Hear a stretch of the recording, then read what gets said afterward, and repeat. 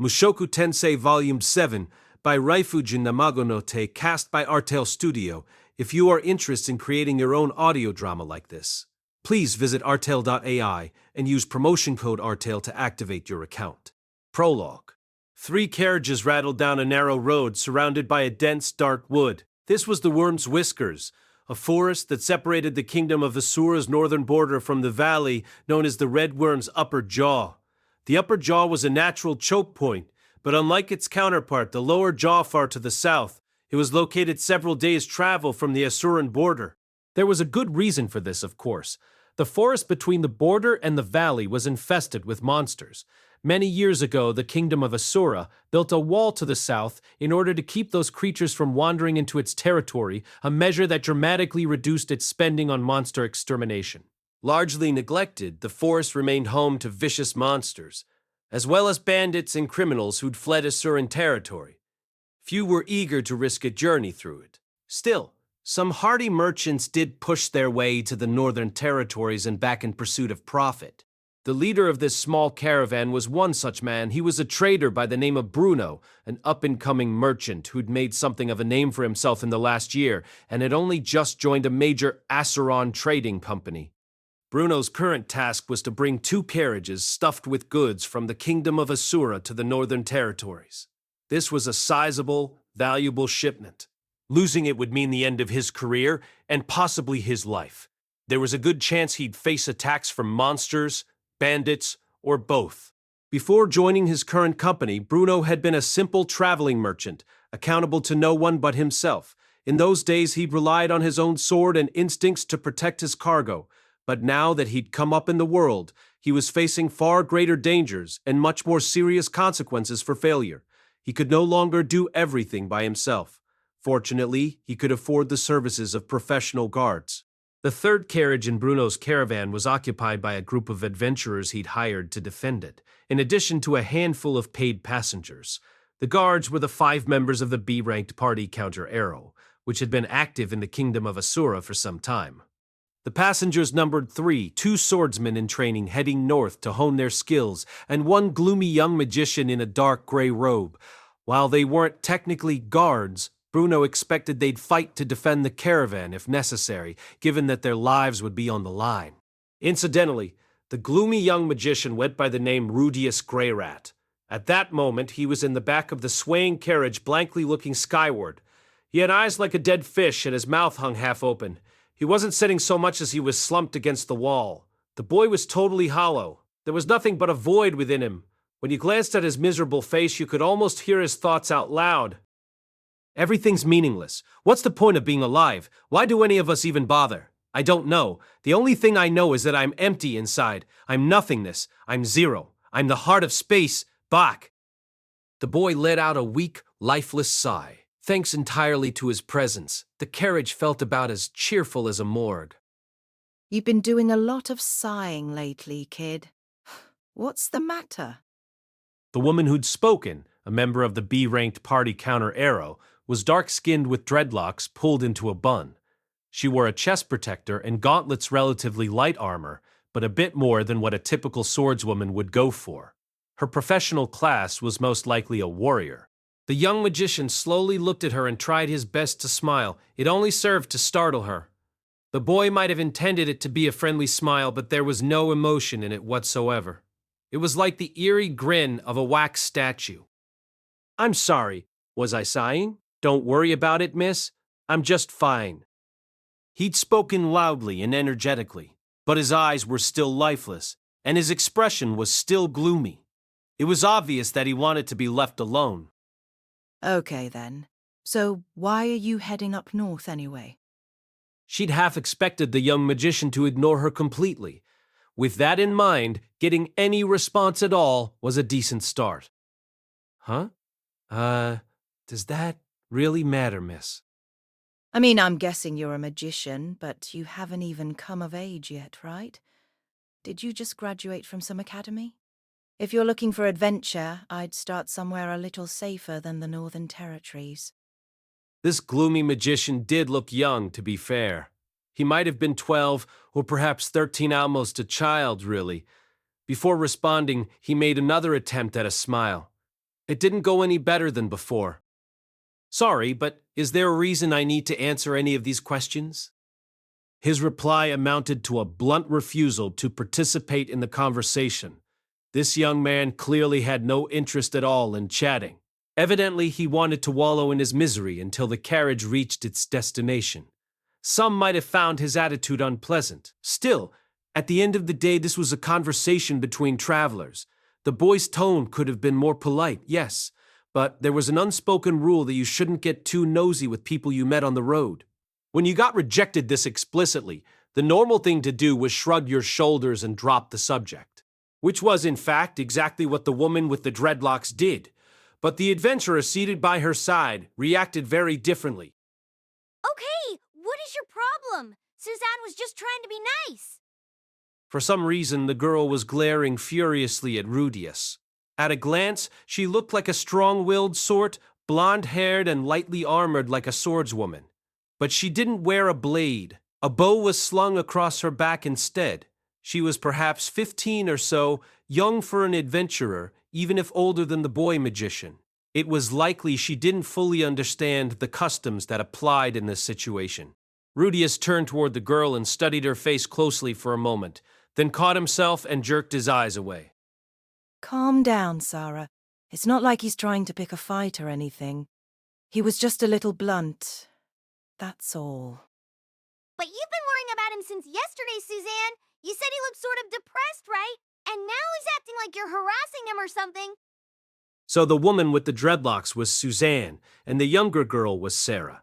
While the boy had averted his eyes, he wasn't entirely disinterested in their conversation, judging from the way he kept shooting small glances at them. His smile had given way to a melancholy expression. It was hard to tell what he might be thinking. After a few seconds, he spoke again. Just as before, his voice was loud and clear, but somehow less than reassuring. I'm heading north to look for my mother. She's been missing since the Fit-Tota displacement incident. Oh. Fitua? Huh? The two adventurers looked apologetic. The magical calamity in Fit-Tota had been a shocking event for the citizens of Asura. Neither Suzanne nor Sarah were from the region, but their party had done work there, assisting in the recovery effort, and they'd encountered displaced refugees in many different cities during their travels. This young magician's gloomy expression was the same one they'd seen on those people's faces. It was the expression of someone who'd experienced a crushing loss. Suzanne didn't say anything out loud, but from the look on her face, it was obvious she felt bad about having pride. Okay, I get it, but that doesn't mean you have to be rude. She still didn't seem entirely satisfied, but the boy ignored her grumbling and turned away, expecting that he'd now be left in peace. The atmosphere in the carriage had only grown heavier. The two other swordsmen squirmed a little in their seats, uncomfortable expressions on their faces. How are you planning to search for her, though? The Northern Territories are huge. To everyone's surprise, Suzanne chose to press forward. She knew the young magician was going to find this annoying, but she didn't want to spend the rest of this trip sitting around in awkward, dreary silence. Exasperation flashed across the boy's face, but he put on another artificial smile and turned back towards Suzanne. Yes, I suppose you're right. I'll just have to take it one step at a time. Okay, but do you have any idea where to start? Some sort of lead or someone you know up there. Traveling alone isn't easy, you know. What thoughts were running through my head in this moment? Perhaps something like, is she going to keep talking to me for the rest of this trip? Or perhaps I don't really want this to drag on much longer. But if I shoot her down again, that girl might get angry at me. If you want, I could give you a quick primer on the Northern Territories. Better to know a few things about the place than nothing at all, right? The boy hesitated for a moment, then let out a little sigh. Sure. Please do. His expression didn't suggest any interest or curiosity whatsoever. Suzanne apparently was fine with that. She chose to take his answer at face value. All right, then. Pick the wax out of your ears and listen up, kid. The Northern Territories was the name most people used when referring to the northern region of the central continent. For the most part, it was a harsh land. Things weren't quite as desolate as in the Demon Continent, But since snow covered the ground for 1/3 of each year, it was difficult to grow crops. Food was far from plentiful. The majority of the nations in this region were poor and weak, and often fought over scraps of resources while their citizens eked out meager existences. There were many monsters as well, and most of them were far stronger than those found in the kingdom of Asura. This attracted warriors in training and veteran adventurers to the area. But that wasn't enough to make the region even close to prosperous. However, there were a handful of countries that managed to flourish even in this difficult environment. These were the states referred to as the Magic Nations, the Kingdom of Renoa, known for its institutions of magical learning, the Duchy of Neris, known for its manufacturing of magical implements, finally the Duchy of Basharant, known for its expertise in arcane research. These three countries had formed a tight alliance, pooled their collective magical knowledge, and attained a dominant position in the region. After reaching rank B as adventurers, Suzanne and her party had more or less run out of jobs down in Asura. They were moving north to re-establish themselves in the Magic Nations. And as it happened, Rudeus Greyrat was headed in the same direction. Not that he bothered to choose a specific destination. Chapter 1. The Broken-Hearted Magician. The city of Rosenberg, located a 2-month journey north of the Asuran border, was sometimes called the gateway to the Northern Territories. If it wasn't the single largest city in the Duchy of Bashara, it was a close second. The export of magical implements from there to Asura provided more than half of the entire country's revenue. So, this is the place. I stepped out of the carriage and paused to take a look around. The sky above me was completely covered in white clouds. The streets were bustling with adventurers and merchants, all of whom seemed to be very busy. That probably had something to do with the 2 carriages full of goods we'd come into town with. Merchandise that made it all the way here from the kingdom of Asura commanded high prices. It's cold. Many of the people coming and going wore decidedly thick clothing. It was understandable given the chill in the air. The winters in this region were apparently very snowy. I'd have to pick up some appropriate cold weather gear sooner rather than later. Maybe I ought to take care of that right now, in fact. No, finding an inn came first. I didn't have much luggage, but any experienced adventurer knew that securing a base of operations always had to be your top priority. With that decision made, I set off down the streets of Rosenberg. There weren't many outdoor stalls in our immediate vicinity. That was definitely unusual. Maybe the carriages had come in through a different entrance than whichever one the local adventurers used. On second thought, it would be evening soon. In a place this cold, it wouldn't be surprising if the outdoor merchants closed up shop before the sun began to set.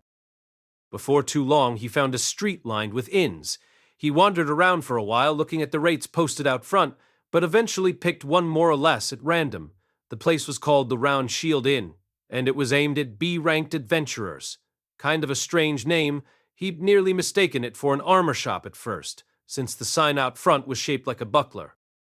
Normally, I would have been content with a cheaper place aimed at C or D-ranked folk, but according to Suzanne, the cheap inns around here didn't come with heating. You could literally freeze to death in the winter, so it was smarter to find a B-ranked place. At the very least, I'd only half listened to that woman's lectures, but she'd definitely given me a few valuable nuggets of knowledge. I needed to take the whole information gathering thing a bit more seriously. When he stepped inside, he found a man in the midst of cleaning up, presumably the owner. The guy took one look at him and grimaced, like he'd just seen a cockroach scuttle across the floor, real friendly. I'd like a room for, a month, please.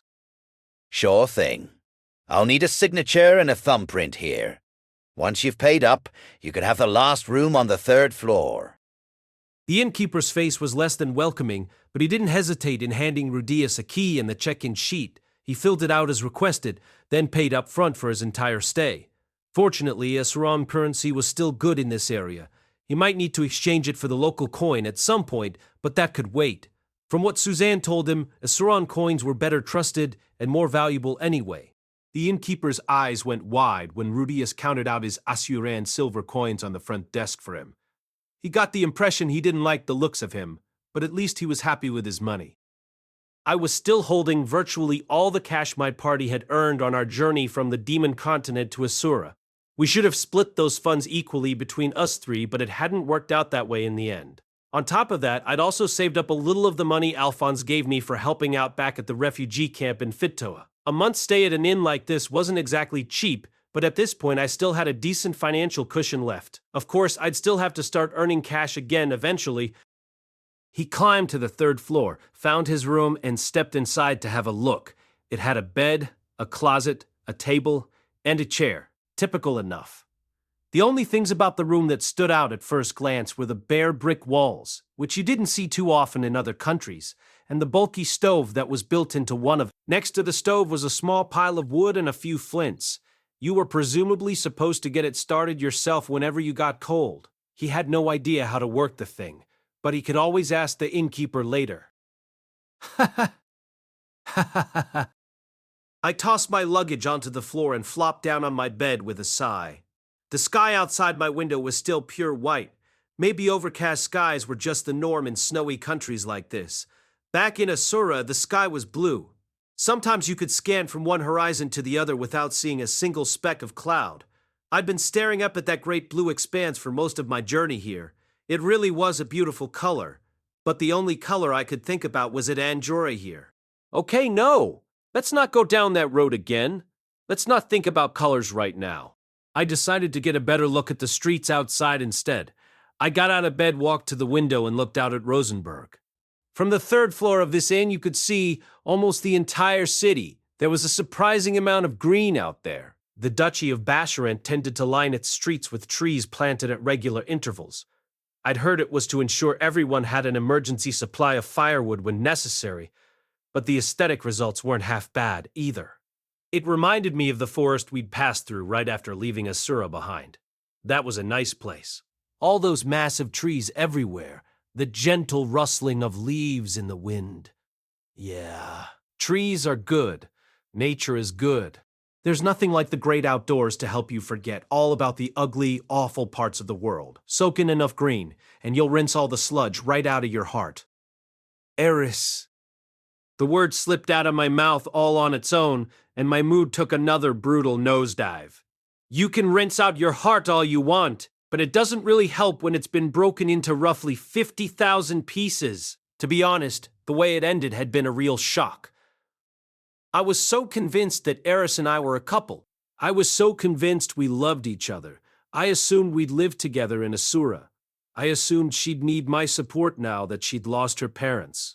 I was ready and willing to commit to her. Maybe it shouldn't really matter, but she was my first, and I wanted to do the right thing. I wanted to stay with her. The Grey Rat family was still nobility, so there might have been a few obstacles to overcome down the line. But I was determined to protect her, whether that meant standing against our enemies or running away from them together. It wasn't meant to be, though. Eris didn't feel the same way at all. At the end of the day, I didn't mean anything to her. I found myself sniffling a little. A hot, prickly sensation built in my nose. I should just stop thinking about this. It had been months since Eris walked out on me. How many times was I going to let the same thoughts echo in my head? The girl had disappeared. She was done with me, and I had my own problems to deal with. The two of us had parted ways, simple as that. We had different goals, so we were following different roads now. Was that so awful, really? It wasn't like I was anything special. No one was ever going to fall head over heels in love with me. I ought to be grateful for any moments of happiness that came my way, no matter how brief. Yeah, okay, that's enough of that. Let's focus on what we came here to do. You do remember why you're here, right? I'd come to look for my mother, Zenith Greyrat. I certainly hadn't set off on this journey to distract myself from a painful breakup or anything. No, really. My decision to leave Asura behind had nothing to do with the fact that every day I spent there brought back memories of the girl who dumped me. I was here to search for the one member of my family who was still unaccounted for. She'd been missing for years, and I'd promised my father, Paul, that I'd do my best to track her down. That said, I didn't really have a plan at the moment. What would it take to find her? What would even qualify as searching for her? Ha ha. Lately, I could only seem to sigh, and all I could seem to think about were those final moments Eris and I had spent together. I'd been so happy for that one night, but then... Okay, no. Stop it. I pushed those thoughts into the dark corners of my mind and tried to focus on the task at hand, My brain wasn't in the mood to cooperate, but I wasn't letting it off the hook this time. Okay. First of all, let's try making some educated guesses. Years had passed since the displacement incident. It seemed unlikely that Zenith was anywhere someone could easily find her. This city was large enough that it was tempting to believe she might be in it. But if it were that easy, someone would have found her years ago. Still, it made sense to focus my efforts in heavily populated areas. It was hard to imagine Zenith camping out in the woods or anything. There was a chance she was trapped in some place the search and rescue squad hadn't been able to investigate. If I wanted to find any likely candidates, I'd need to nose around in cities like this one. Still, I was on my own. No matter how hard I tried, I probably wouldn't be able to search the city as thoroughly as I needed to. Where did that leave me then? Okay, I guess my best shot is to have her find me instead, right? I dropped back upon my bed and gave the idea some careful thought. Now that I'd actually spoken it out loud, it sounded like a pretty decent plan. The world was a big place. It was always going to be hard to track down a single person who could be literally anywhere. Looking for Zenith was something like trying to find a single left-handed person in a crowd of 10,000 people. It would take a ridiculous amount of time and effort. But what if you told that crowd of people what was going on, instead of going through them one by one? If you shouted, "Is anyone here left-handed?" at the crowd, maybe the guy you were looking for would just raise his hand and step forward.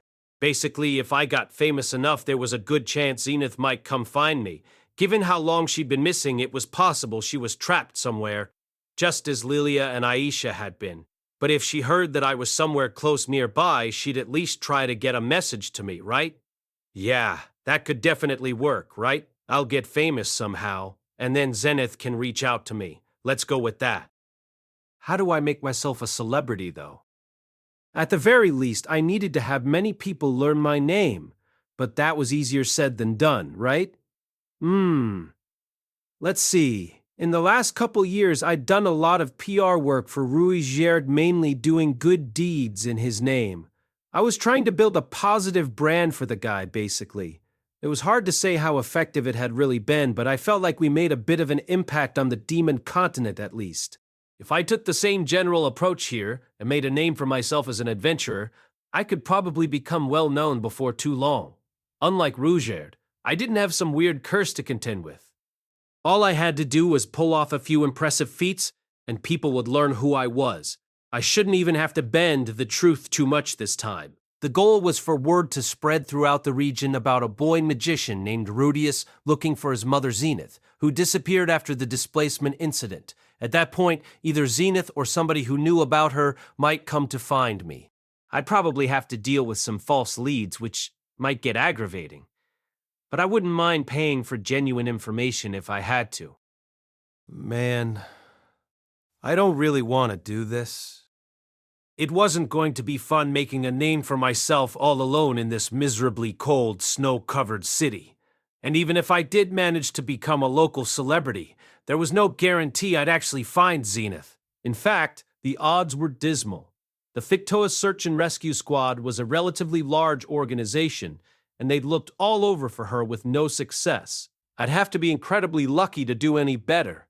In a group the size of the Search and Rescue Squad, there had to be people cleverer and more thorough than me, and others more skilled at gathering information or disseminating it. Those people had put all kinds of plans into motion and tried their very hardest, and still never found Zenith. Was there even any point in my trying? Was this just a pointless waste of time? The more I thought about it, the more I wanted to sigh. But it wasn't like any alternatives were presenting themselves, and I couldn't just sit around doing nothing. If I tried everything that occurred to me, there was a chance I'd hit on some better ideas or stumble across a lead. I guess I should get some sleep. Deciding that he'd done enough thinking for one day, he let his eyes close. He thought he was used to traveling by now, but apparently that long, jolting carriage ride had been more exhausting than he realized. He was asleep in what felt like seconds. The next day, he headed over to the Rosenberg Adventurers Guild. Unlike most, it was located a good distance away from both the entrance to the city and the local inns. Maybe there was some logical reason for that. Not that he particularly cared. Gah. What? When I stepped through the double doors, a lot of heads turned my way. I thought I'd gotten used to people staring at me during our journey to the central continent, but apparently it was a different story when I was by myself. Until now, I always had Rudeus and Yeah, let's not continue that line of thought. Hey, look. Some kid just came in. What? A newbie or something? Probably wants to play make-believe. Even at a distance, I could hear a few people having fun at my expense. They weren't actually jeering at me or anything, but it still felt bad. Back in the day, this sort of thing didn't really bother me, but today, I felt little stabs of pain at every unkind word. Still, anyone who looked as young as I did was going to stick out if he walked into a guild all by himself. I had to learn to deal with it. If I actually achieved my goal here, I'd be attracting attention whether I wanted it or not. Right then. There was something he needed to take care of before he took on any jobs. Slowly and reluctantly, he trudged his way over to the reception area. The lady behind the counter wasn't especially pretty, but she was wearing an outfit that revealed a lot of cleavage.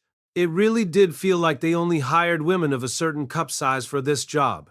He pushed his adventurer card across the counter. Could you please disband my party for me? The words, dead end, still glowed faintly near the very bottom of his card.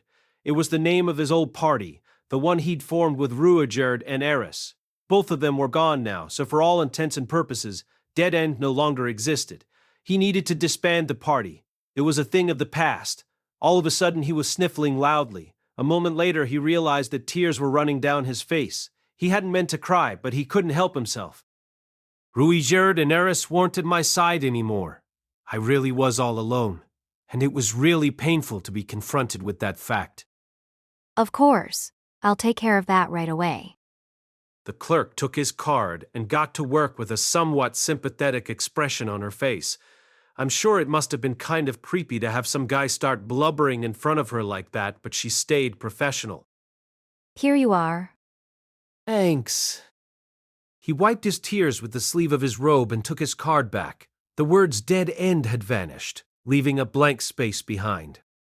The next time they brought their cards to a guild branch, Eris and Rudeus would learn that I'd disbanded the party. How will they react when they see those words disappear? Maybe Rudeus will feel a little sad. But Eris, stop it, stop! It doesn't matter. It's all over now. When he turned away from the counter, he found that half of the people in the guild were looking his way. What was so interesting about him, anyway? Hadn't any of these people seen a blubbering kid before? Wij ook de vrouw. Wol. Hi, crying. Wol, ha, ha, ha, ha, ha, ha, ha, ha, ha. But his party got wiped out. Poor kid. Guess he was the sole survivor. Apparently, he'd misunderstood.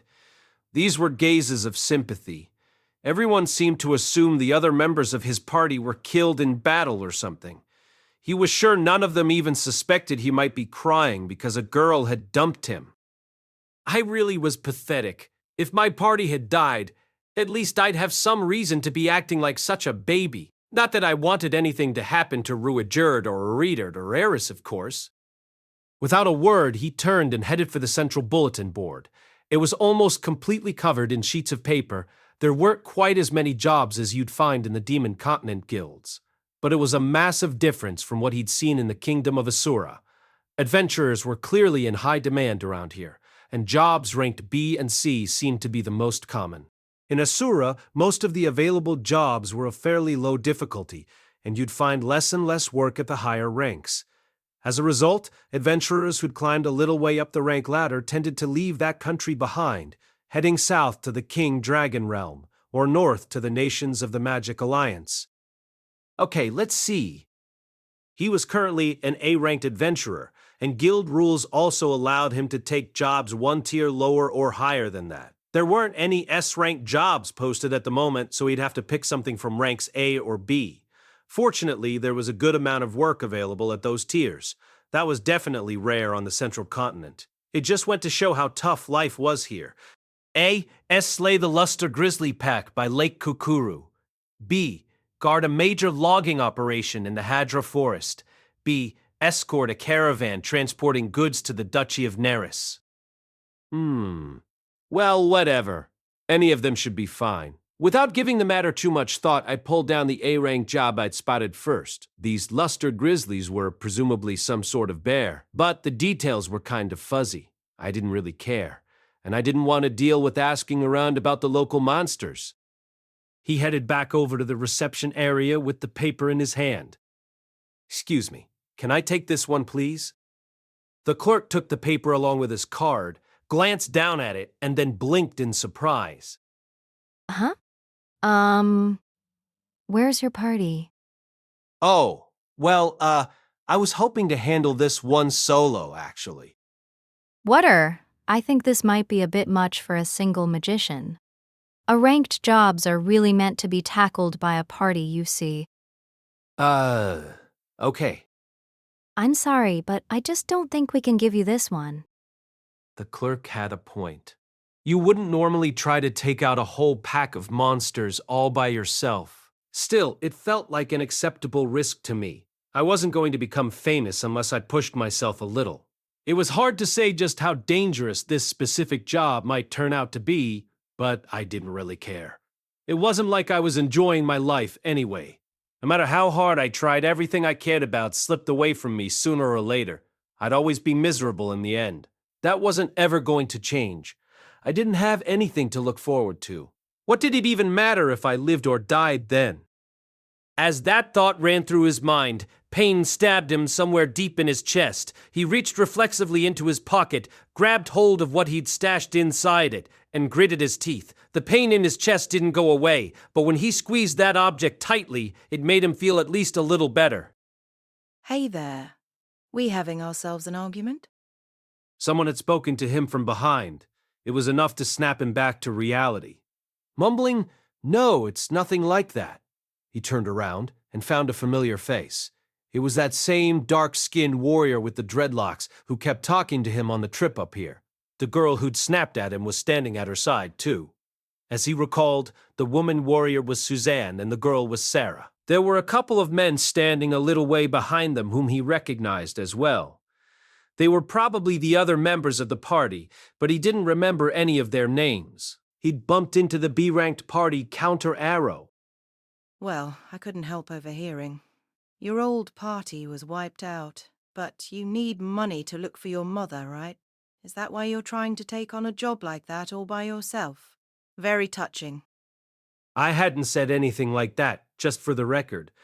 My party hadn't been wiped out, and I wasn't exactly broke. I had enough cash to last me for a while, at least.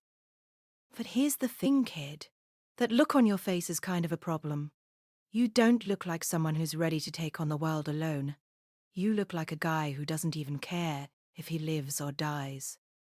He reached up and touched his face experimentally. His expression right now probably indicated that she'd seen right through him. On that note, I've got a proposal to make. How about we do that job together? Together? Yep, we just got here too, you know. Normally we'd try to tackle something like this by ourselves, but we're on unfamiliar turf. Couldn't hurt to cooperate while we all get a feel for things, don't you think? I wanted to make a name for myself as a solo adventurer. It's part of my plan to find my mother. Come on. No one ever got famous working solo, kid. If you want to build a reputation, you need to meet lots of people so they'll spread the word about you. That means joining parties and doing your best to stay alive. Am I right, guys? The men of the party nodded in unison. Sarah, on the other hand, just pouted. He got the feeling she wasn't too thrilled about this whole idea, and he didn't blame her. If you wanted to get a feel for an area, you'd team up with a veteran familiar with the local terrain and monsters, not some depressed kid who was as clueless as you were. It wasn't like he'd help them out with their guard duties on the trip up here either. He was sure they knew he was a magician from his outfit, but they had no way of knowing his skills, what kinds of spells he specialized in, or how powerful he was. Basically, Suzanne was taking pity on me. She was inviting me to join them out of sympathy. That was all. Still, she'd made a few good points. No matter how much I accomplished all by myself, it was hard to imagine anything but the vaguest of rumors circulating about me. Adventurers typically weren't that interested in other adventurers.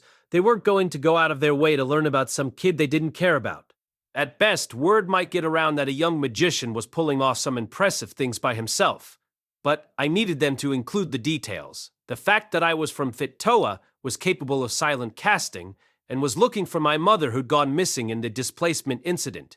If I wanted people to spread my story around, I had to let them get to know me. And the easiest way to do that was to join a party. Not just one party, in fact. It would be best if I worked with as many as I could.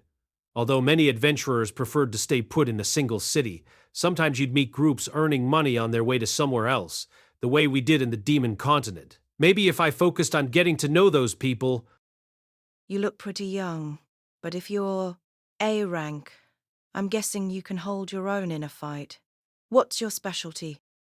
Well, in my old party, I stuck to the rear of our formation. I'm good at supporting frontline fighters with my magic. Sounds perfect, then. We were just thinking our party could use someone else in the back line. All in all, taking this Suzanne woman up on her offer did feel like the smarter move. Okay then, I'll come along, if you'll have me. Fantastic. Let's take the rest of today to get ourselves prepared then. How about we meet up at the North Gate tomorrow morning? We'll fill you in on our formation while we travel. Sure. The whole thing felt a little slapdash, but he didn't mind. That Sarah girl never got any less scowly, though. Chapter 2, The Luster Grizzlies.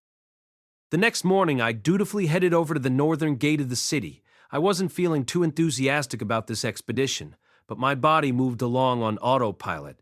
I'd actually gathered some information on the Luster Grizzlies in this Lake Kukuru place before I went to bed. The habits I'd picked up on the Demon Continent must have kicked in.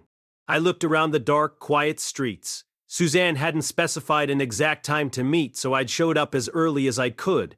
It didn't look like they were here yet. It was hard to say without any clocks around, but it was probably around 4 in the morning. Maybe they were still asleep. Honestly, I hadn't gotten that much rest last night.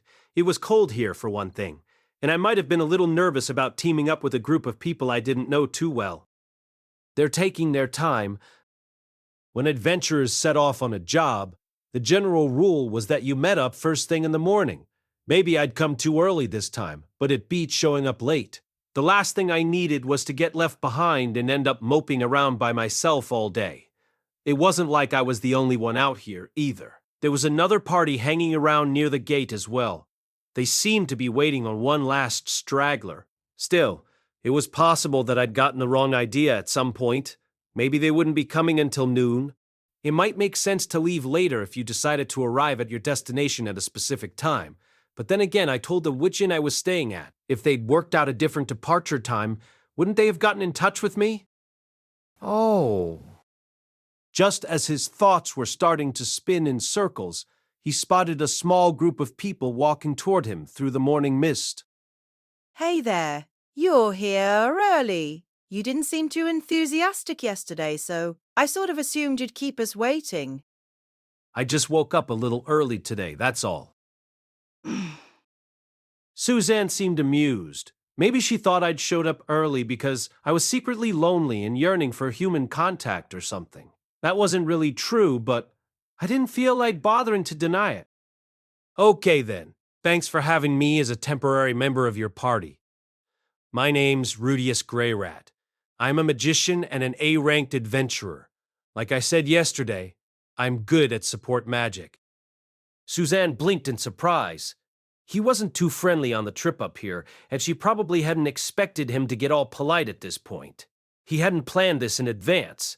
It just felt like he ought to formally introduce himself at least. Well, my name's Suzanne. I'm the sub-leader of Counter Arrow and a warrior by trade. I fight on the front line. Sub-leader? You're not the one in charge? I do boss people around sometimes, but we've got an actual leader too. Suzanne jerked her chin at one of the men behind her, who nodded and stepped forward. His first impression of the guy was that he seemed a little glum. Judging from his brownish-red robe and the long staff he carried, he was probably a magician too. It's a pleasure to meet you. I'm Timothy, a magician. My specialty's offensive magic, and I fight on the back line. Technically, I'm also the leader of this party. Nice to meet you. I got the feeling that Suzanne probably held the real power around here. It wasn't necessarily a bad thing to have someone a rung below the top calling the shots, though. I mean, aren't you supposed to put the lazy, stupid people in command or something? Not that I was calling this guy a moron, of course. Also, a strict chain of command can be kind of fragile. Once someone disobeys a single order, the whole thing just falls apart. But with a setup like this, Timothy could conceivably step in to override Suzanne if things got dicey. Or maybe Timothy decided their general strategy, and Suzanne just took care of all the details? While she put their plans into action, he could keep an eye on the big picture and course correct if they got too far off track. In any case, the two of them had clearly found some way to work together smoothly. One hell of a difference from me and Eris. Sniffle. Huh? What's the matter? Sorry. This just brought back some memories, that's all. I see. My condolences, Rudeus. The leader of your former party must have been a wonderful person. Not really. Dead End's leader had been a useless idiot from start to finish. The guy we named the party after was a much better man by any measure. Anyway, I'll do my best not to cause you any trouble. Well, all right then. I'm looking forward to working with you. Timothy stepped back, and the other party members took their cue to introduce themselves. Hey there! The name's Mimir, and I'm the healer. I'm intermediate rank in healing magic and detoxification. Mia was a man of average height and weight who wore a plain white robe. I'm the warrior mage, Patrice. Don't expect too much on the mage front, though. I only know the beginner tier wind spells. And Patrice was a muscular frontliner who carried a sword at his hip and a small beginner's wand in one hand. They both seemed to be in their mid to late 20s, about the same age as Timothy. He didn't know how long they'd been adventuring, but if they'd hit the B rank, they were presumably seasoned veterans. Finally, there was the last member of the party. I'm Sarah. I'm an archer. I fight from the midline. Who, for some reason, was glaring at him again. Sarah was notably younger than the other four members of her party. She was probably in her mid-teens, right on the verge of adulthood by the standards of this world. I don't know if it was her sharp expression or the fact that her facial features were classically Asuran, but I felt like she kind of resembled Eris, at least a little. What? You have something to say? Sorry, no. It's nothing. Her glare was getting even fiercer, so he averted his eyes. Just for your information, I'm not happy about this. I'm only putting up with you because Suzanne insisted, okay? If you screw up and get someone killed, I promise you'll regret it. Right? I didn't bother trying to placate her. It was always better to get along with your teammates, of course, but it wasn't like we'd be working together for very long. If she was going to be this hostile, I might as well just keep my distance. Cut it out, Sarah. But Suzanne... Look, someday we might go our separate ways, right? You might end up having to join a new party full of strangers. Wait, what? Are you gonna disband the party or something? It might happen eventually, and if one of us dies, we'll have to bring in someone new to replace them, you know? Back in Asura, you could get away with rejecting teammates who annoyed you. But from now on, that might not be an option. It's about time you learnt to work with people other than us. Ah, now things made a bit more sense. Suzanne hadn't just invited me out of sympathy. She was using me a teaching tool. That explained why she'd been so persistent. It made sense to choose a younger guy like me if she was thinking 5 or 10 years ahead. By that point, Sarah would be more seasoned and might find herself teaming up with younger and less experienced kids. Also, once she managed to work with an unfriendly jerk like me, everyone else would seem easier to put up with. I wasn't sure how I felt about this, honestly, but it didn't matter. Couldn't hurt to play along, right? It wasn't costing me anything. You got the message? Good. Now that we've all introduced ourselves, let's get going. With that said, the 6 of them set off on their grisly slaying expedition. 3 days later, having traveled a decent distance north of Rosenberg, we set up camp near our destination. Lake Kukuru, where this pack of monsters could supposedly be found, was only a few hours away. Luster grizzlies couldn't see too well in the dark and moved sluggishly at night.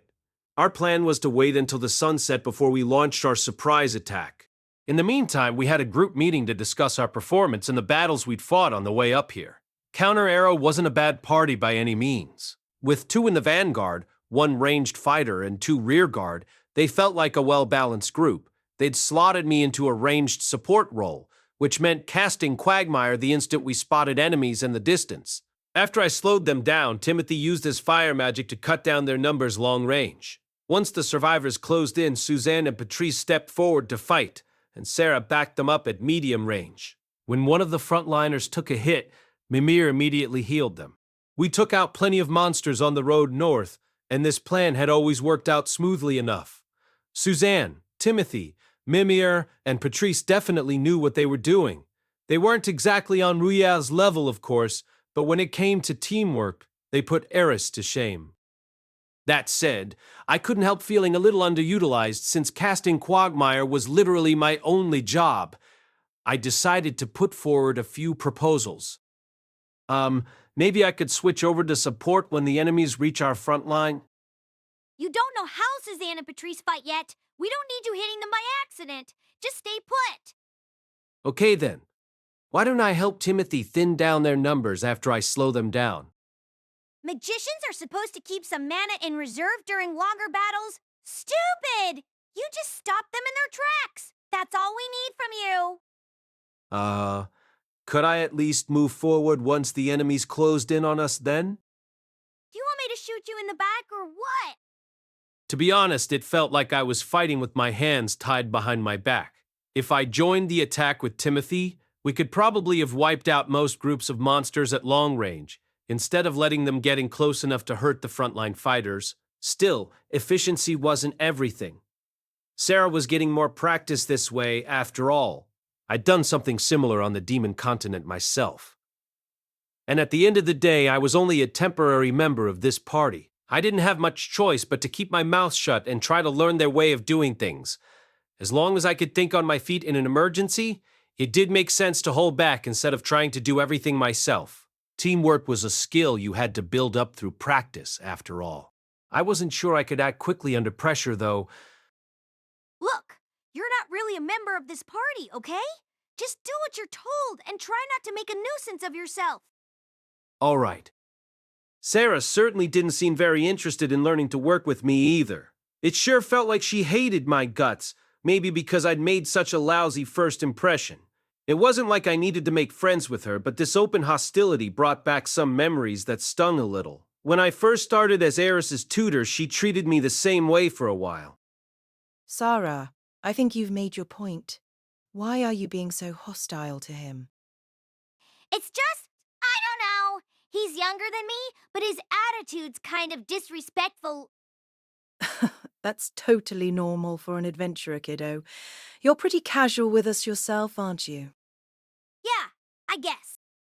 Well then, try to keep your irritation to yourself. We're about to start on the main part of the job, remember? This isn't a great time for you to make things awkward. Sorry. Sarah cringed a little when Suzanne scolded her. Judging from the look she shot in his direction, though, she wasn't planning to apologize. Once we finished up with the group meeting, she lay down for a nap and dozed off almost instantly. That's youth for you, he guessed. He decided to get some sleep as well once he'd relieved himself. Wandering a little way out of our camp, he found a relatively private spot to piss in. Just as he was getting started, though, he heard someone coming up from behind. It was Timothy. He took a spot beside him, opened his robe, revealed a surprisingly sizable, wand, and started emptying his bladder as well. Sorry about that, Rudeus. About what? He wasn't entirely sure what he was even apologizing for. Sarah, she's not a bad kid, but she's gotten a little full of herself lately, you know? You can hardly blame her. That girl's a prodigy with the bow. The 4B ranked members of Counter Arrow were seasoned veterans, yes, but Sarah stood out for her sheer talent. I'd seen her shoot down monster after monster with perfectly placed arrows, even at long range. Her battlefield awareness and agility were top-notch, and she never seemed to slip up. When it came to combat, she was already on the level of an A-ranked adventurer. Archers weren't particularly common in this world. Mages could strike from a greater range and do more damage with their attacks, and while a magician could regain their mana after a good night's sleep, an archer was limited by their arrows. The more you carried, the more weight you had to lug around. This wasn't some RPG where you could stash 10,000 of the things in your backpack. For the most part, you were better off learning magic than the bow. That said, a truly special talent could make all those disadvantages seem irrelevant. When you could fire 5 arrows in the time it took a magician to cast a single spell, or land a critical hit every single time, you could get by just fine as an archer, in this line of work at least. If you wanted to become the single strongest person in the entire world, that was a different story. At any rate, Sarah was incredibly skilled for her age. Her raw talent was probably comparable to that of Eris. Well, you're no slouch yourself, aren't you? That's fairly obvious. I mean, you're the first silent spellcaster I've seen since my teacher at the academy. It hasn't done me much good. I still lost everyone I cared about. Ah, right. My apologies. Silent spellcasting was a helpful skill, of course, but knowing a few tricks like that didn't make me special. What good was any of it if I couldn't even keep a single girl happy? Well, I guess it might help me earn some name recognition, at least. There was a chance I'd attract some unwanted attention, but Zenith knew I could cast spells silently, so it was probably worth advertising that fact. Anyway, I'm sorry about all this, Rudeus. That's all right.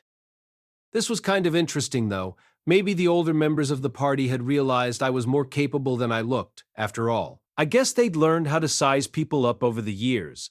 Those 4 were very good at fully utilizing every tool and resource at their disposal. In terms of raw combat strength, they were probably comparable to highly skilled C-ranked adventurers. But through sheer efficiency and coordination, they got by just fine as a B-ranked party. Counter Arrow was more than the sum of its parts. They knew their own capabilities, and they divided tasks accordingly. That didn't leave much room for anyone to mess around or experiment, though. When Sarah told me to stick to my basic duties, they scolded her for her attitude, but didn't actually contradict what she was saying. That was partially because they wanted her to get more practice, but it was also a reflection of their methodical, systematic approach. There was a downside there. Since we never experimented with anything other than their set strategies, they didn't know exactly what I could and couldn't do. That might lead to some serious problems, especially if they'd overestimated me. Timothy and the others had been keeping an eye on me, of course, but they were also trying to see how well they could deal with the monsters in this unfamiliar country. I could just tell them my own strengths and weaknesses, but they'd probably take my claims with a grain of salt. You had to wonder why they'd even brought me along, under the circumstances, but the sympathy thing was probably relevant there. People don't always act in purely rational ways. It doesn't really bother me. Right now, all I could really do was stick to my role as a quagmire-casting robot and try not to overthink things. Thanks for being so understanding. We'll be heading out once the sun sets, so try to get some rest until then. Sure. With a nod to Timothy, he headed back to the camp to catch a few hours' sleep. The Luster Grizzly was a B-ranked monster, one of the more common kinds found in the northern region of the central continent. In appearance, it was basically a large bear with a white coat and a single black stripe that ran vertically down its middle. But they differed from most bears in a few important respects. They moved in sizable packs, and when winter drew near, they worked together to build up huge collective stockpiles of food. At that time of year, their attacks on humans grew much more frequent. That said, they were comparatively mellow in the summer months, when they tended to hang around sources of water to mate. Adventurers often took this opportunity to exterminate them. The standard method of dealing with a large pack was to find them during mating season and launch a surprise attack at night. All right, then. After clambering up to the top of a slight hill near Lake Kukuru, we spotted the Luster Grizzlies in the distance. We were downwind from them and well hidden by the brush. There wasn't much risk of them noticing our presence, especially since they were fast asleep after copulating all afternoon and evening.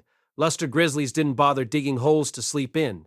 When they got tired, they just flopped on the ground like sea lions. We were going to fire magic at them from a distance, hopefully killing many of them and sending the others into a panic. Once they did start running in our direction, there wouldn't be enough of them left to give our close-range fighters any trouble, assuming everything went according to plan, of course. What have we got, Sarah? As we lay flat on top of the hill, Sarah peered out at the distant group of monsters. Unsurprisingly, she had the best eyes in the party. If she thought there were 20 of them, I was going to have to take her word for it. In the darkness, all I could make out were a few little white dots scattered around maybe 300 meters away. From this range, Rudeus could have given us a precise report on their numbers in an instant, but he wasn't here, so there wasn't much point in thinking about it. You think we can take them?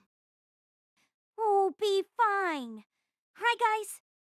She turned back to us with a face filled with confidence. I wasn't sure how quickly Luster Grizzlies could run, but we did have a positional advantage. I could slow their charge down with a well-placed quagmire, and since we'd all gotten some rest beforehand, Timothy, Patrice, and Mimir had plenty of mana to work with.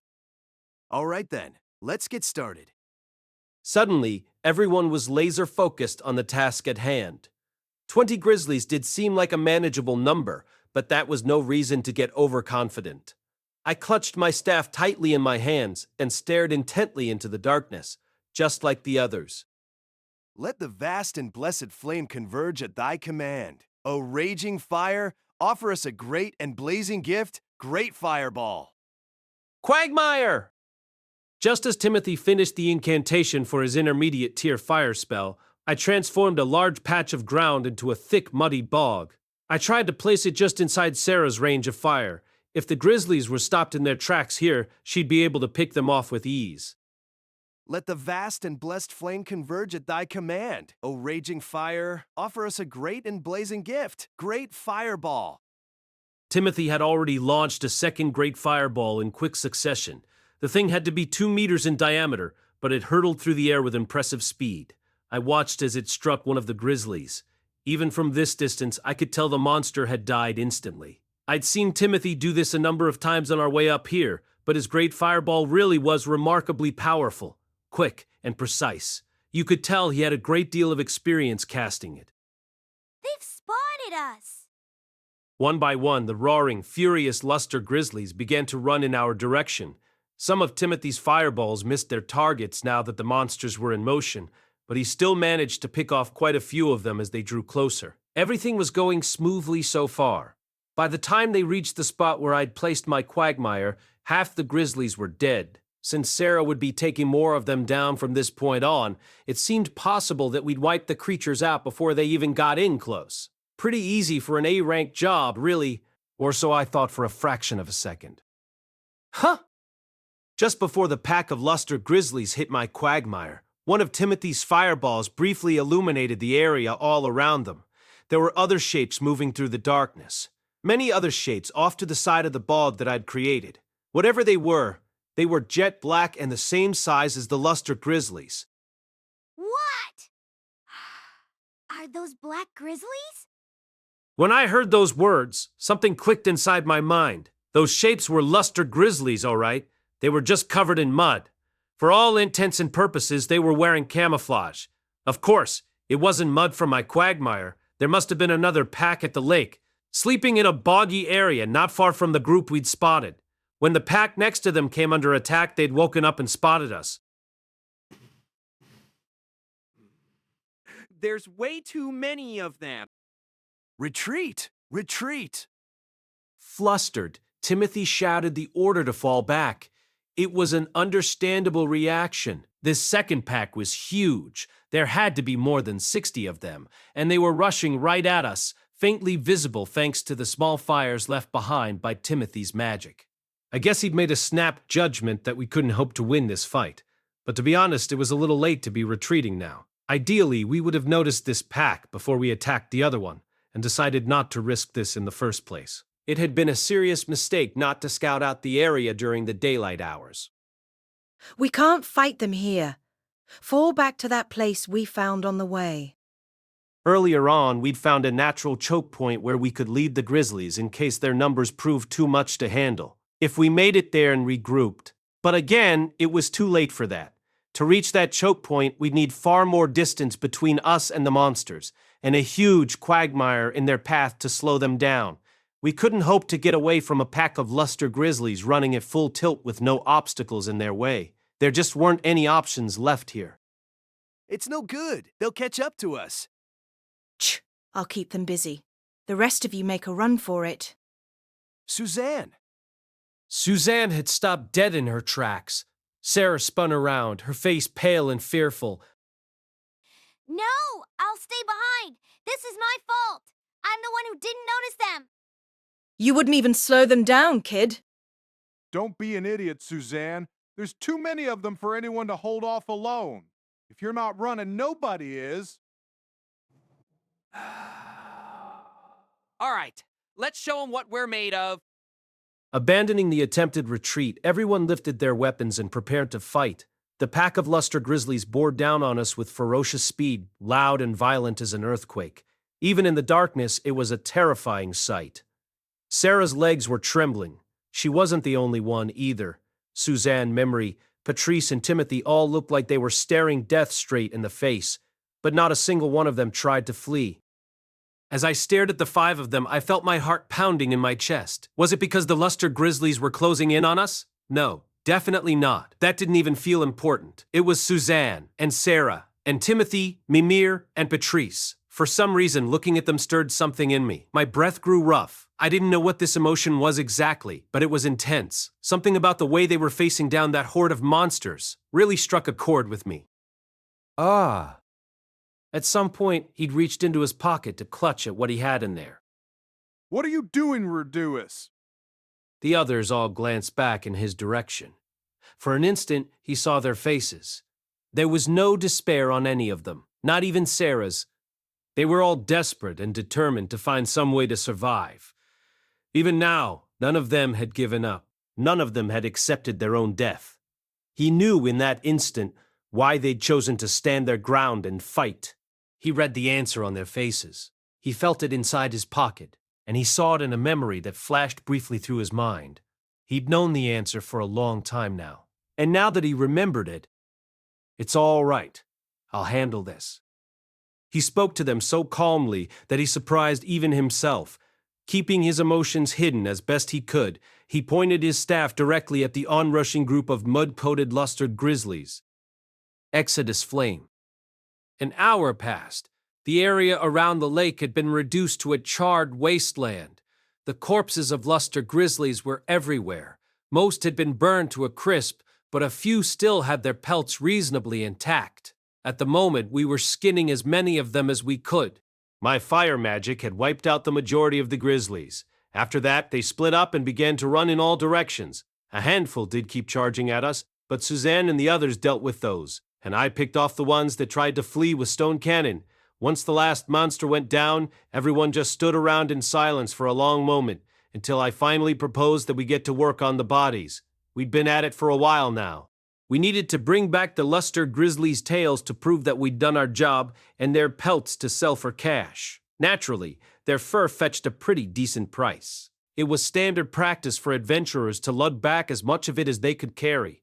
We'd split into teams of 2 for the messy part. I'd been paired up with Timothy, my fellow magician. He'd been silent for some time now. I got the feeling he wasn't exactly sure what to say to me. It wasn't just Timothy, though. Everyone else was quiet, too. Still, it wasn't the worst kind of silence in the world. I didn't feel any need to break it. By the time we'd skinned the grizzlies, collected their tails and pelts, and began to burn their bodies in a pile, the sky was beginning to lighten. The air filled with the smell of sizzling meat. It was a scent I'd come to associate with the end of a successful monster-slaying job. As I watched the fire, Suzanne came to stand at my side. I guess we owe you one, huh? If it wasn't for you, we'd all be dead. I had the feeling there was more to you than meets the eye, but I sure as hell wasn't expecting a performance like that. I don't know. If it wasn't for me, you guys wouldn't have taken on this job in the first place, right? You probably would have started off with a B or even C-ranked job to get a feel for the area. Well, true enough. Suzanne scratched at her cheek with an awkward look on her face, but I meant every word sincerely. If anything, I was grateful for Counter Arrow. They helped me realize something in the middle of that battle, and I felt a little better because of it. I'm glad you brought me out here, though. Thank you again. Anytime, kid. You about ready to head back? Sure. Suzanne looked me in the face and smiled, then turned to walk back toward our pile of pelts. The next step was to make our triumphant return to Rosenberg, lugging as many of those things as we could. The monsters had been slain, but that didn't mean our job was done yet. It wasn't over until you brought back the proof and sold off your loot. A few moments later, as I was hefting a bundle of pelts over my shoulder, I noticed someone had come over to stand in front of me. It wasn't Suzanne this time. It was a girl about my own height. Thanks for the save. With those brief words, Sarah promptly turned around and ran back over to Suzanne. When the 6 of us returned to the Rosenberg Adventures Guild carrying dozens of pelts, we were met with less than friendly gazes from the locals. Many adventurers worked out of a single city for many years, or even for their entire career. When outsiders showed up out of nowhere and immediately pulled off a big, lucrative job, it always inspired at least a little hostility of this kind. In rougher towns, you'd actually get people coming up to harass you and demand a cut of your earnings.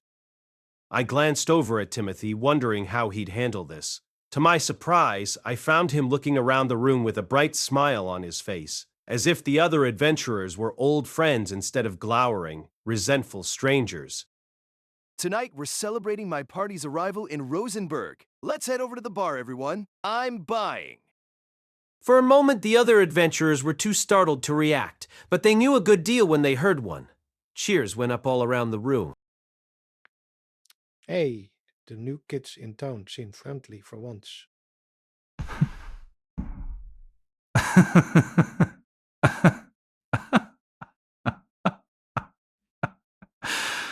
I like you guys. Hell yeah, free booze. I was stunned, to be honest. Was Timothy really tossing away the earnings from a 7-day job this casually? This is how Timothy always does things. If you buy everyone a couple drinks now and then, nobody's gonna hate your guts, right? It's a small price to pay for keeping the less friendly guys off your back. Huh. When she put it that way, it actually made sense. The more money and success you had, the more envious people grew. That was just a fact of life. Adventurers had to live off the money they earned on quests, so this definitely wasn't something you could do that often. But if you showed a little generosity on major paydays, it would reduce the hostility coming your way. All right, everyone. You just remember our names, okay? We're Counter Arrow, and he's Rudeus Grey Rat. We're looking forward to working with you.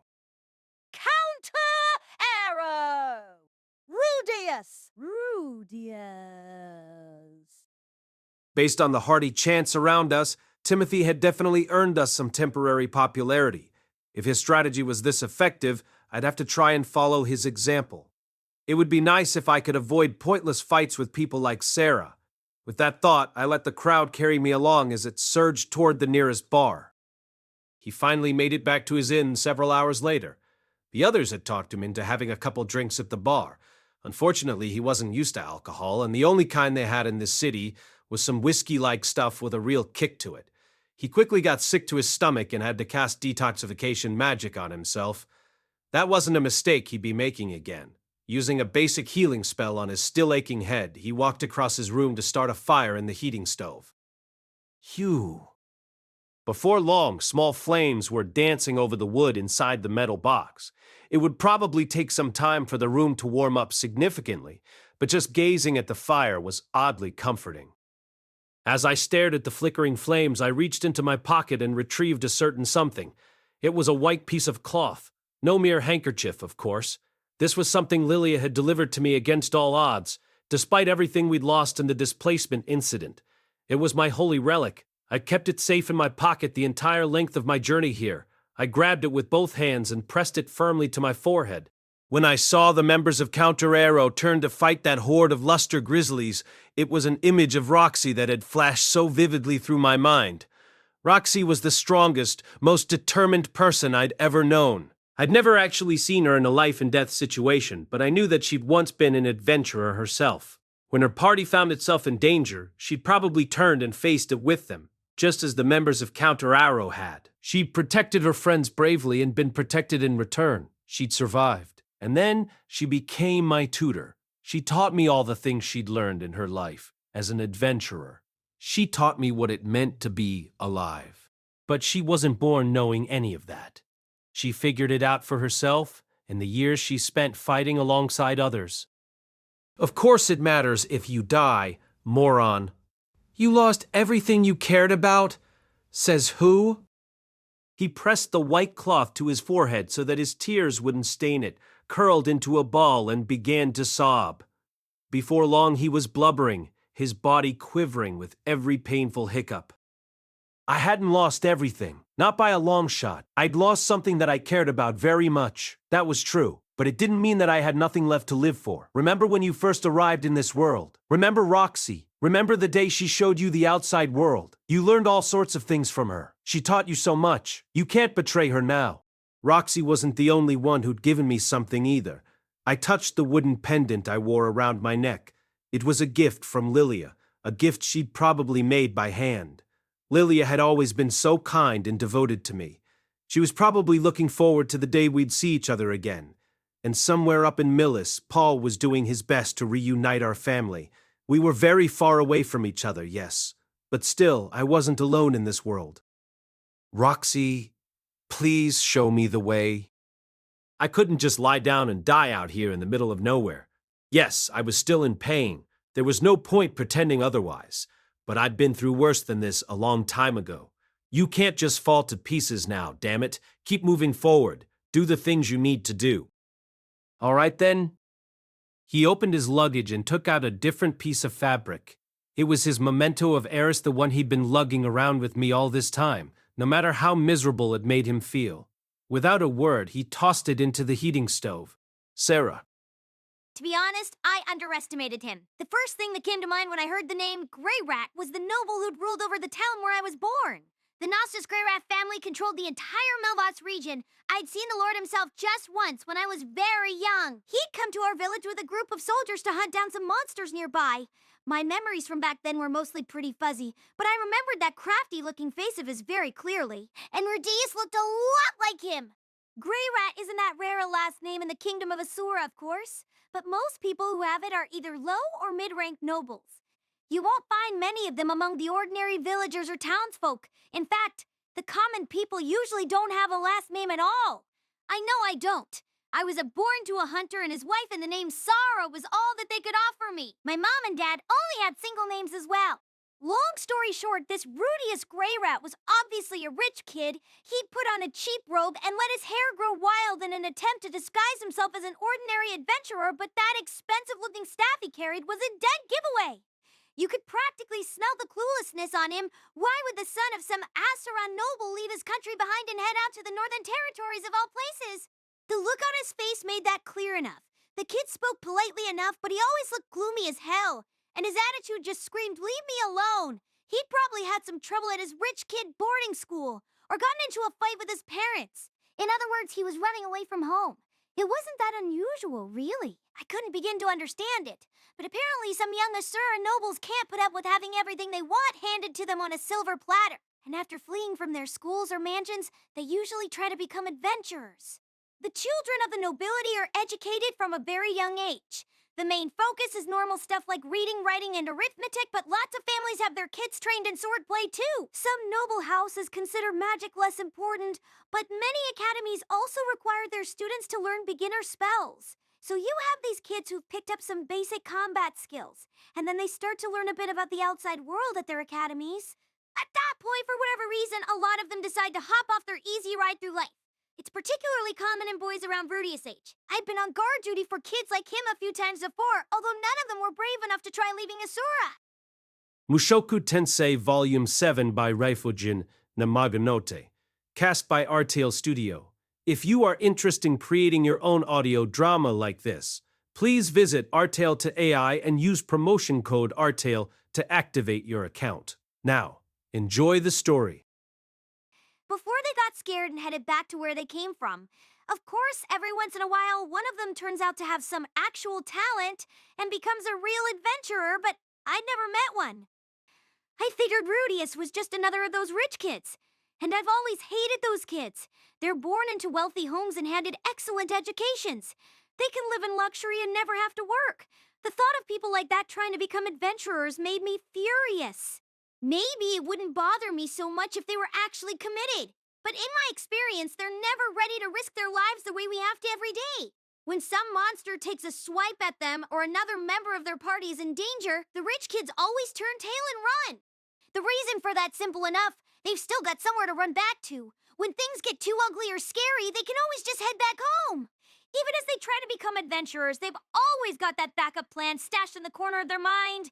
It doesn't even occur to them that some of us don't have that option. They don't even realize that some people have to spend the rest of their lives as adventurers, and they drag us along on their pointless little games, never sparing a thought for what may happen to us if we get injured badly enough to lose our livelihood.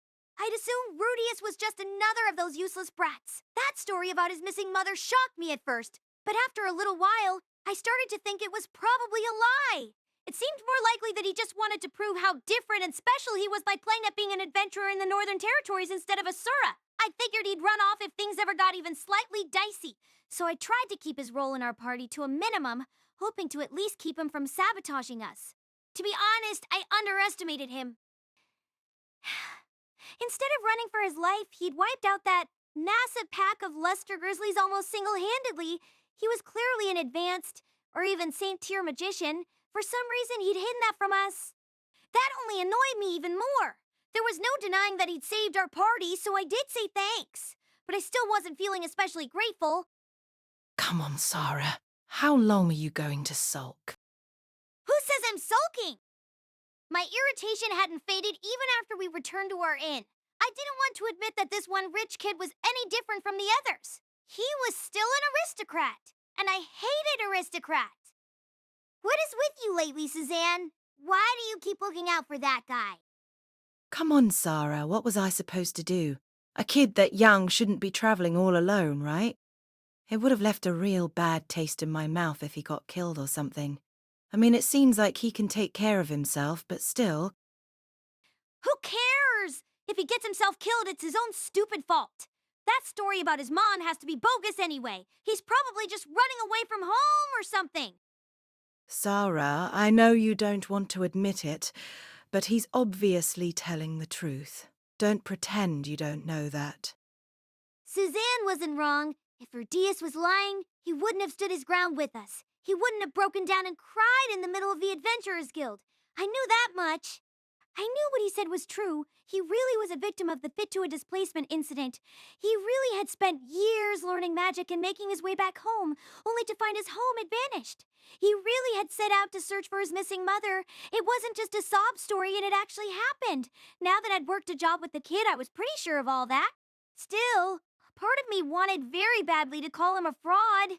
I guess there was something about Rudeus I just couldn't tolerate. Or maybe it was just too humiliating to face the fact that a rich kid had saved my life.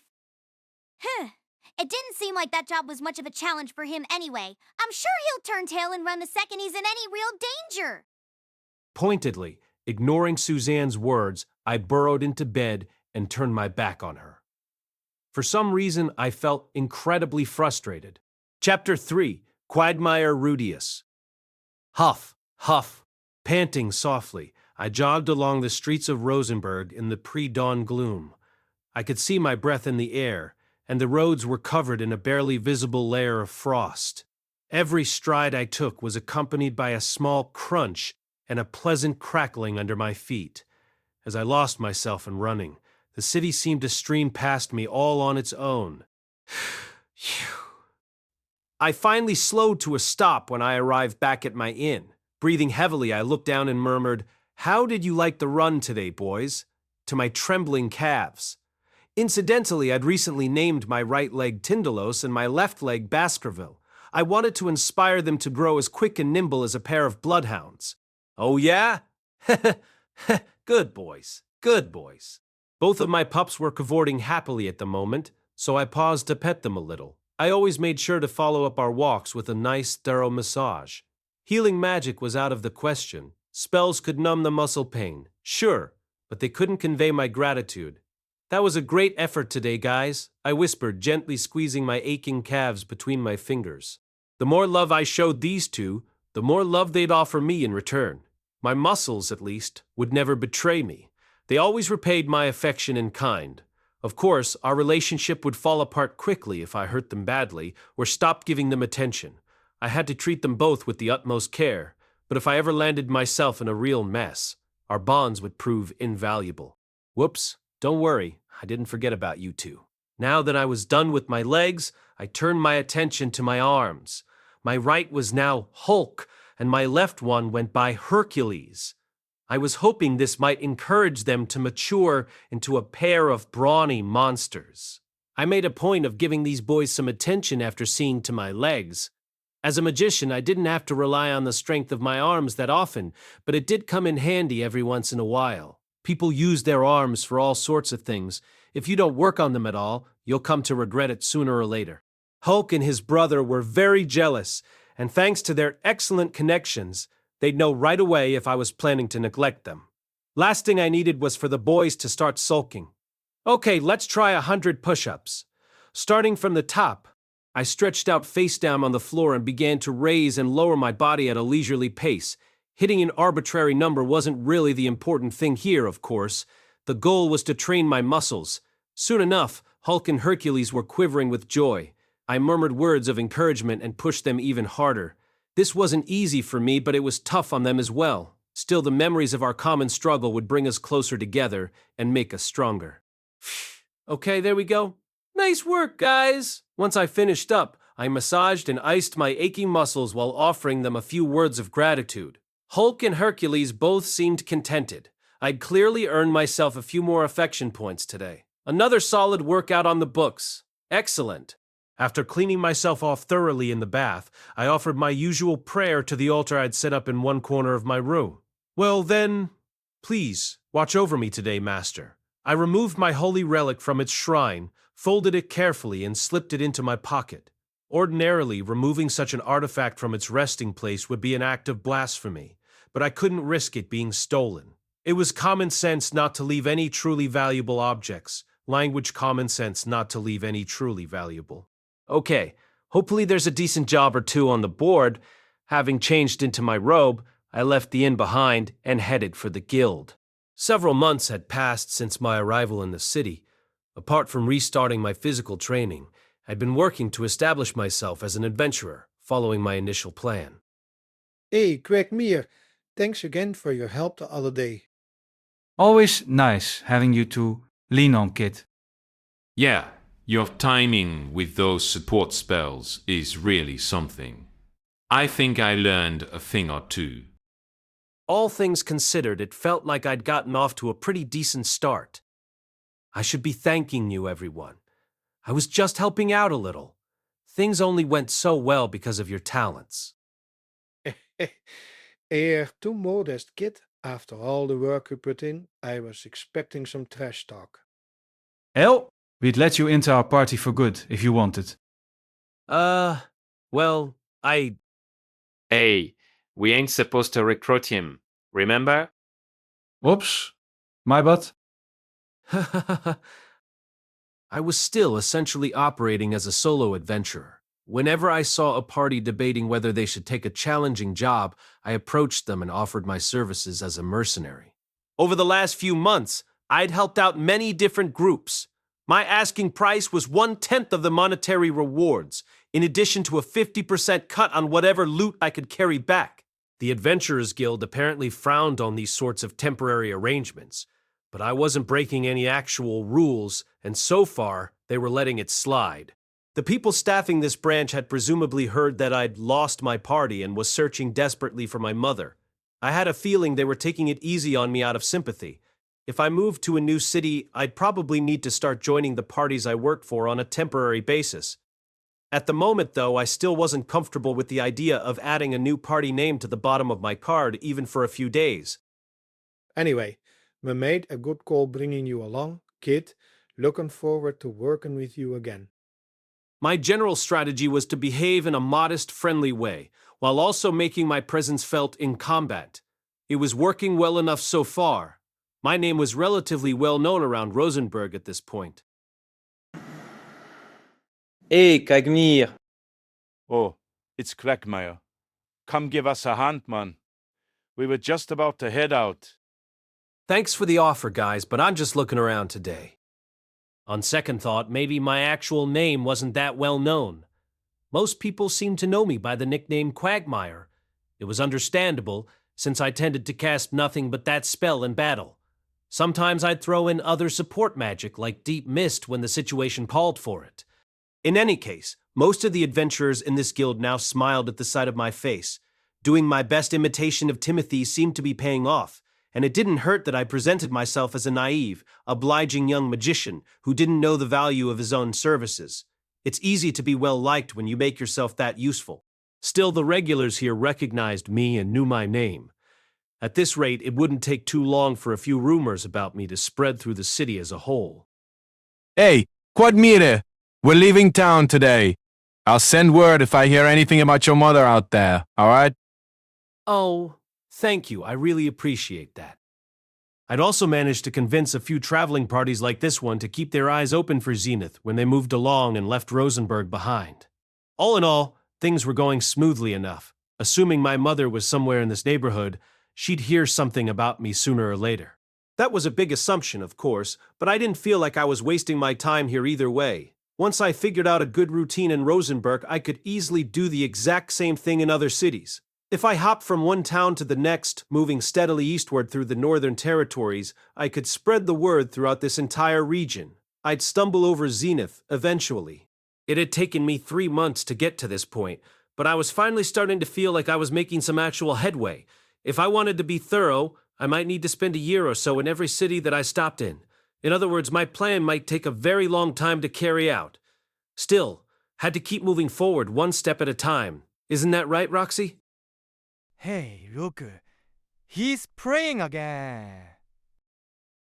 Leave it alone. Kwangmil is just a pious kid. I saw him go on in the middle of the street the other day. Whoops. That was careless of me. At some point, I'd reached into my pocket and bowed my head in a reflexive prayer. As long as I had my holy relic, I'd be all right. I could endure anything the world threw at me. With Roxy watching over me, nothing could harm me. I was invincible. I was Mecha Rudeus, the indestructible. Vcen.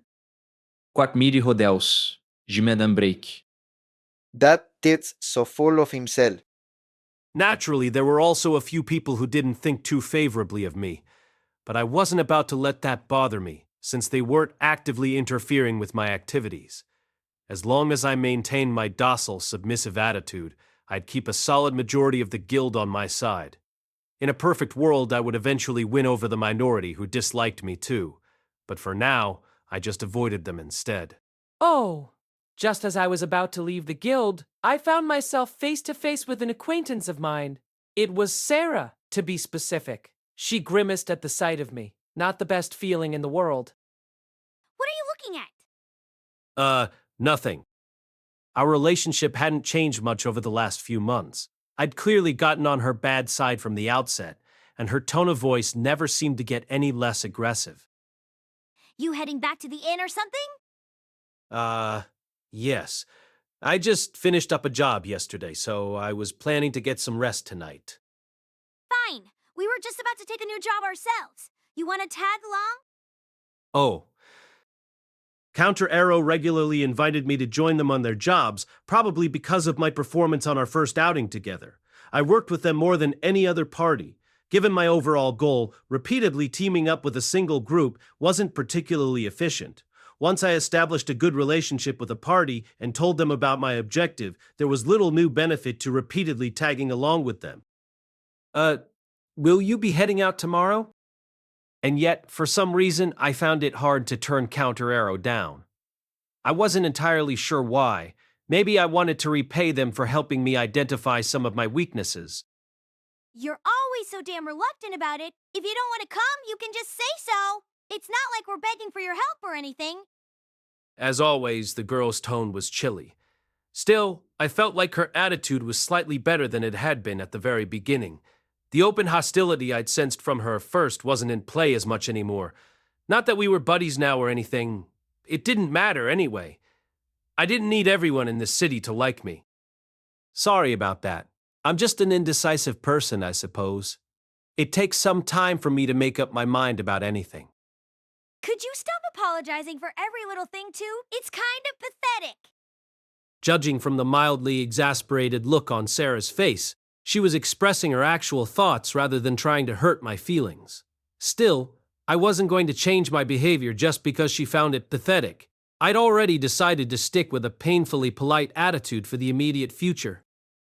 Cut it out, Sarah. The other members of Counter Arrow had followed Sarah into the guild. Suzanne was at the head of the group, followed closely by Timothy in his red robe. Patrice and Mimir brought up the rear. Fine, whatever. Sarah muttered, pouting as she turned her face to the side. What do you say, Rudeus? You coming along? I paused for a moment. Although I called myself indecisive, I'd actually already made up my mind on this one. For some reason, I just wanted to act like I was unsure. Yes, I'll come with you if you'll have me. Sounds good. Let's just pick out a job today then. Sure. If you ignored Sarah's bad attitude, Counter Arrow was easy to work with. I liked being around them. Suzanne was a caring, considerate person. Timothy was good-natured and sociable. The other two guys kept to themselves, but they were nice enough. The party was well-balanced, and they'd learned how to work me into their strategy, so combat usually went very smoothly. They did try to let Sarah and the frontline fighters get some experience in every fight, so I had to carefully restrict my spellcasting, but it felt like I was working with them instead of just helping them out. In other words, I sort of felt like part of the team. Oh, okay then, let's see. We've got Rudeus with us this time, so... Hey, Suze! How about this one? Whoa. An A-ranked collection job? Oh, they want a bunch of snowdrake scales? I don't know, Patrice. It sounds a little risky. Yeah, but we've got Rudeus, right? Might as well take one that pays one. Watching the five of them talking things over in front of the bulletin board put me in a slightly nostalgic mood. Not too long ago, I'd watched Eris and Rudeus have conversations just like this in guilds half the world away. Back then, I was the one who made the actual decisions. What do you think, Rudeus? Oh, sure. I think it sounds fine, personally. These days, all I had to do was give my opinion when it was asked for. It was a very different role from the one I'd played in Dead End. I didn't have any authority in this group. I was an outsider, really. I could just say what I thought, and then someone else would make the call. No stress. Okay then. I think we're agreed. Let's take that job. Just like that, the decision was made. The quest wasn't too different from those we'd tackled in the past, but persistently getting results is part of how you build a reputation. I'd have to give this one my all, just like always. The next day, I packed my things together and headed out of Rosenberg with the members of Counter Arrow. We were headed to an ancient ruin located about 2 days due south of the city. I'd never been there before.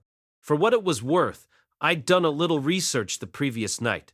Since our objective was to collect snowdrake scales, I started off by asking around about them. It turned out that the snowdrake was a monster only found around these specific ruins, at least in this area. As the name would suggest, it was a lesser kind of dragon with pure white scales. They had no wings and tended to be 3 or 4 meters in size. Instead of soaring through the skies, they nested deep inside caves and dungeons, typically in large groups. Snowdrakes were powerful creatures, and you usually found them in packs, so they were considered S-rank threats in combat. But they hated bright light, which meant they didn't venture above ground very often. Plus, they were relatively docile, rarely attacking anyone unless their nests were threatened. All in all, most adventurers didn't think of them as especially dangerous. They were maybe an advanced A-ranked monster at worst. Our job this time was to make our way into their home, the Galgal ruins, and simply collect any scales we could find lying around there. These scales were superb insulators and were often used in construction. The inhabitants of this region of the world had come up with all sorts of ways to keep out the cold, and for those who could afford them, snowdrake scales were one of the best. Apart from their firmness and durability, they were a beautiful pure white, with a lovely bluish sheen in the light. You'd often find them tiling bedroom floors in the mansions of the local nobility. The scales could also be used to make armor or shields. You wouldn't find many ordinary adventurers decked out in gear like that, but an S-ranked veteran might have a piece or two, and the Knights of the Duchy of Basharan supposedly wore snowdrake scale mail. The strongest monsters in this region were tougher than anything else alive on this continent. It was easy to understand why people wanted to craft high-end equipment out of them. Of course, securing these scales meant marching uninvited into the territory of some very powerful creatures. We had no intention of launching an attack on the snowdrake's nest, but these ruins were home to many other monsters, and while the drakes were usually docile, they could always decide to attack us out of nowhere. Everyone seemed a little bit on edge as we made our way down south. Once we reached the ruins, we made camp outside and held our usual group meeting to review the plan. I brought werebone arrows along for this one, but I'm not sure they'll get through snowdrake scales. I suppose we should try poison as well. They don't like bright light, yeah? Could we scare them off with fire magic? If that was enough to scare them, they wouldn't be borderline S-ranked monsters. As usual, the members of Counter Arrow took preparations seriously. All of them had gathered information on their own and tried to figure out how to maximize their contributions. If they were just a little bit more talented as individuals or had a full party of 7, they could probably have made it to rank A without much trouble. To be honest, it was rare to find a party that was this diligent about their work. Most people were kind of winging it out there. You haven't said much of anything, Rudeus. Try not to screw us up in there, okay? Sure, I'll do what I can. Seriously, you better. I mean, my arrows might not even work on those things if one of them closes in on you. We might not be able to help. Sarah definitely seemed nervous about this one. She could fire off arrows with incredible speed and accuracy, but that didn't mean much against enemies with such tough natural defenses. Although she could find weak points to aim for, like the eyes or mouth, the precision that required put her at a real disadvantage dash, especially against larger groups of enemies. And of course, there were quite a few ranked monsters that could shrug off an arrow, or even dodge them in midair. The snowdrakes were definitely in that category. The other monsters that inhabited these ruins mostly weren't too threatening, but if we did find ourselves facing an A-ranked monster, it was hard to tell if Sarah could deal much damage. That was clearly frustrating for her. Still, that was kind of how things went in this line of business. Few adventurers could accomplish much without a party. I wasn't much good on my own, either. When you started getting cocky, it was only a matter of time until you got showed up by someone better. And when you thought you'd figured out how the world works, it wouldn't be long until it flipped the tables on you. Staying humble was the only way to go.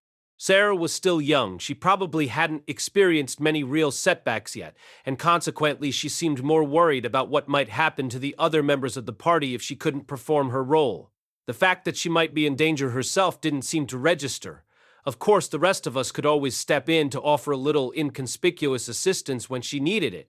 If that wasn't enough, well, we'd have to cross that bridge when we came to it. Don't worry about it too much, Sarah. Our job's to pick up scales, not fight snowdrakes. We're cleaning up their shed hair for them, basically. He's exactly right. Let's try not to fight them if at all possible. If it comes to the worst, we can always make a run for it.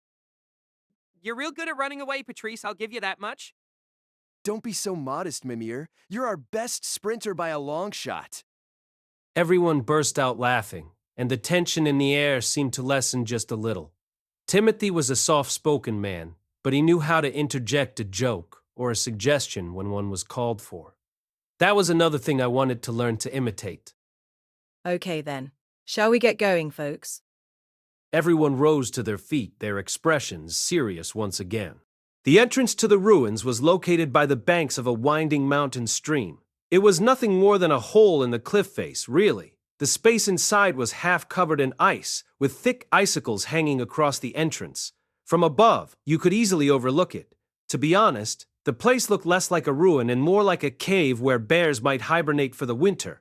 It almost felt like we'd come to the wrong place.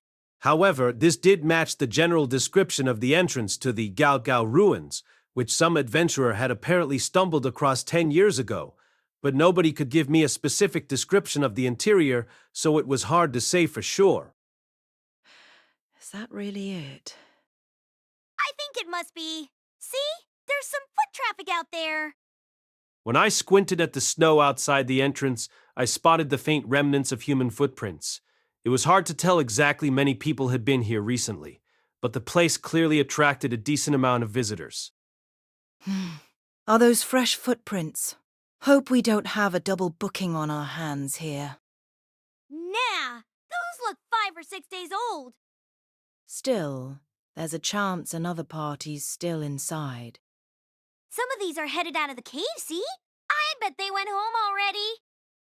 I half listened to Sarah and Suzanne's conversation as I rummaged through our gear for the equipment we'd need inside the cave. Mainly, this meant the torches we'd prepared in advance. I pulled them out and lit them one by one. Torches were essential cave exploration tools. Lamps were an option as well, but a blazing torch could act as a makeshift weapon and kept casting light even if you used it a little roughly. You could toss it aside when a battle began without plunging yourself into darkness. It could be dangerous if you wandered into a chamber full of trapped gases or lit so many fires that you consumed all the oxygen in the area, but if those sorts of risks bothered you, it was better to stay out of caves in the first place. That said, it would have been nice to have a brighter, more reliable alternative to these flaming sticks of wood. Maybe something like a sturdy LED lantern? The ground's frozen in places, guys. Watch your footing in here. I handed out the torches to the entire party, starting with Suzanne and working backward. Some parties preferred having only a few designated people carry their torches, but Counter Arrow had everyone take one. We didn't have anyone who could see perfectly in the dark, and since there was a dedicated archer in the group, we wanted the best possible visibility. Once we entered the cave, the idle chit-chat came to an end. Moving in single file, we went down the downward sloping path in silence, staying alert for any dangers. There weren't many monsters at the beginning. Sometimes creatures that resembled giant centipedes would pop up and attack, but our vanguard Suzanne took them out easily by herself. Those encounters barely even qualified as combat, really. Not that I was complaining. The path we were following was so narrow that it would have been seriously awkward to fight an actual swarm of enemies. If monsters started to come at us more frequently, we might have to consider withdrawing, even if they were only concentrated in a few sections of the cave. The patches of ice on the ground didn't help. We had to pay careful attention to every step we took to avoid falling on our faces. We were all wearing spiked boots, but sometimes that wasn't enough to keep your feet from slipping out under you. Who? Sarah, who was walking right in front of me, lurched abruptly to the side, so I reached out quickly to catch her. My eye of foresight did come in handy at times like this. Not that it wasn't useful basically all the time. Are you groping me? No. I deposited Sarah on a clear patch of ground. Her response was to cover her chest with one arm and glare at me. Her face was flushed, and there was murder in her eyes. Was she seriously upset that I'd touched her there? I honestly hadn't felt much of anything, except the rigid leather of her chest protector. Maybe it would have gotten my pulse racing back in the day, but I wasn't an innocent little boy anymore, if you know what I mean. Still, I ultimately decided it was safest to apologize. Sorry about that. Putting that nonsense aside, we got so bunched up that moving along was definitely starting to get a little awkward, but this cave was so narrow that we didn't have much choice. At present, we were moving along in cramped rows of two, with Suzanne and Patrice at the front, followed by Mimir and Sarah, with Timothy and me in the rear. I could still peer over Sarah's head when she was in front of me, but since she was a little shorter, it was probably impossible for her to see anything when Patrice was directly in front of her. We'd usually have the middle row staggered in alignment so she could target enemies up ahead, but there just wasn't enough space in this passage. This formation seemed like our only option for the moment. If things got messy, I might have to throw up a wall of earth directly ahead of our front line. Oh. Just then, the passage we'd been following suddenly came to an end. We'd stepped out into a large open space, so brightly lit that it almost felt like we were back outside. Wow. I looked up and realized the entire ceiling was covered in patches of something that emitted a bluish-white glow. From this distance, I couldn't tell if it was moss or some sort of mineral. But whatever the stuff was, it made our torches seem almost unnecessary. Our path was also much wider than it had been a minute ago. There was suddenly enough space for 5 people to walk comfortably abreast. Up ahead, a sheer rock face sloped into the darkness on one side of the path. It was hard to make out what lay at the bottom, but it seemed to be some sort of underground lake or river. I had a bad feeling about what might be lurking down there. Falling into it would probably not be the greatest idea. Further along the path was the place we'd come here to visit, a massive fort-like structure, crumbling in places but structurally intact. These were the Galgal ruins. The place served as a fortress during the First Human-Demon War. Apparently, it was constructed by one of the 5 greatest demon kings of the era. They called him Largan Hargan, the Subterranean. Hargan, huh? Wonder if he summoned the god of destruction when they killed him. He was a god-tier earth mage by all accounts. He would regularly raise fortresses like this one in places no human could possibly find them, then create tunnels to the surface so his forces could launch surprise attacks. No kidding. You're really knowledgeable, Timothy. Well, the fighting between humanity and the Subterranean Demon King was very fierce in this region, so we have a lot of stories about the war that were passed down through the generations. I remember quite a few of them from my childhood. Ah, this was all just folk history then. Still, it seemed plausible. I had no idea how else you could have built a massive fortress like that this deep underground. If what Timothy said was true, this Largan Hargan guy could have tunneled his forces upward to attack anywhere at any time, with no warning whatsoever. Defensive walls would have been totally useless. Every human soldier must have been constantly on edge, never knowing when the next assault might come. It was almost bizarre that humanity actually managed to win that war. Didn't you say you grew up in Ranoa, Timothy? That's right, I was born in a nameless village there, and spent my formative years in the city of Sharia. You might know it for its University of Magic. Eventually, I headed down to Asura to pursue my dream of becoming a great adventurer, which is how I ended up where I am today, a much humbler man. The Kingdom of Ranoa, huh? I guess I'll probably end up going there myself eventually. We're under attack! At this point, our conversation was rudely interrupted. Sarah dropped her torch and grabbing for her bow. I looked ahead and spotted a group of flying black shapes flapping toward us at considerable speed. Each of them looked to be a meter or so in size. Get in formation. Leave this to our backline. Patrice stepped protectively in front of me. Suzanne and Mimir moved to form a human wall in front of Sarah and Timothy. We were up against flying monsters this time. While there was some space to maneuver now, we had to be careful given that we weren't too far from the edge of a cliff. It was safest for our vanguard to simply absorb the bats' attacks while the 3 of us shot them down from behind. Yeah! Sarah wasted no time in firing off her first shot. Her arrow homed in on one of the swiftly moving bats, piercing it right through the head. Its body spun into the darkness at the bottom of the cliff. It was always impressive to watch her work. The girl was an artist with that bow. May this small, smoldering fire call forth a great and searing blessing, flamethrower. Timothy's approach was a bit less subtle. He pointed both hands at the sky and unleashed a wide-range fire spell that sent 2 giant bats spiraling down to their doom. Blast wind! I went for an even more basic method, lifting my hands and setting off a powerful explosion in midair. Given the moderate size of these bats, I'd figured the shockwave would be enough to disable them. Just as I'd hoped, the explosive wind tore holes in their wings. It was enough to keep them from flying properly. Watching the surviving bats fluttering slowly down toward the lake, I breathed a small sigh of relief, which caught in my throat a moment later. Whoa. An enormous frog had popped out of the water down below and swallowed one of the bats in a single gulp. The men of the party looked on with something like wonder. Sarah, on the other hand, grimaced in disgust. The amphibian was a vivid blue and black thing that reminded me of the poison dart frogs back in my world. I had to assume it wasn't safe to eat.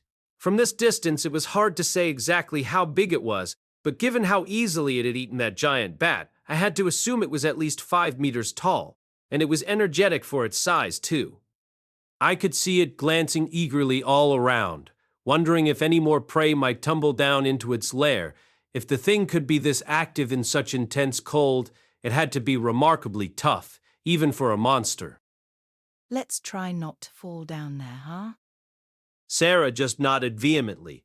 I could see goosebumps on her skin. Somehow, I got the sense our archer wasn't a frog person. I thought the big amphibian had a somewhat charming face, but to each their own. That said, I'd run into more than a few frog-faced people on the demon continent. It was something Sarah would have to get over one of these days. Let's hurry forward, everyone. Watch your footing carefully. The 6 of us set off toward the fortress once again, keeping a careful eye on our surroundings. Gao Gao was a truly massive structure.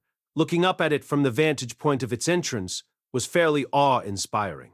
The ruined fortress was maybe 5 stories in height, and as wide across as your average middle school. It was impossible to say how far back it went, since it seemed to be partially buried in the rock behind it. At a guess, though, its depth was probably even more impressive. It wasn't the biggest building I'd seen in this world, but its impact was definitely enhanced by the fact that it was somehow sitting underground.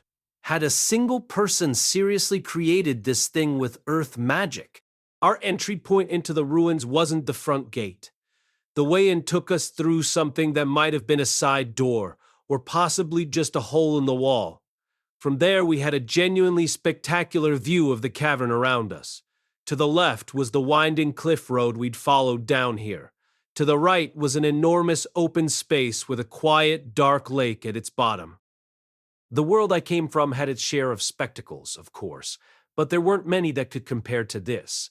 The only place you'd find anything comparable was in a video game or a piece of fantasy art. And of course, actually being here was very different from looking at an illustration. I could smell the cave, feel the stagnant air, and hear the occasional splash of a giant frog hopping through the water below. The tangible reality of it sent a little shiver down my spine. Gazing out at the vast underground lake, I found myself wondering what would happen to anyone who tried to take a swim down there. You just gonna stand there looking around all day, or what? Oh, sorry, I'm coming. Do you like big buildings or something? Not really. I just haven't seen many places like this before, you know. We were on the job right now. I might have been tempted to take a few shots if I had a camera, but there was no time for that sort of thing. I needed to get these scales collected and get back to town as soon as possible. Yeah, let's hurry back to my lonely, empty room in the inn. I shook my head to clear it of unpleasant thoughts and turned my attention to the ruined fortress itself. This thing's been here ever since the first human-demon war, huh? After all the time I'd spent traveling the demon continent, I'd seen my fair share of buildings constructed by demonkind. That included quite a few large, peculiar-looking castles and forts, including Kashirisu Castle in the city of Rikarasu. This fortress did bear some resemblance to them, but it was clearly older and made a slightly different impression from the ones I'd seen so far. Maybe that made sense, though, since this was a functional outpost built to be used in an actual war. Everything about it was large in scale. The ceilings were nearly 5 meters overhead, but oddly enough, the passages tended to be disproportionately narrow. The height made sense, at least. Demons could be physically very different from human beings, which included being taller on average. As for the narrow hallways, maybe it was a deliberate attempt to make the place easier to defend. Take a right at the next fork, Suze. Got it. I was slightly surprised to realize that Timothy was carrying an actual map of the ruins in one hand. Adventurers did seem to visit this place on a regular basis. So I guess it wasn't surprising someone had put in the effort to map the layout. Good lord, what were the demons thinking when they designed this place? A glance at the map was enough to see that these ruins were something of a maze. It looked a little bit like the scribblings of a kid who preferred his labyrinths to be tangled and nonsensical, because they looked cooler that way. Given what I knew about Demonkin, that might have been part of the motivation here, but, well, they're not built like us, you know? This might have been more convenient for them, somehow. I suppose you might be right. Even in an underground fortress like this, they'd presumably balanced their forces with a variety of demons, including some who could fly and others who could crawl on the walls. That might explain the tall ceilings and narrow hallways, as well as the weirdly complex layout. Like, what if the holes in the ceiling that looked like ventilation shafts actually led to passages that only wall-crawling demons could use? Having some passages that only demons could possibly make use of would have given them a major advantage against any humans who made their way inside. In any case, it felt like a really long time since we'd seen a monster. Everything I'd heard around town led me to believe that these ruins were populated with plenty of bug and amphibian-type creatures, but we hadn't come under attack even once since entering the fortress itself. There were bones lying around here and there, sometimes still stained with blood, but the monsters themselves were nowhere to be seen. But of course, that didn't mean we could let down our guard. Suddenly, a long gust of wind blew past us with an eerie whistle, and for some reason the hairs on the back of my neck stood up. We're under attack. Where are they? As it turned out, the enemy was below us. Those bones I'd noticed scattered all around the path were slowly rising up off the ground, rattling as they moved. We had some bony boys on our hands. Or skeletons, if you prefer. As they began to piece themselves together, a partially translucent thing appeared further along the corridor, wafting slowly toward us. It was a slender humanoid figure, but it didn't have a head or legs. Clad in a beat-up old robe, it floated toward us weightlessly, as if swimming through the air itself. I wasn't an expert or anything, but that had to be some kind of ghost. We've got skeletons in a wraith, boss. Draw them in close, Patrice. Right. Sarah, Timothy, Rudeus, watch our back. Focus on the skeletons. Okay. I spun and found that a number of skeletons carrying rusty old swords were already coming at us from behind. They could actually move surprisingly fast. Out of the way! Sarah pushed her way past me and Timothy to a forward position. She'd shouldered her bow and drawn a large knife instead. Skeletons are weak to blunt force attacks, Rudeus. That's my specialty. I'd pointed both my hands at the onrushing skeletons. If blunt force was enough to take them down, this wouldn't be too bad at all. Stone cannon! My favorite lethal projectile smacked into the first skeleton in line and pulverized it. The stone kept moving, destroying a second skeleton as well. Answer my call, God of Obscurities, and shatter my enemy. Stone cannon! A split second later, Timothy fired off his own stone cannon, which smashed through a single skeleton before stopping. Guess I win this round. Not that it's a competition or anything. All right, we're all done back here. Let's... Not yet! Just as I was spinning around to support Suzanne and the others, Timothy's urgent cry turned me back. A skeleton was taking shape before my eyes. The same ones I'd shattered were somehow slowly piecing themselves back together. As long as that wraith is alive, the skeletons are immortal. Oh, right. Of course. Skeletons were immortal creatures. You could smash them apart and set them on fire, and they'd still come at you while they burned. Char them to ashes, and they'd still piece themselves back together. Blunt force attacks were the simplest way to render them incapable of movement, but that was only a temporary measure. While you had them disabled, you had to take out the wraith that was animating them. Fire magic could burn away a wraith, but that didn't do much except buy you a little time. Like the skeletons it controlled, it would come back eventually. Divine magic was by far the most effective answer to a wraith. It could erase their spectral forms much more quickly and thoroughly than any fire spell. And a wraith defeated in that way was gone for good. Additionally, skeletons hit by divine spells turned into particles of light and permanently disappeared. But as long as the wraith itself stayed intact, it could summon an endless supply of new ones. I call upon the God who blesses the land which nurtures us. Deliver divine punishment to those foolish enough to defy the natural ways. Evidently, Mimir had trained in this school of magic. I glanced over my shoulder at the sound of an unfamiliar incantation and saw the ball of light Mimir had summoned smack into the wraith's spectral body.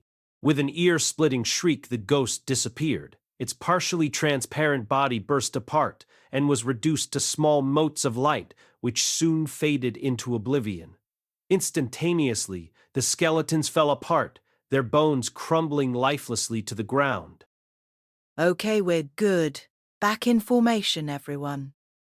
Sarah turned and jogged past me to take up her normal position in the middle. Mimir joined her, and we were back to our initial arrangement. That fight had been a little unsettling, but at least I'd gotten to see a new spell for the first time. That's the first time I've ever seen divine magic or a ghost, for that matter. It's only the second time I've seen a wraith myself. The first time, my party was completely clueless and it got one of our friends killed. That was a very painful lesson. Was Mir not with you at that point? No. This was well before we formed Counter Arrow. I made a point of having us practice for this scenario, though. I'm very glad I did. Sarah looked over her shoulder at us and put a finger to her lips. Our conversation was probably making it harder for her to listen for threats.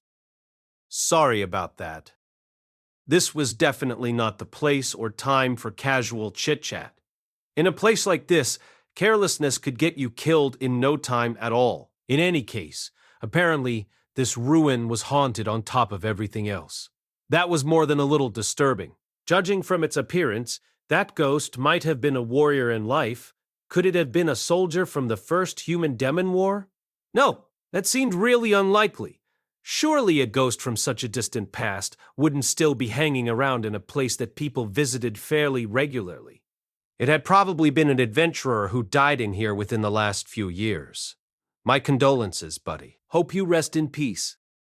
Ah, good. Here we are.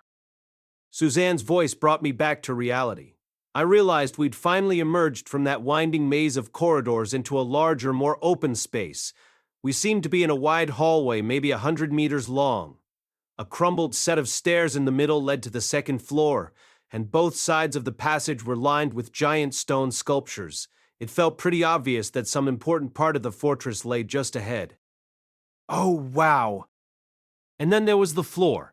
It was practically covered in a carpet of beautiful white scales, almost like the petals of a cherry blossom tree in bloom. These had to be the snowdrake scales that we were here for. Considering their value, there certainly were a lot of them just lying around. Based on the research we'd done beforehand, this hole was part of the route the snowdrakes used to move from their nest to their hunting grounds. They often stopped here to groom themselves while moving through the area. It was well known as the single best place to find their scales in the entire complex. Beyond this hall, we'd be stepping into the snowdrake's territory. Don't go any further than that last statue in the line back there. Is that clear, everyone? Mir and Patrice shouted, "Yeah!" in unison, then set to work scooping up scales. We'd carefully planned out this part of the operation in advance. Along with Sarah and Timothy, I was supposed to keep watch for threats from every direction. The snowdrakes were known to emerge from the far end of this hallway, and sometimes other monsters would pop out from the second floor or the corridor we'd just passed through. We were on the lookout for giant bats, red-eyed moles, myconids, and wraiths, mainly. If the snowdrakes themselves appeared, we'd duck back into the passage or hide behind cover. If the other monsters appeared, we'd just alert the others and eliminate them. In the meantime, the rest of the party would gather as many scales as humanly possible. Once we filled up all 6 of the sacks we'd brought, we'd have more than enough to turn in back at the guild. This could get very dangerous if we somehow ended up in combat with the snowdrakes. But aside from that possibility, this job was honestly so simple that it barely felt worthy of its A-rank rating. I had expected us to run into many more enemies on our way in here. There seemed to be oddly few monsters around today. That wraith was the only real threat we'd run into. For some reason, that actually made me a little uneasy. I had to make sure not to let my guard down. With that thought in mind, I focused my attention on the direction of the snowdrake's nest. The last statue in the hallway depicted a voluptuous woman with her legs planted far apart, a woman wearing nothing but hot pants, a breast protector, and a cape. She held her hands at her hips, and for some reason there were chains on them. I felt a little sad that her head had fallen off at some point over the centuries. There was a door between that statue's legs. A little further down that passage was apparently where the snowdrakes lived. So it was presumably where they'd be coming from if they made an appearance. Not that it really mattered, but that statue's clothing felt weirdly familiar. Oh, hold on. Is that supposed to be Kishirika Kishirisu? The last time I saw her, she looked more like a little kid than a buxom babe. But maybe? No, that can't be right. Then again, statues like this tended to exaggerate how impressive people were, right? It wouldn't be surprising if the sculptor had taken a little artistic license. Still, This seemed a bit too exaggerated, especially in the height department. And the bus department? Those things were just huge. Whoops. There I go again. Focus. Rudeus. Focus. I needed to be ready and waiting if enemies popped up out of nowhere or something. Still, the sight of a gigantic pair of breasts no longer got me quite as excited as it once did. Maybe it was because I'd actually touched some real ones. My innocence was gone forever. What's that sound? I've got a bad feeling about this one, boss. Get ready for combat, everyone. Push the bags over to the side. Unfortunately, Mir's apprehension proved to be warranted. The 6 of us bunched into a tight formation, looking around for the enemy. The cries echoing through the hallway were coming from somewhere deeper in the ruins, and they were gradually getting louder. Tense and uncertain, we exchanged glances with each other. From the sound of it, there were a lot of monsters shrieking. If we were about to get hit by a giant horde of enemies, it would be smartest to just grab the scales we'd managed to collect and beat a hasty retreat. Mimir, Patrice, and Suzanne had filled an entire bag by now. That was probably enough to meet the bare minimum requirement for our task. For a few long moments, Suzanne listened carefully to the cries and then considered the scales and our half-filled sacks. It doesn't sound like they're heading our way. I think we should probably keep gathering, but quickly. It didn't seem like an unreasonable opinion. The cries were still far off, and it didn't feel like they were coming right at us. Maybe someone else had gotten the snowdrakes whipped up into a frenzy, but that might be just the distraction we needed to finish collecting their scales. Still, that was just one possibility. There was also a very good chance we might get mixed up in whatever this was. Was it smarter to play this safe and cut our profits, or take the risk to pursue a greater reward? Either way, every second we spent standing around waiting was only putting us in greater danger. There was a chance nothing at all would happen, true? But no matter what course of action we wanted to take, we needed to make up our minds quickly. I think we should finish up too. Yeah, I'm on board. We're almost done anyway, right? That put a solid majority of the party on Suzanne's side. To be honest, I preferred the idea of running away. But unlike the others, I wouldn't face any consequences for failing this mission. Since I wasn't a member of their party, I wouldn't be responsible for paying the fee from the guild. Since I didn't have any skin in the game, it was hard for me to say anything. All right then, we'll gather the scales for a little longer, but let's be quick about it. With that, everyone hurriedly resumed their previous tasks.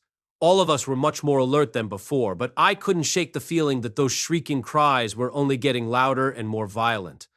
Clutching my staff tightly, I stared at the stone statue at the far end of the hall. The cries were still distant. If the pack was heading for us, they'd probably be coming from that direction. But for some reason, I felt like I could hear them from behind us as well. Maybe they were just echoing around inside the ruins. Could I just use earth magic to seal off all the entrances except the one we'd taken? No. That was a bad idea. If the monsters came flooding in through there, then we'd really be in trouble. Calm down, Rudeus. You don't even know what's going on yet. Anything you do right now might backfire. Fortunately, none of us were worn out yet. Even if we got in trouble, we had the energy to fight our way out of it, which was likely the only reason Suzanne had chosen to take this risk in the first place. The only thing I had to worry about was killing the monsters if they did appear. Nice and simple. I waited for the others to finish up, trying to keep my mind as clear as possible, trying to ignore the fearsome shrieks that sent shivers down my spine. Just as we were filling up the last of our bags, the monster's shrieks began to grow fainter and fainter. Suzanne looked up and peered suspiciously in the direction of the fading sound. Maybe we'd all been worried about nothing. Maybe those were just the snowdrake's mating cries or something. Some animals get really noisy when they go into heat. Maybe we'd stop by in the middle of their courtship rituals. Relaxing slightly, I started to loosen my grip on my staff. In that instant, a flood of sleek white shapes exploded past the statue with ferocious speed. They rushed between its feet and clambered down from the space where its head had been. At a glance, they resembled enormous pure white geckos. They were snowdrakes, and within seconds, there were more of them in the chamber than I could count. As they rushed forward, their bloodshot eyes found our little party, and the first few came to a sudden halt just before they reached us. I counted 6 of them. There were many more, of course, but my field of vision could only hold that many. It had all happened so very suddenly. Timothy was frozen in place just like the rest of us. He couldn't even shout the word retreat. However, our scaly friends seemed to be reacting the exact same way. I'd never seen a startled lizard before, but this was probably what one looked like. Their eyes opened wide, they froze and opened their mouths, halfway to threaten us with their fangs. For one long instant, it felt like time had ground to a halt. Run! Gah! Not again! Timothy and the others spun around and sprinted toward the exit like they'd been shot out of a cannon. Perhaps provoked by Patrice's mournful shrieking, the snowdrakes began to move as well. Earth Fortress! I threw up a massive wall of earth in their path, blocking their progress. It was a solid, thick barrier, reaching all the way to the shoulder of the nearest stone statue. Figuring that I'd bought us all a little time, I turned around and headed for the exit myself. But when I glanced over my shoulder a moment later, I couldn't help but let out a shrill little yelp of terror. The snowdrakes were essentially lizards, a simple wall, even a tall one, was basically meaningless to them. One by one, they were climbing over it and slithering through the small gaps on either side. This was not good at all. At this rate, they were going to catch up and surround me. Thanks to my daily jogging, I wasn't out of breath yet, but that didn't mean much. I wasn't a fast runner by any means. Gah! I spun back around and pointed my hands at the snowdrakes. These things are lizards, right? How do you kill a lizard? Would intense cold work? Maybe it'll slow them down, at least. Blizzard storm. Acting mostly on reflex, I tried an ice spell. Gusts of freezing wind rushed through the air, sending scales flying off the ground. A moment later, spears of ice thick as a man's thigh sliced toward the snowdrakes that had made it past my wall. The monsters weren't far away, and they didn't have much room to maneuver. But somehow, they managed to avoid most of the spears with quick, agile movements of their bodies. The few projectiles that did strike home weren't effective either. They just bounced off the snowdrake's scales instead of penetrating them. I'd chosen my magic poorly.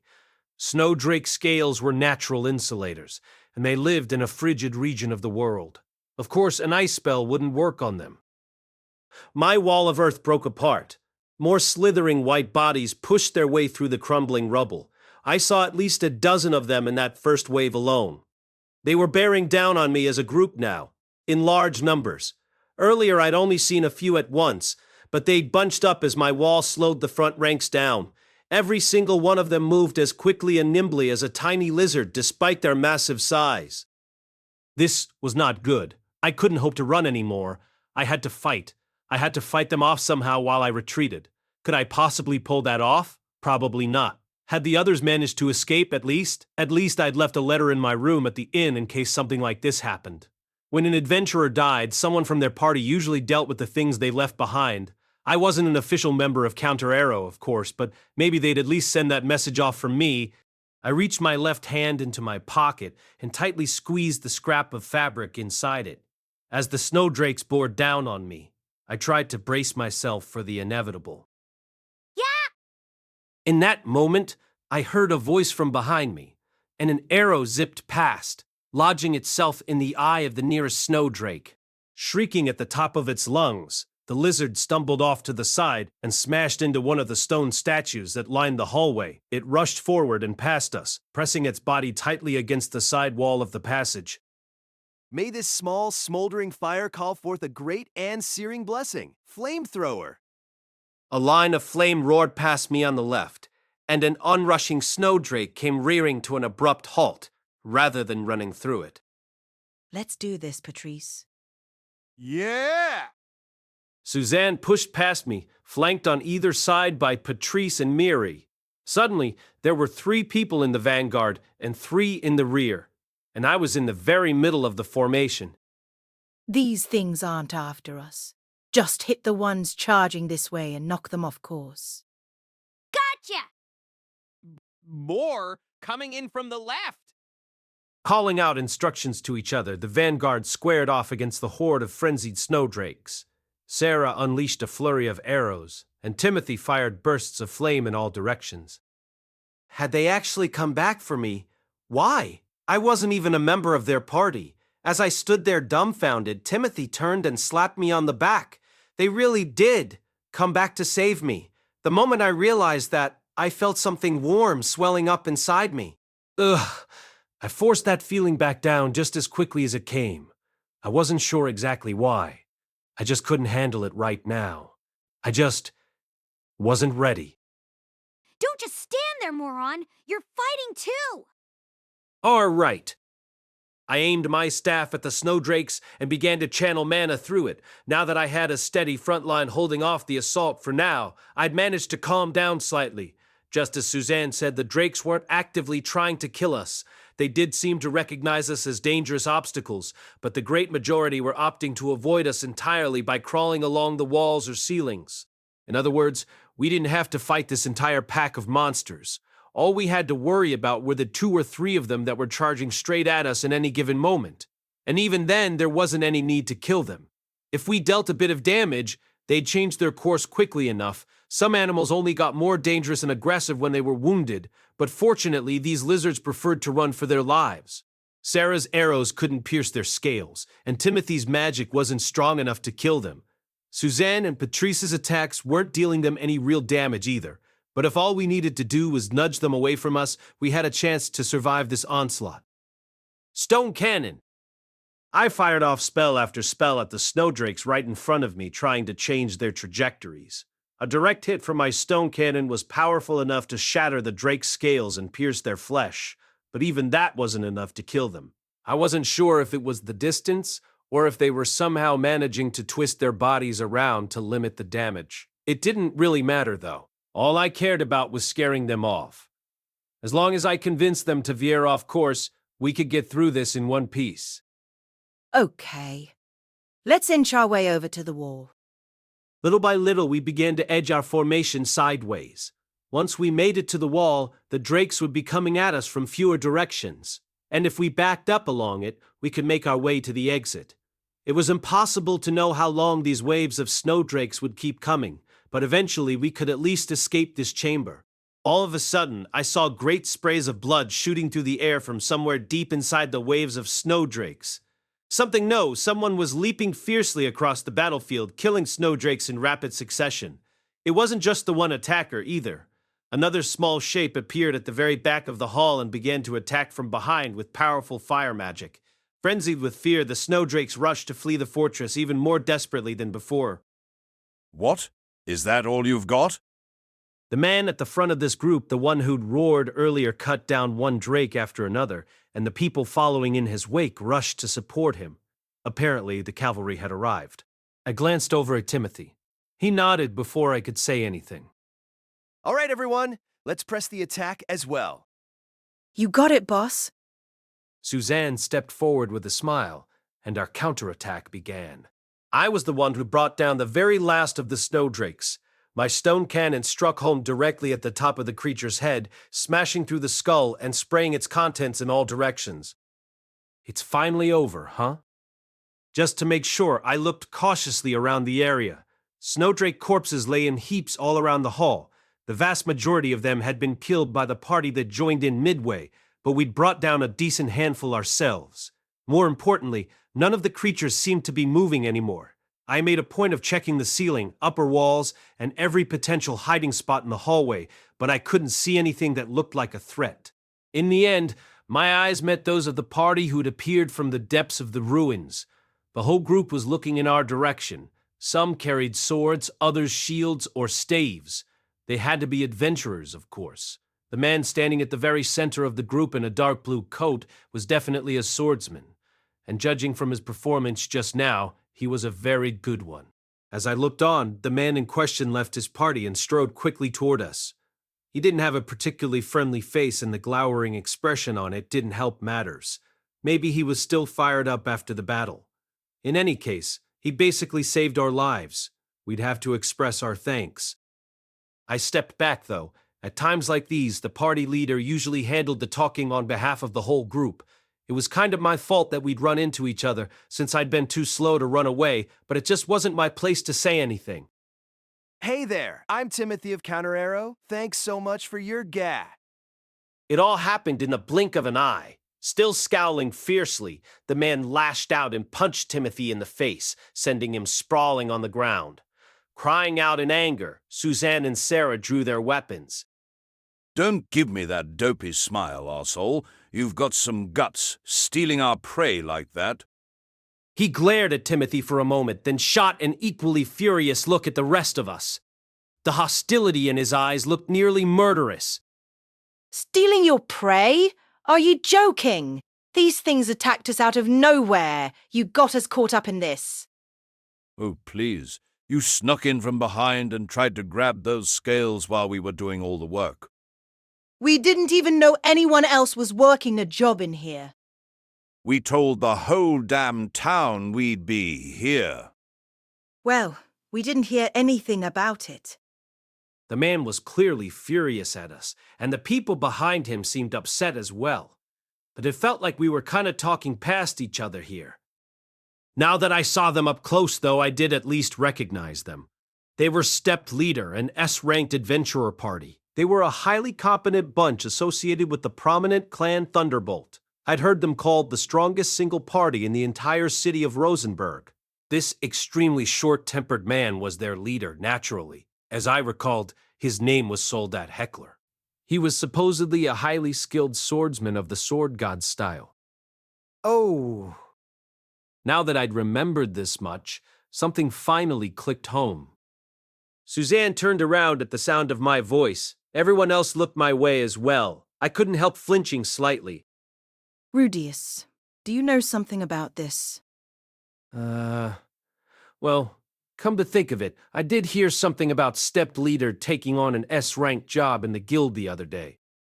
Counter Era was out working another job at the time, but Soldat had been hanging around boasting about their next mission and promising to tell everyone about his heroic exploits once he returned. I think they were going out to exterminate a large pack of snowdrakes that appeared in Ilbron Cave. Ilbron Cave? What? That's a full day away from here. What the hell? This is Ilbron Cave. Are you drunk? We're in the Galgal ruins. Calm down, Suzanne. Timothy, are you all right? Yes, he was kind enough to take it easy on me. Sarah, lower your bow, please. Rubbing the area around his neck with one hand, Timothy gestured at Sarah with the other. She'd pulled her bow all the way back and looked ready to let an arrow loose at any moment. I think I might have a rough idea of what happened here. I remember hearing that a large number of monsters emerged from Ilbron Cave some time ago, and the party that was sent to fight them was wiped out. The sole survivor reported that they'd found a nest of snowdrakes deep inside the cave. Right. I remembered that part as well. Ilbron Cave was about a day's travel from Rosenberg. The monsters that inhabited it were mostly D or E-ranked threats. You could find huge lumps of rock salt deep inside it, so adventurers sometimes ventured out there to retrieve some. Recently, though, news had reached the city that masses of C-ranked monsters had been pouring out of the cave. There was a small town nearby, and it wasn't far from Rosenberg either. Given the dangers and urgency of the situation, the matter was immediately referred to the Guild of Guild. When the first party sent out to get control of the situation was annihilated, the survivors' account of a snowdrake pack prompted the guild to hike the job from B to S rank. While everyone else in Rosenberg shrunk back, the S-ranked party Stepped Leader, which usually focused on exploring labyrinths, boldly took on the task. I thought it was strange that we encountered so few monsters on the way over here, but now it all makes sense. Some natural event must have opened an underground passage between the Galgao ruins and Ilbron Cave recently, and all the creatures from Galgao rushed over into the cave. The Galgao ruins were once the fortress of a demon king. The castle had served as a base of operations for his army, which dug tunnels from it in all directions, using them to attack humankind. If Ilbron Cave had once been one of those tunnels, then all of this made perfect sense. The path between the two might have been sealed off during the war, or by some sort of cave-in in the centuries since then. In any case, once the path was reopened, the monsters followed it and poured into Ilbron Cave to feast on weaker prey. That had to be the reason we'd seen almost nothing on our side of the complex. So, what? You're saying you came here on a separate job? That's right. You can confirm that with the guild, if you want. Soldat grimaced, shook his head, and spat on the ground. Well, damn. My bad for punching you out of nowhere, then. That's all right. You were worked up after that battle, and we both misunderstood the situation. I'm sorry as well. I felt like we really didn't have anything to be sorry for here. But Timothy apologized anyway. The man had his strategy for success, and he stuck to it. Still, these things were our prey. You guys get one corpse. That's it? Got it? Of course. Timothy agreed to this immediately, but Sarah and Suzanne scowled. They didn't actually complain, though. There was an unwritten rule among adventurers when it came to this sort of thing. When you got another party mixed up in a fight against a group of monsters, that party only got to take a single one of the resulting corpses afterward. This was intended as a way to discourage parties from deliberately blundering into other people's fights to secure a share of the loot. Once you've collected your scales, leave the cleanup to us and head on back to Rosenberg. Don't worry, we'll seal that hole in the back of the ruins up good and tight. With that said, Soldat turned on his heel and stalked away. The other members of Step Leader shrugged and followed him back into the depths of the ruins. They'd probably deal with the corpses in the Snowdrake's nest first, then work their way back here collecting all the valuable materials. It wasn't unfair, really, but it wasn't a great feeling knowing that they'd profit off the ones we'd managed to kill as well. For one thing, we never would have been in danger in the first place if they hadn't been around. I felt like we deserved some damages for emotional distress or whatever. At the end of the day, though, it definitely wasn't worth arguing about with those guys, so we got to take these mixed feelings home with us instead. Great. Okay then, let's gather up our scales and get out of here. Timothy's smile was a tired one, and his cheek was already starting to swell. All I could do was sigh and nod. When we returned to the Adventurers Guild a few days later, we found a huge pile of snowdrake claws, scales, and fangs already sitting outside the building. The members of Step Leader were still inside, boasting of their recent exploits. So you see, Ilbron Cave and Galgar Ruins had actually gotten themselves connected. If it weren't for us, this town might have been overrun by rampaging snowdrakes by now. Soldat, in particular, seemed to be really getting into his story. The other adventurers in the room listened with dubious smiles on their faces. Watching him reminded me of Paul for some reason. They didn't look anything alike, but I had the feeling my father might have been a bit like this at some point in his younger years. Let's get this over with. The other members of Counter Arrow didn't seem inclined to linger, either. We cut across the guild directly to the counter, turned in the requested materials to the receptionist, and then headed straight back outside. Okay, Rudeus, here's your cut for the job. Make sure that looks right. Sure, thank you very much. Timothy had handed me a small bag packed full of snowdrake scales. The job had left a bad taste in our mouths, but at the end of the day, we'd come away with a very decent payday. Despite everything that went wrong, we managed to bring home even more scales than expected. Given the number of snowdrakes that had just been slaughtered, it seemed likely that the market price for their scales would eventually go up later. I was planning to hold on to these for now instead of cashing them in immediately. Hopefully I'd come out ahead in 6 months or so. I wasn't using that much money at the moment, but it never hurt to stash away a little more cash for a rainy day. All right then, everyone. I'll see you later. Rudeus! Just as I was turning to walk away, someone called out to me from behind. It was Sarah, oddly enough. She'd extended her hand a little in my direction. From the look on her face, it seemed like she had something to say. To be honest, I was expecting it to be some sort of sarcastic parting shot, but... Why don't you come to the after party for once? Huh? You know the after party. We're just going to the bar. It wasn't that I'd failed to understand the literal meaning of her words, of course. I was just surprised that she'd asked. When a party of adventurers finished a job that lasted several days or more, they typically headed straight to a bar to drink themselves silly and praise each other for their heroics. It was a way of celebrating the fact that you made it back alive. I always skipped out on those events. When I got back from a job, my standard procedure was to head back to my inn, offer a few prayers, and then go straight to bed. The members of Counter Arrow knew that, of course. They knew I always refused. I needed to head back and tell Roxy I'd tried my hardest out there. That was the way I'd done things so far, and I wasn't planning to change up my routine now. But for some reason, I found myself nodding. Okay, I guess I'll come along. Sarah looked taken aback, even though she'd been the one to extend the invitation. Maybe she'd been planning to hit me with some snappy insult when I shot her down. What, am I not welcome after all? Don't be stupid. Come on, let's go. Instead of scowling at me, she just shook her head in mild exasperation and set off past me down the street. Mimir and Patrice followed, slapping me lightly on the shoulders as they passed, and Suzanne and Timothy pushed me along from behind, looking strangely happy about all of this.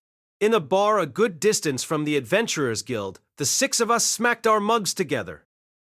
Cheers, everyone. Cheers. Apparently, this wasn't Counter Arrow's usual bar.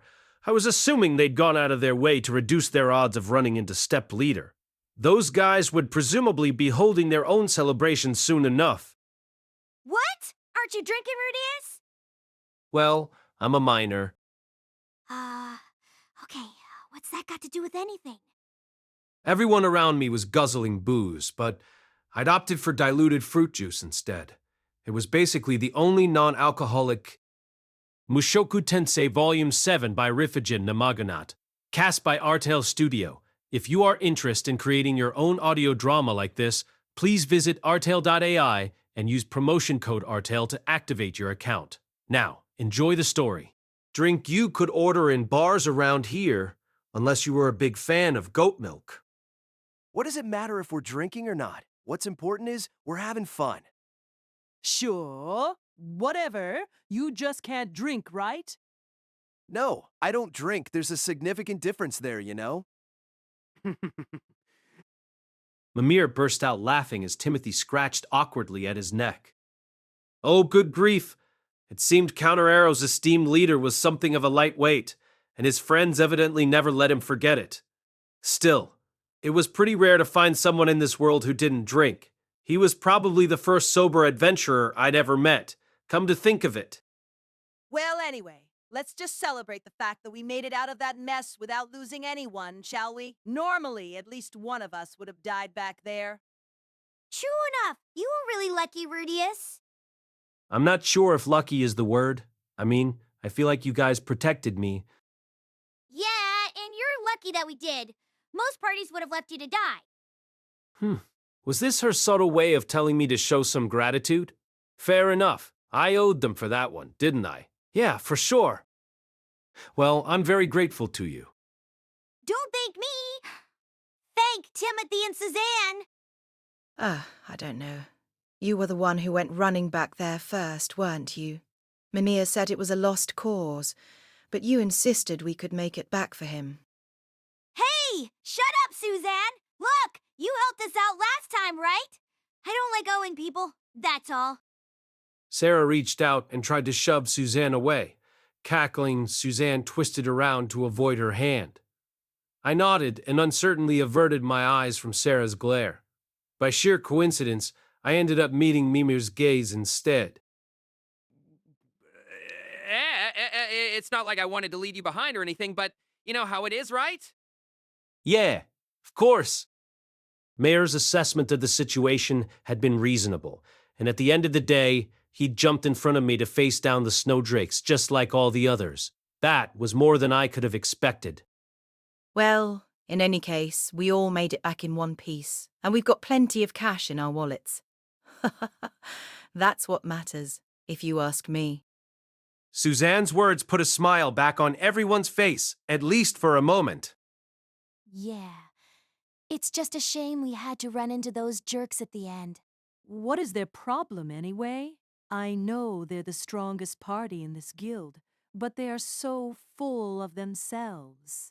They spend all their time crawling around labyrinths. They've got some nerve acting like a bunch of heroes now. If a bunch of snowdrakes actually came running at Rosenberg, the army would have sent out a force to fight them. Personally, I'm still pissed that he punched Timothy out of nowhere like that. What kind of a party leader hits a magician before he's even got his facts straight? With the preliminaries over, everyone promptly moved on to complaining bitterly about Step Leader. It was probably important for them to vent like this. Timothy had managed to keep things peaceful somehow. The last thing Counter Arrow needed was to let their resentments fester and explode into another fight with Soldat and company.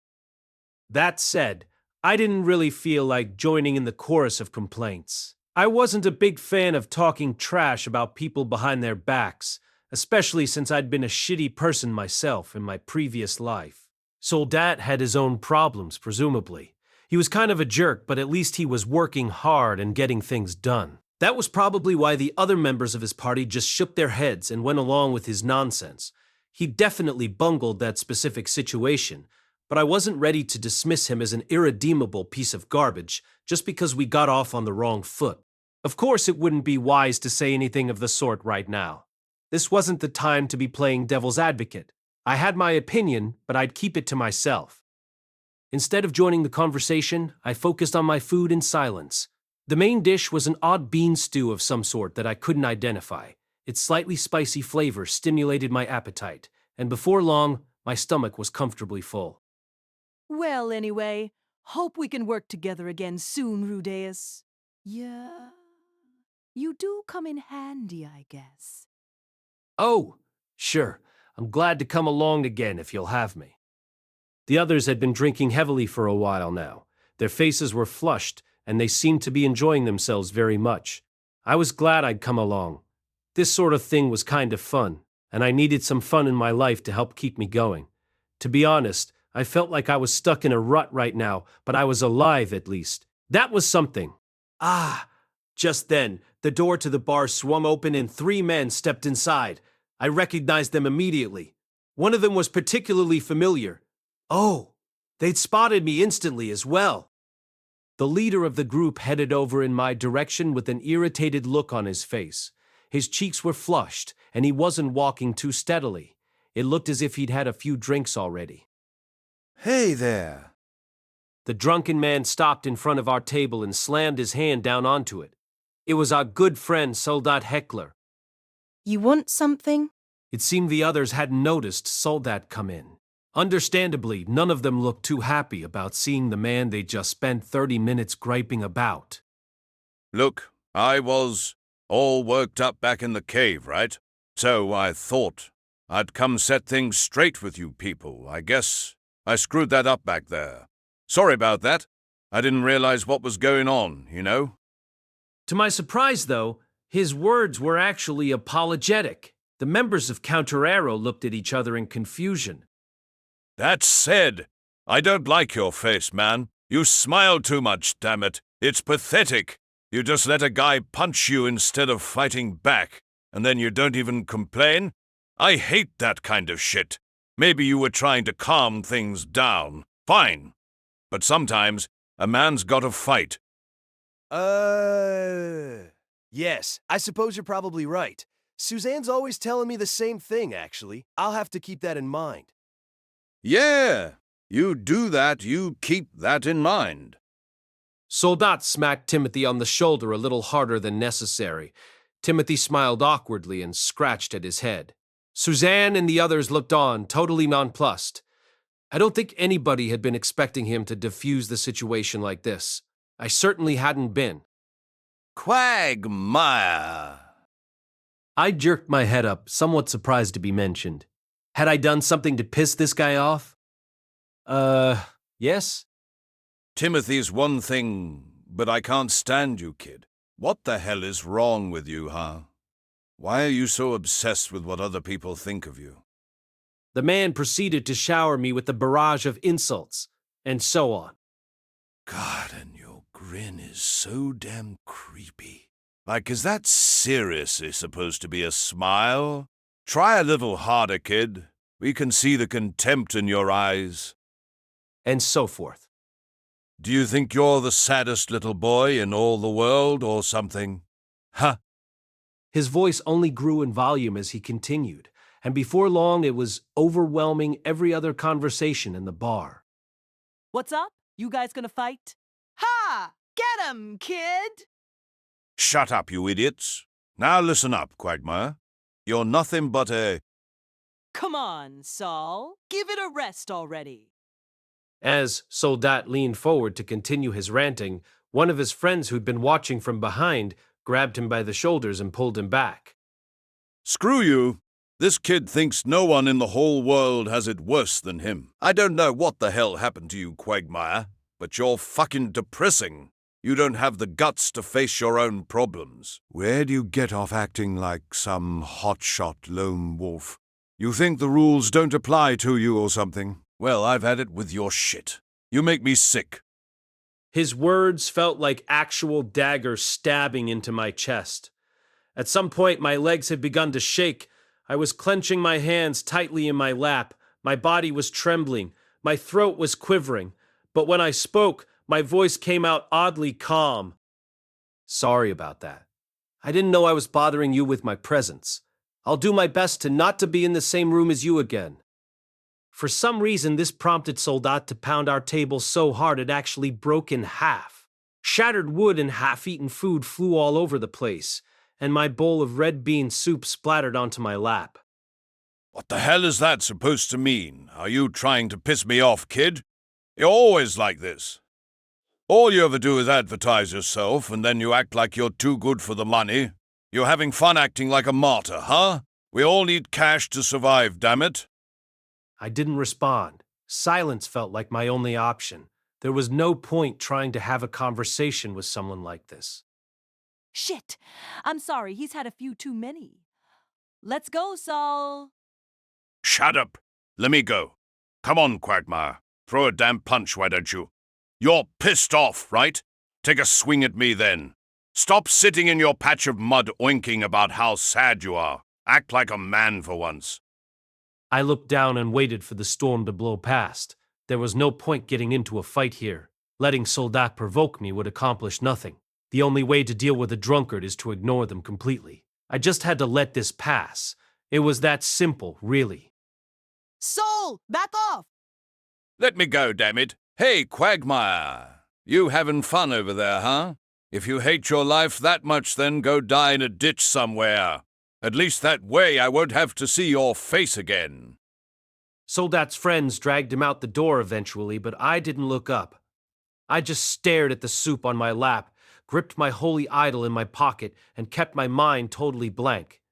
I stayed that way until he was gone, and Sarah had wiped the soup off me. That guy's just the worst. All I could do was slowly nod. Sarah. Oh, I was burning with anger as I headed back to my room. The moment I was inside, I tossed my bow and arrows onto the table, tore off my clothes, and threw myself onto the bed. That guy is the worst! I could feel my face flushing red at the thought of Soldat. Sometimes a man's gotta fight? What a load of crap! He had no idea how hard Timothy fought for all of us every single day. That smile was his weapon. Suzanne told me that a long time ago.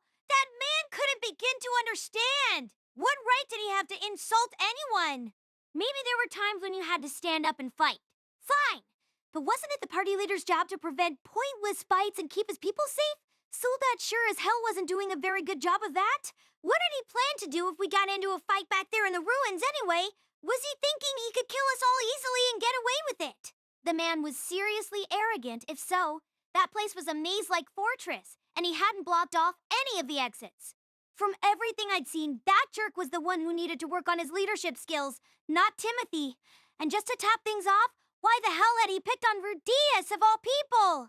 Rudeus fought bravely when he needed to. He stood alone against all those enemies to buy time for us to get away. Soldat didn't know any of that. He hadn't seen Rudeus in action. What gave him the right to insult the kid like that?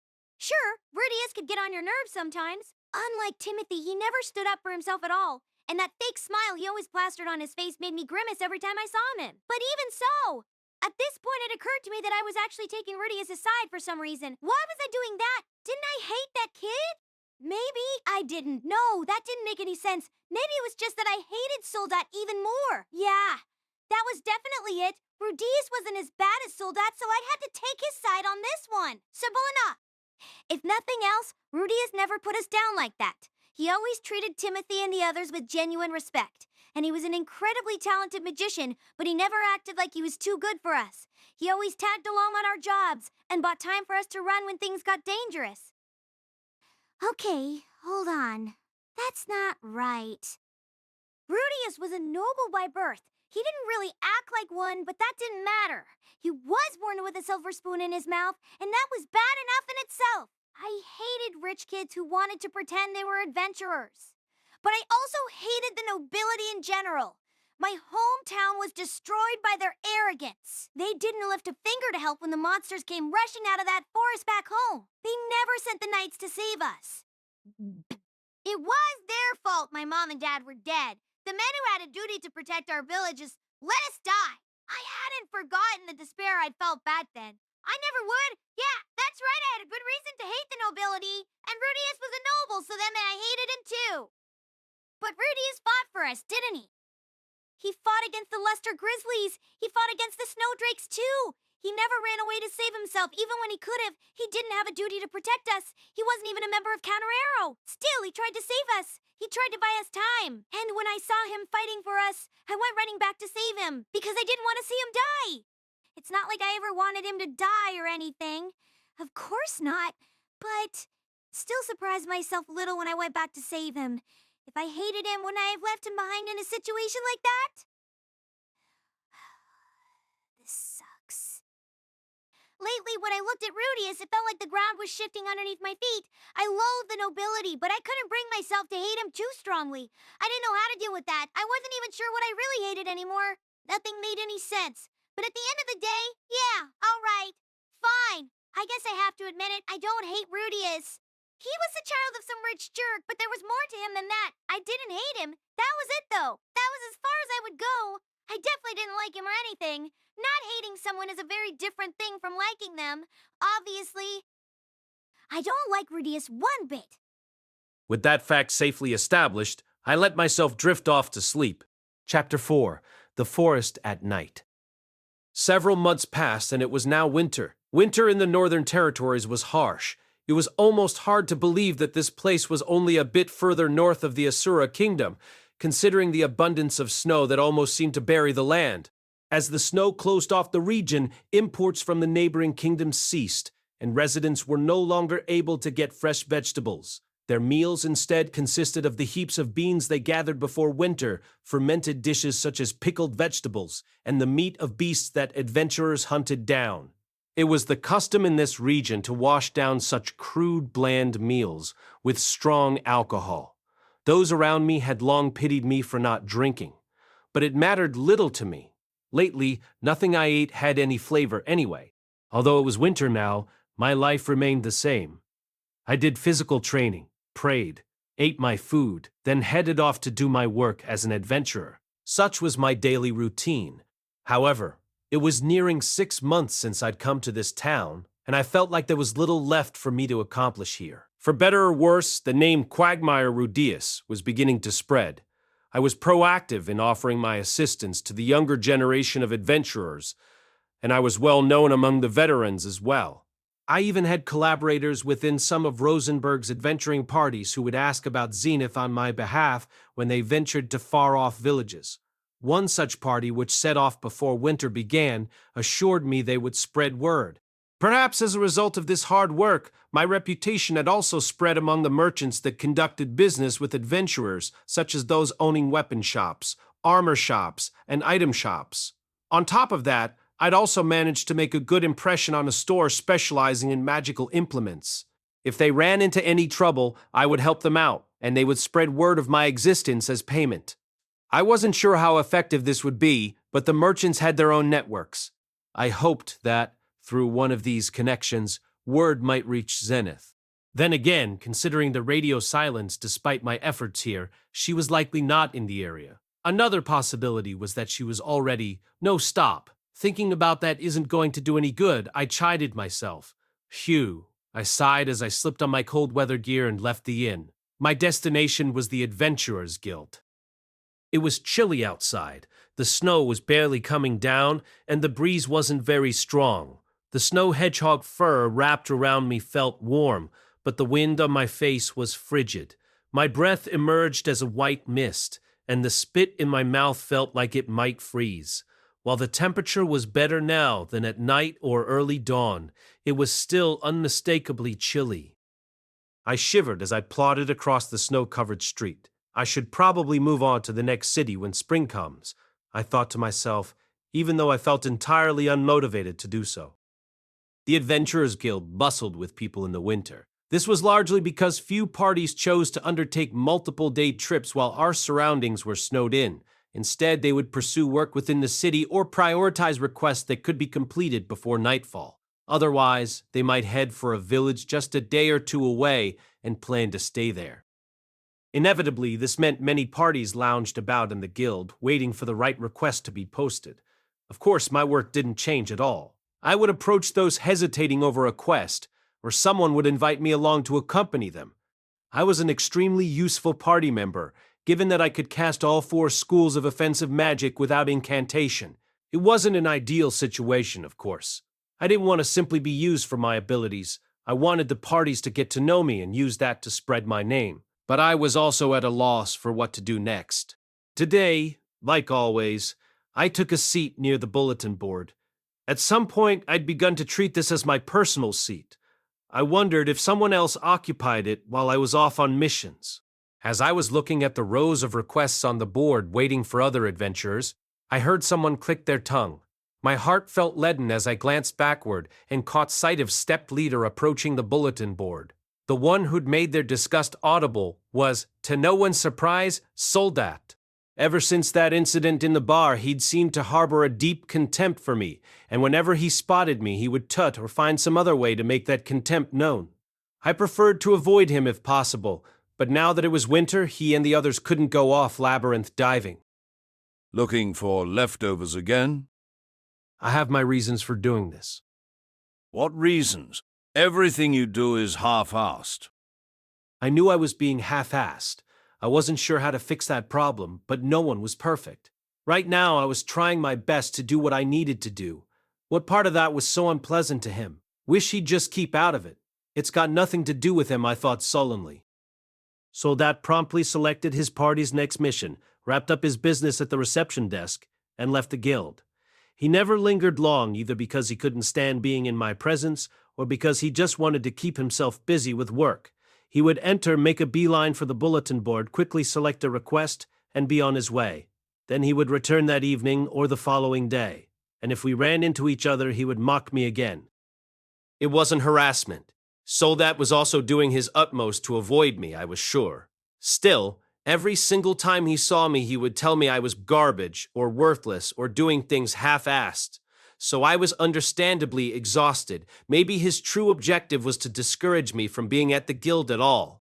Occasionally, the members of Counter Arrow would step in to help if they were present, but they weren't here today.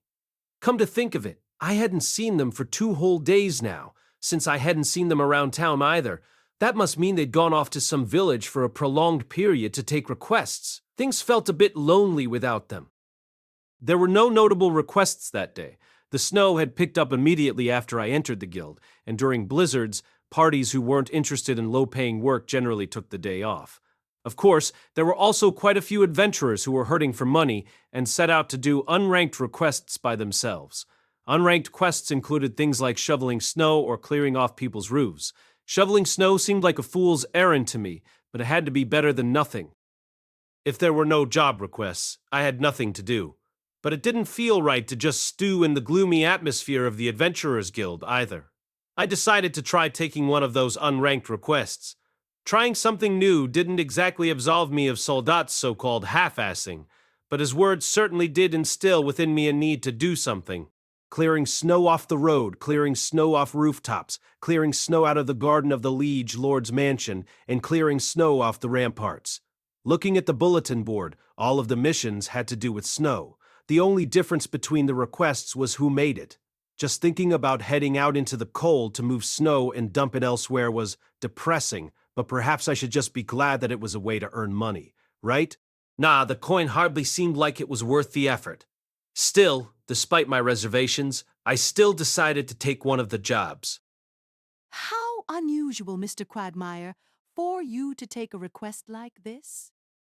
Yeah, well, it's a change of pace. A change of pace, Yes, I think that sounds wonderful. The female receptionist smiled merrily and processed the request. The mission was located at what basically amounted to a snow collection center. Though it wasn't particularly large, snow from around the town was carried here to this relatively small plaza. In the middle of this park-sized plaza was an enormous furnace, and that was it. My name is Rudeus Grey Rat. A pleasure. You that famous Quagmire guy? I don't really know if I'm famous or not. Well then, hurry. May I ask what kind of work I'm supposed to be doing? Ah, so it's your first. People haul snow in here, you use that scoop over there to pack it in toward the back. Basically, you're packing the snow. We've got a route set up for accessing the magical implement, so don't pile the snow on that. Once you got enough piled up, wait for the signal and activate that magical device over there. Even if your mana runs out, the snow will keep coming, so don't just leave. You can keep helping us organize it. All right, got it. I still wasn't quite sure what kind of job this was, but I knew what I was supposed to do, so there was no point in thinking too hard. I just had to do it. I was given a shovel by another staff member. Just as instructed, I began to transfer the haphazard piles of snow to the back of the plaza. Things would work better if people just dumped it there to begin with, I thought. Then again, there was the magical device in the center. Considering the problems that would arise if someone accidentally broke it or buried it in snow, maybe this was the best route after all. Such were my absent-minded thoughts as I worked. I exchanged a few words with the other adventurers working alongside me, and we shoveled the snow together, throwing it atop a drift that was about as tall as I was. There were other men packing atop the drift as well. The wall we ultimately created was about 3 times my size. The snow was heavy, but I had my well-trained right arm, Hulk, and left arm, Hercules. They were crying out in joy at the sudden influx of delicious lactic acid. I focused my strength in my lower back, braced my legs and moved my arms, leaving the lifting to my muscles as I hauled the snow. This is an impressive load. Here we go. Hulk's voice boomed as my elbow muscle bulged. If we must, Hercules seemed to reply in turn as my bicep drew back. The triceps on either arm felt like they were being ripped apart.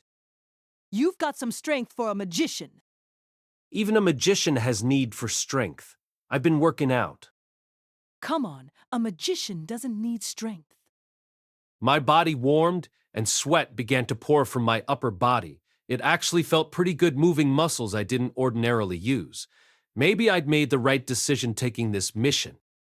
Okay, Quagmire, go ahead and make your way to the magical device. I'll give you the signal. Roger. Per my orders, I returned the shovel and headed over to the device.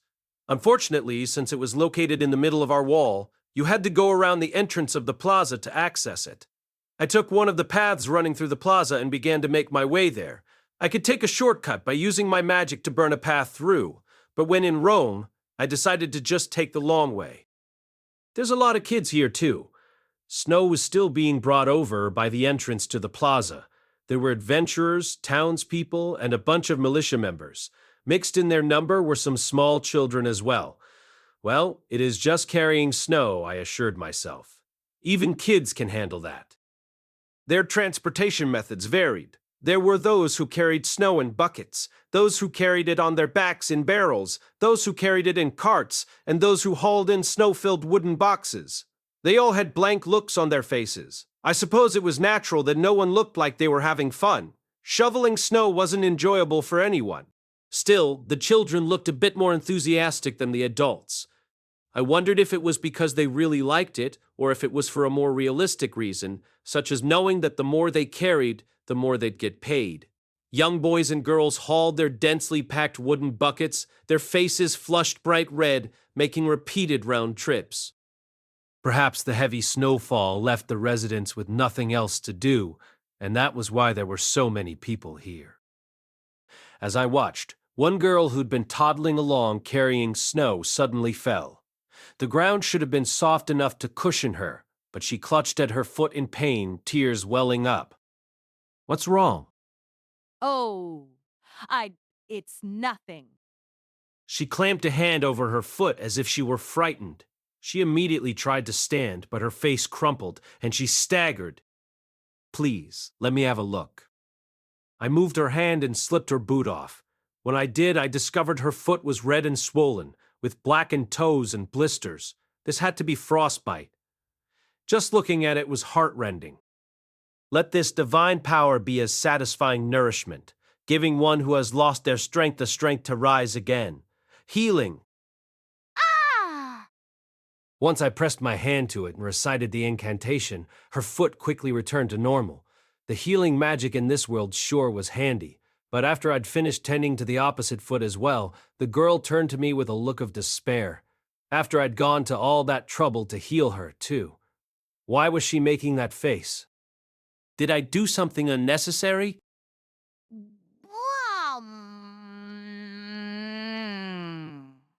I can't pay you anything.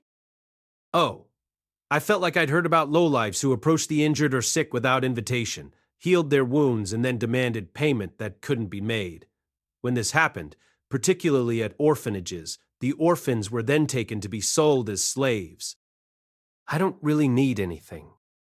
If I did something that reprehensible to a child, I'd never be able to face Rudeus. Hey, Quagmire, what you doing? When I got to my feet, the manager was looking my way, yelling. The plaza was buried in snow 3 times my height. It had been half covered when I first arrived, but it had filled up quickly since. I'm going. Okay, Quagmire, do it. Okay. Just as I was ordered, I put my hand on the device and began to pump mana in. I wasn't used to magical devices like this, so I had no idea how much it needed, but I was sure that the manager would let me know when it was enough. I just had to keep going until then. As I continued charging the device and confirmed it was working, I looked around. Whoa! The device was heating the area closest to it. The snow gradually melted and was absorbed into the ground. Apparently, the ground of the plaza was also a magical device, for I could see a geometric shape carved into what looked like brick beneath us. Or perhaps the whole plaza itself was part of the device? I continued to watch the snow melt as I poured in more of my mana. I couldn't take my eyes off it. It was like watching snow thaw and fast forward like I was witnessing spring's approach, as white gave way to a spread of orange brick below. But spring was still distant, of course. The sky was still a murky gray, and the snow continued to fall. The snow in the plaza steadily disappeared, and I could see the faces of all those gathered in the area. Ooh!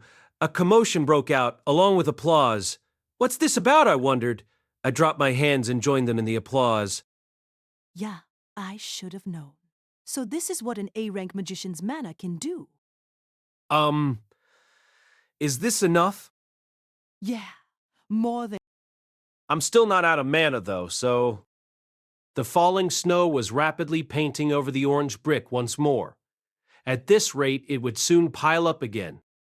Nah, it's fine. Your mission is complete. Good work. It would really help us out if you'd come back when you're free.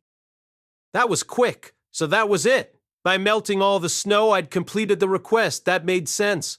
This manager was a pretty cool guy, too, considering he could have said nothing and just made me keep working. Are you sure I don't have to pack snow anymore? After how much you melted, yeah. Honestly, I didn't even think you'd get through 1/3 of it. Besides, I can't give you any more money than this. Now I was back to being bored. Not like I really wanted to shovel snow, but more like I didn't feel I'd given it my best. Maybe I should ask for the shovel again. I didn't even care if it was just free labor. No, if that was the case, maybe it would be better to return to the guild and pick a different unranked mission. It didn't even have to be shoveling snow. I could, for instance, just do physical training. Or... Mr. Magician! Just as I was about to leave, a small child flagged me down, interrupting my internal debate. It was a young girl, but not the same one I'd helped just moments ago. What's your name? Rudeus Greyrat, I answered, even though I had no idea why she was asking. She took off running the minute she heard my name, not even bothering to reply. What the heck? So she's just gonna ask my name and run away? What a rude child. Or so I thought, but the girl ran toward a gathering of other young children. As she huddled amongst them, they seemed to confer with one another. I could hear their hushed voices from where I stood. Was my name really worth all that whispering? After a while, the group nodded and disappeared into an alleyway. As I looked on, I spotted the girl I'd healed amongst them. She glanced over at me and bowed before scurrying off. He usually soured my mood when people gossiped about me, but not this time probably because they weren't bad-mouthing me. Perhaps something good would come from making a name for myself among those kids. And even if it was completely pointless, I didn't mind occasional acts of charity. I actually felt good about myself for a change. Well, let's get back to the guild, I decided. There, in the early afternoon at the guild, I spotted some faces I knew, Suzanne, Timothy, and Patrice, all the members of Counter Arrow. Well, not all. If they were here at this hour, it meant they'd just finished a request, so I had probably just missed the others. They were usually the ones to approach me, but I decided I should occasionally greet them first. After all, I was in a pretty good mood today. Hello! Oh, it's Rudeus. They seemed kind of gloomy. Not just Suzanne, but Timothy and Patrice as well. Did something happen? Yeah, it's Mimir and Sarah. I didn't see those two around, but just because the 5 of them were a group didn't mean they had to spend all their time together. That was how I rationalized their absence. Anyway, had something happened? Did the 2 of them get married or something? So you crack those kind of jokes too, huh? I'm sorry. Timothy's usual smile was missing. In fact, his expression was just the opposite, all clouded over. It seemed my words had annoyed him. Was I right? Had something really happened? Do you mind if I ask about it? They're dead. My rare, joyful mood vanished in a second. Oh, I see. I couldn't quite digest the idea that they were gone, and it wasn't like this was the first time something like this had happened to me. As adventurers, death was our constant companion. I'd heard that another party I was close to had been completely wiped out. Even so, it was depressing. Accepting their deaths wasn't the same as being unaffected by them after all. I wasn't particularly close to either of them, nor did we know each other all that well. Still, we'd shared meals together, overcome death together. I couldn't help feeling sad to hear they'd lost their lives. But there was nothing to be done. Sooner or later, all adventurers would die. The possibility of death shadowed them so long as they continued this line of work. That was just how things were. No. Mimir aside, Sarah isn't dead yet. We were just separated from her during the battle. It's not like we saw her corpse. So maybe if we had just searched a little more, we could have... Give it up. You couldn't see anything in that forest, not in that blizzard. We're better off considering her dead. But then... I said give it up. If we'd stayed there any longer to search, we would be dead too. We knew that, and that's why we obeyed your orders. Suzanne barked at Timothy as the latter hung his head. It seemed Timothy had given the order to retreat. Now he was regretting his decision. I could understand why. Regret was inevitable once you saw where your decision led. When you were forced to abandon something important, you couldn't help but wonder if you should have bet on that sliver of hope, even if it did result in a worse fate.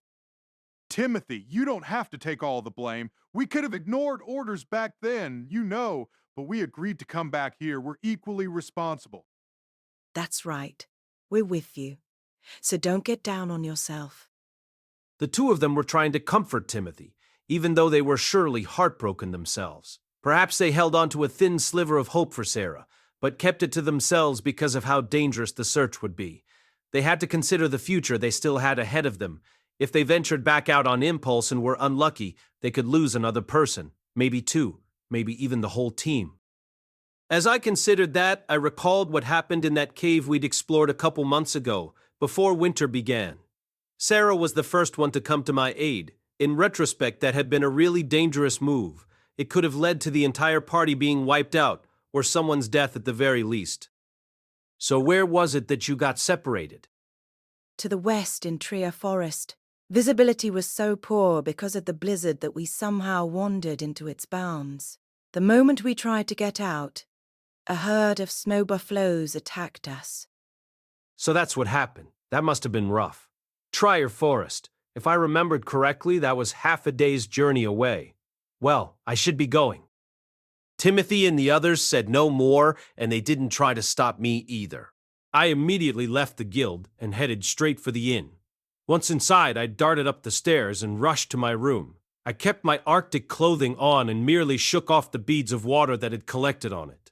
I grabbed my large backpack from the corner of my room, tossed in my remaining stores of food, and shrugged the straps over my shoulders. Then I was gone down the stairs and out the door. Why was I doing this? I couldn't say. I knew, somehow, that this was sure to be a fool's errand. Regardless, I wanted to go. I wanted to see for myself if that young girl, who was always vulgar with her words and actions, always mimicking Suzanne had really died or not. I didn't know why. Yeah, seriously, I didn't. Even so, I was traipsing out into the middle of this blinding blizzard. This storm is a real eyesore. I squinted at the sky. It was a smear of gray hiding behind a blanket of falling snow. I pointed my staff in its direction. Roxy had told me it was best not to meddle with weather, so I heeded her words as best I could. I moved the clouds by creating a tornado to disperse them. There we go. The clear blue sky shone above me as I set forth, boots crunching through the snow. Night had descended, and it was pitch black by the time I arrived at Trier Forest. Thanks to my weather manipulation, I didn't have to wade through a blizzard to get here. Inside the forest, the trees formed a dome that covered the sky. My torch barely provided enough light to see with, and the snow lay dense and high on the ground. As I moved forward, I found myself buried to the waist. It was significantly more difficult to walk than usual. I plodded forward, step by step. Occasionally, a heap of the frozen powder would come cascading off nearby trees, as if trying to bury me. Hang on, it wasn't falling on its own. Something was dumping it on me. I looked up and discovered the monster behind it, a snowfall treant. In the summer, these were ordinary treants, but when winter came, snow accumulated on their branches. As their name implied, they would try to impede passing adventurers by burying them. They were a low-ranked treant, unique to this region. They mostly just dumped snow on you, but there were occasionally individuals that could use ice magic, hurling down blocks of ice large enough to flatten a human in one blow. These were a higher-ranked sort called the Icefall Treant. I had yet to encounter one. If possible, I would prefer to keep it that way. Burn in place. Stone cannon. I used fire magic to thaw the snow falling from above. Then I used my earth magic to destroy the treant. It stopped moving after my attack blasted a hole through its trunk, sending splinters flying everywhere. At this point, their attacks were merely a hindrance. In fact, the densely packed snow at my feet was a far bigger obstacle. Walking was difficult, and at times I found my feet completely swallowed by snow. When that happened, I used fire magic to melt my way through. But my Arctic gear was made of a snow hedgehog's pelt. As it absorbed the water, it became heavier, so I had to use wind magic to dry it. All of this slowed my pace. Maybe in the future I should train myself to better navigate terrain like this. I silently pushed forward as I considered that option. Part of me wondered what I was even doing. There was no way I could find Sarah. The other three had searched for her immediately after she went missing and still didn't find her. Just how was I supposed to succeed where they failed? I didn't even have the sense to ask their exact location before I left. I could call out and let her know where I was, but I wasn't doing that. I told myself that monsters would be alerted to my presence if I did, but that just made me think of what Soldat had said. Half-assed. Seriously, what was I even doing? This search did nothing but appease my own ego. If that wasn't good enough, then what would satisfy me? Finding Sarah, of course. If I managed to find Sarah using my own methods, that would satisfy me. It didn't matter whether she was dead or alive. The only thing that mattered was that I took action and had something to show for it. That was it. Results. Right now, I just wanted results. Nothing else mattered. It wasn't as though I wanted desperately to save Sarah, or that I wanted to repay the kindness the members of Counter Arrow had shown me. I just wanted to accomplish something. Or maybe it was that I wanted to actively make the choice to not abandon someone else. Eris had abandoned me and it had left me severely depressed. I didn't want to do the same to someone else. I didn't want to do the horrible thing that had been done to me. Maybe that was all it was. I didn't know. I couldn't know why it was I was here, toughing it out like this. There they are. Just as I was lost in a maze of my own thoughts, I spotted a herd of monsters ahead, a group of snow buffaloes. They huddled together amidst the sea of white, their gray coats made for superb camouflage in a blizzard, allowing them to launch surprise attacks on unsuspecting adventurers. But right now the sky was clear. Although they were still difficult to see while hidden among the shadows of the trees, there was no mistaking their presence. Snow buffaloes flocked together in wooded areas, forming a singular herd in each forest. They generally spent the winter in one area, birthing and rearing their young in the snow. If someone was attacked by a herd, it was usually because that person had trespassed on their territory. In other words, there was a high likelihood that this was the area where Timothy and Sarah got separated. It was also likely that her corpse was in the belly of one of those creatures.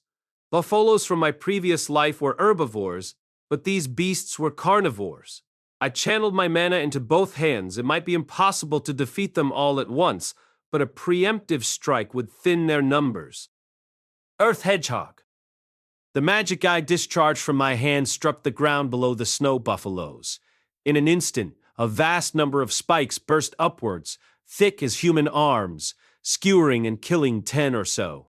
The herd was flustered by my sudden assault, and spooked by their surroundings as they began to move. Earth Lance. With that spell, I killed those that remained one after the other.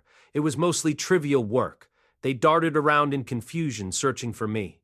But by the time they discovered my location, most were already dead. The ones who spotted me soon joined their ranks. When only a few individuals were left, the herd attempted to escape, but it was too late. I had no intention of letting a single one get away. Earth Lance. I moved like a machine, continuously launching magic at them. Pretty soon, none were left alive. If they had fled a little sooner, or if the remaining beasts had grouped up, they might have had better luck. The fact that they didn't instantly flee when attacked was proof they were monsters rather than wild animals. They fought and only tried to run when they knew they wouldn't win. Creatures that thirsted for battle were fearsome indeed. Had intended to be cautious, just to be sure that I didn't catch Sarah in the crossfire if she were in their vicinity, but the discretion seemed pointless. I waded over to the scattered lot of buffalo corpses. The cloying stench of blood surrounded me as I reached the center of the fallen herd. A mountain of bones lay there, remains of the prey they had devoured. Most were of four-legged animals, but there were also other snow buffalo bones among the pile. So these guys are cannibals, I noted mentally. I searched through the heap. The creatures had a habit of leaving leftovers other than bones, using the smell to lure in other beasts and animals to be a steady supply of food. Rudeus had done something similar. It was frightening to think the buffaloes had enough wisdom to do the same thing as the demon continent's fearsome dead end. I expected I would find the bones of those they'd eaten for lunch here. In fact, I spotted several humanoid skulls. I made another mental note of that as I shoved aside the other bones, trying to find what I was looking for. Sarah's corpse, or at least something she'd worn on her person. If I found that, I was sure I'd be satisfied. Nay. A groan slipped from me as I fished through the bones. I had found a human head that still had skin on it, and seen the face of someone I knew. Mimir. It was Counter Arrow's healer. Half of his head had already been eaten. His cheeks were gone, leaving behind just his forehead and part of his hair, which were somehow just enough to identify him. Hark! My breath was caught in my throat. Miri was dead. Timothy had already said so. That's right. I forgot because they immediately moved on to talking about Sarah. It's not surprising that I found him here. We'd scarcely spoken. The only thing I remembered of him was the awkward look on his face when we were drinking at the bar after returning from the Galgao ruin, during the whole debate about whether I should have been left behind or not. I produced a folded bag from my backpack and tucked his head into it. I wanted to bring back that much of him at least. I blinked away the stinging sensation in my eyes, gritted my teeth, and continued the search. If Mimir was in such a state, then perhaps Sarah was also… There was a ring, fallen deep in the pile. Not just one ring either, but an assortment of ornaments people had worn. I'd never heard anything about snow buffaloes hoarding shiny objects. These had probably accumulated as the beasts feasted. It was among these other objects that I found it, a familiar decoration in the shape of a feather. It was Sarah's earring. A sigh slipped out. I felt the tension leave my body. She really was dead. After getting separated from Timothy and the others, she must have been pursued by the snow buffaloes until she ran out of stamina, and then they ate her, caught in a blizzard, filled with despair, trying desperately to stay alive, lacking the power to do so. Dreary thoughts churned in my head. True, Sarah and I weren't that close. She would mock or deride me whenever we met, yet, unlike Soldat, she hadn't been that harsh of late. I really didn't hold any ill feelings for her. Her words had never truly hurt me, maybe because she never really meant what she said. I was sure given the chance we could have gotten along. Chewing on my lip, I fought back tears and stood. It wasn't the result I'd hoped for, but my task was complete. I got what I came for. Now I just had to clean up and go home. I inhaled, filling my body with strength once more, then began gathering the bodies of the snow buffaloes. It was difficult to haul them around with mere physical strength, so I used earth magic to pile them by the mountain of bones.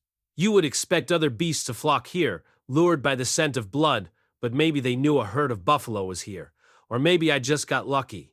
In any case, none came my way. I set fire to the heap of corpses, and the smell of burning flesh filled the area. It was a foul odor. I randomly tossed in several wooden logs. They crackled and snapped, emitting gouts of smoke that drifted into the night sky. This would be my incense for the dead, their funeral pyre. For a while I watched the smoke. There should have been thoughts racing through my head, yet for some reason, my heart felt empty. I just stood there, vacantly gazing at the flames and the fumes they produced. Guess I should go home. If I left now, it would be dawn by the time I made it back to the city.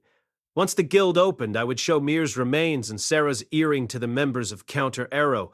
Then I would sleep. Sleep was best at a time like this. With those thoughts in mind, I turned on my heel and... A monster, I assumed. Was there a monster in these parts that did that?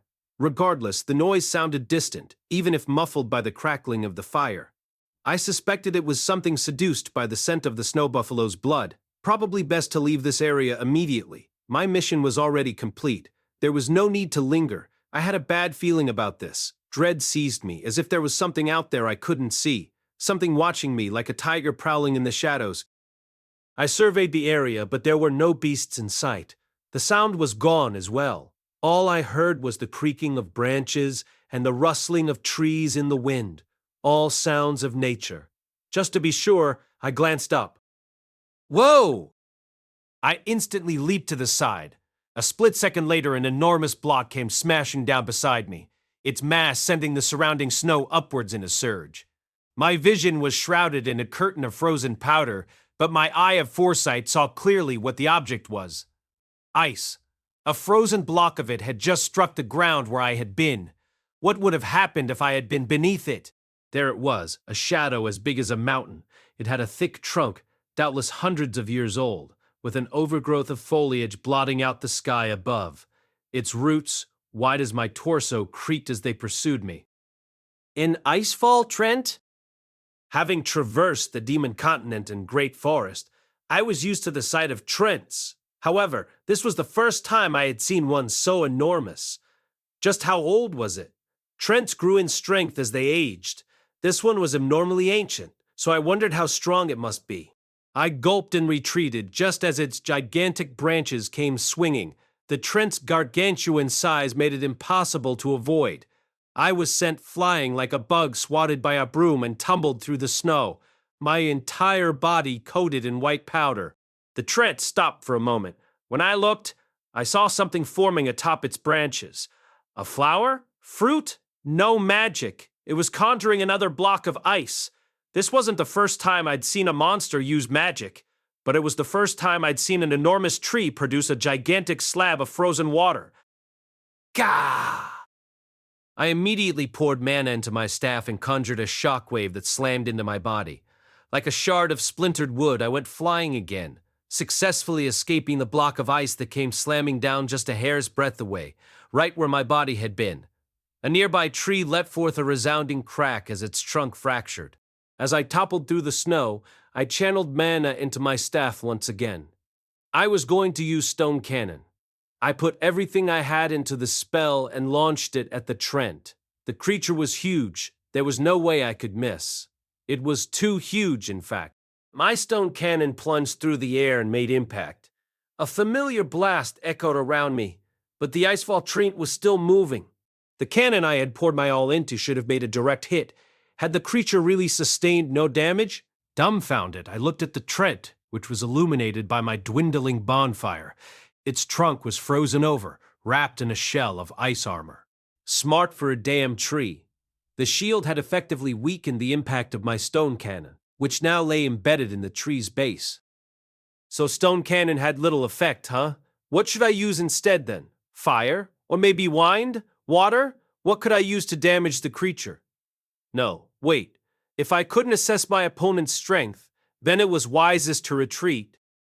It was at that moment, right, as I was about to flee, that I caught sight of it. Entwined in the creature's roots was a human figure. I froze the moment I saw it. I recognized who it was. Sarah. For some reason, Sarah's body was visible at the base of the tree. Was she dead or still breathing? Trents usually killed their prey before draining them for nutrients, but some would just bind their target instead, gradually sapping their life. She seemed to be in a bad state, her body swollen and covered in bruises, but not wounded enough for me to be sure she was dead. Was she still alive or not? Something felt off. I narrowed my eyes and had a closer look. A number of corpses were tangled in the vast roots of the tree at about the same latitude as Sarah.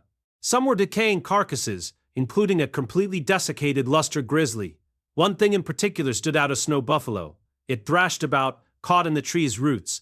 Although trapped, it was desperate to get away, struggling to break free as foam bubbled from its mouth.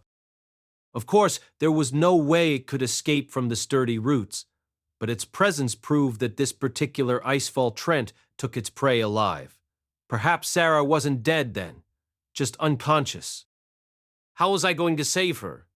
The icefall Trent was a tree the size of a skyscraper, with half its trunk protected by a barrier of ice. Frankly, I didn't feel like I could defeat it. Even if I could use magic with a wide area of effect, Sarah would surely get caught in the blast. She wasn't trapped by ice, but could I really cut her free, get her out, and escape? While I was preoccupied, the Trent continued its pursuit, its branches swinging at me. Cutting flame! My magic severed a block of wood from the branch as I retreated backward. Next, it would send another oversized ice cube at me, and I would have to evade that as well. Just as predicted, a clump of frozen water came plummeting toward me. It was easy to dodge, of course, since I already knew it was coming. Up next, another attack from its branches. Right, then left. As I evaded the attack, I got a sense that something was amiss. I stared suspiciously at the Trent.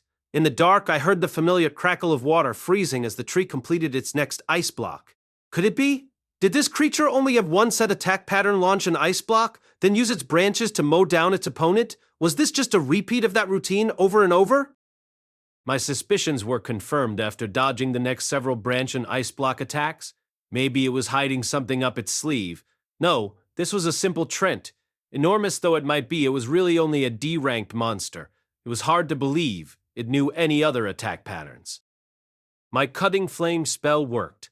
I kept that in mind and cautiously surveyed the tree, noting that the ice armor only covered the thickest parts of its trunk. If not for the darkness, I would have noticed that instantly, but its ability to defend against my stone cannon had thrown me off. Can I do this? My opponent's massive size had me a bit intimidated. Still, I knew what kind of creature it was and that it only had 2 attack patterns. While it was large, it was only a Trent. I've got this! I evaded the ice block and used cutting flame to slice through the branches that came swooping toward me.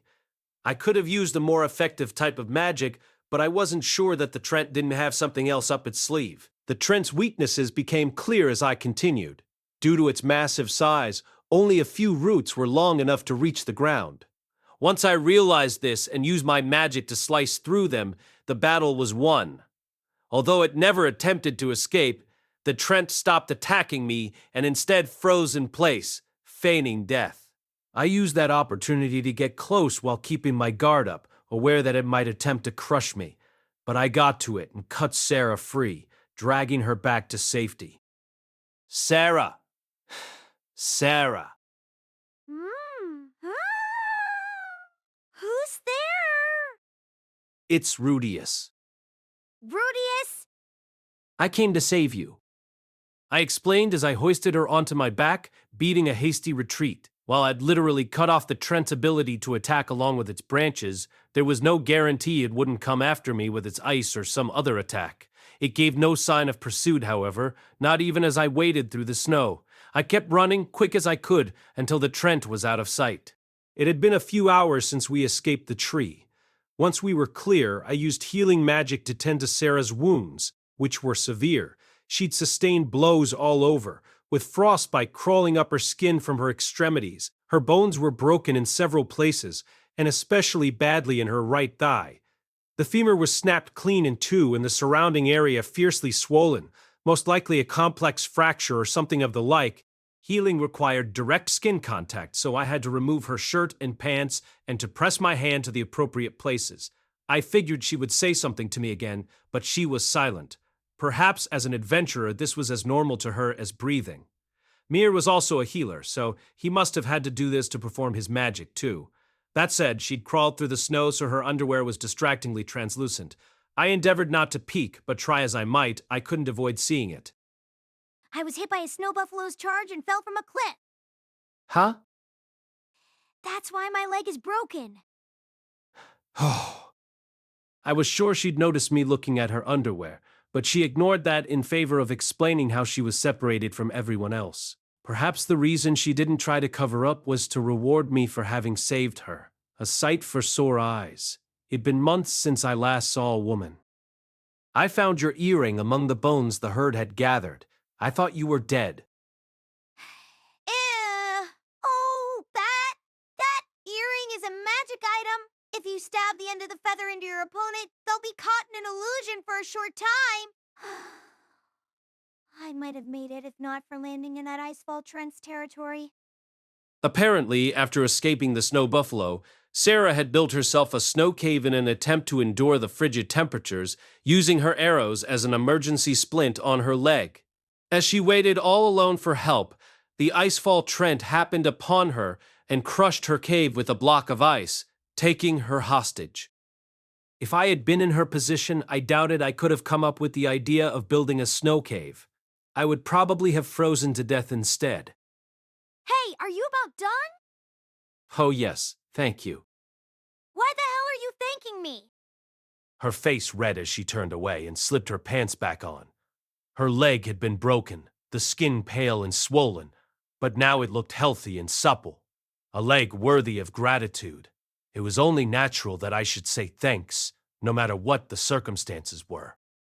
For some reason, I felt like something was off, like there was something missing. What was it? I was sure it couldn't be anything too big. But even so, there's nothing wrong with your leg, is there? Yep, it's fine. It doesn't even hurt anymore, see? She bent and stretched before me.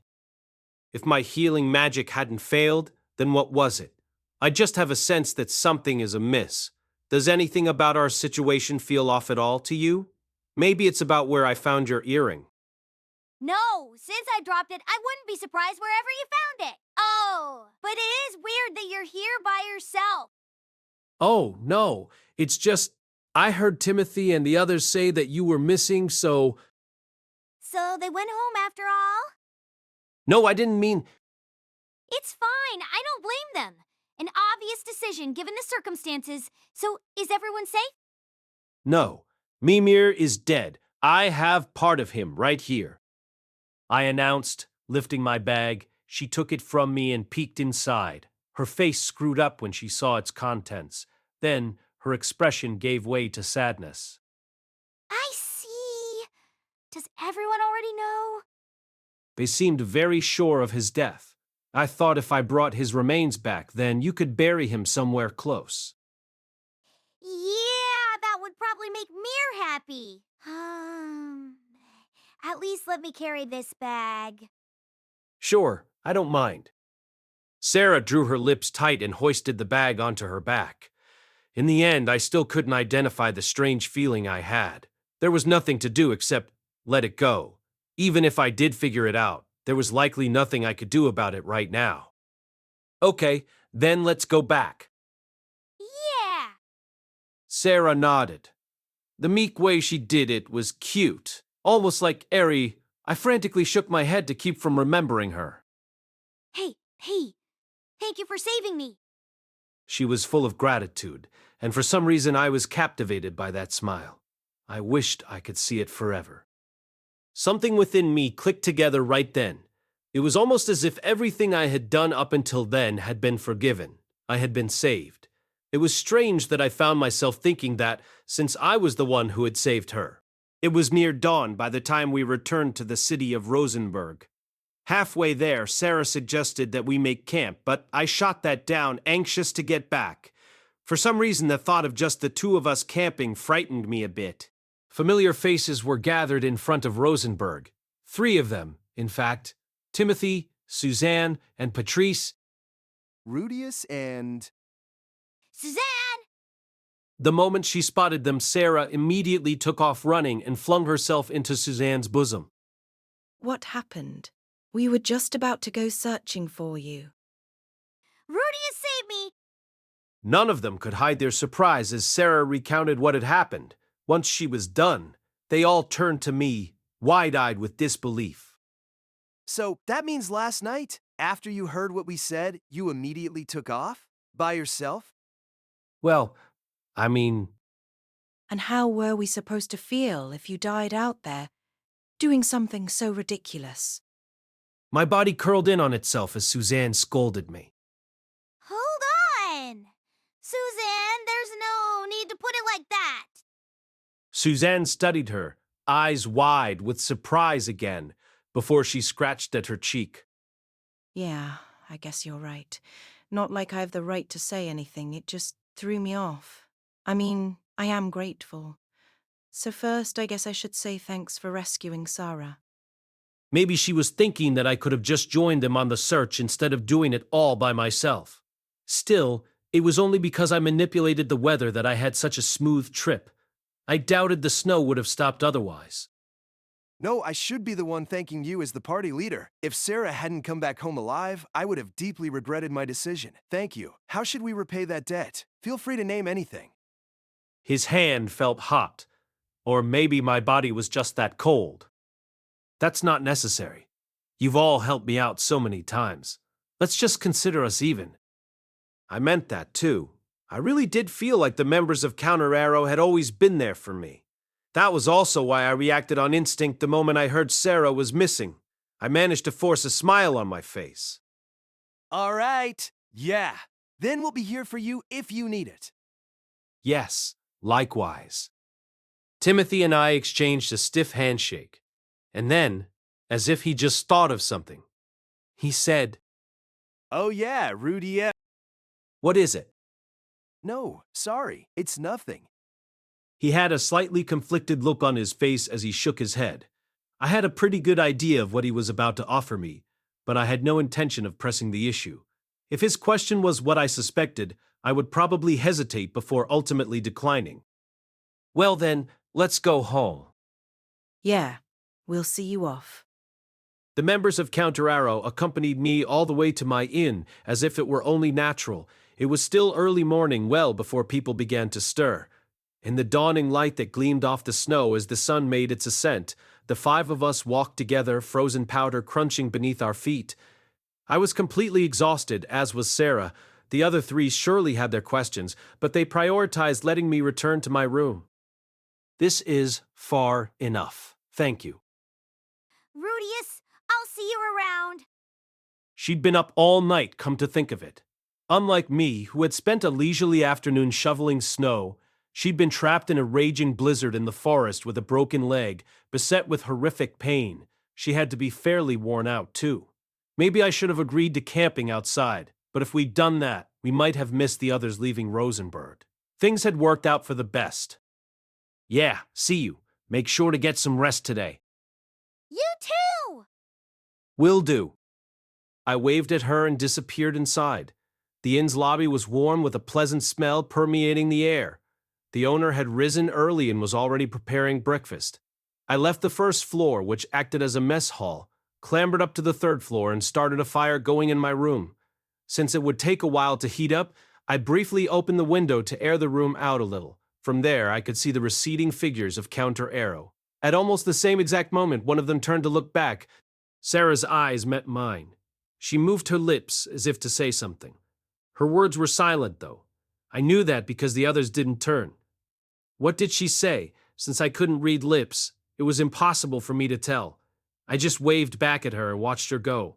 She looked happy as she turned forward and scurried after the others. I was hit by a sudden wave of drowsiness by the time I shut the window.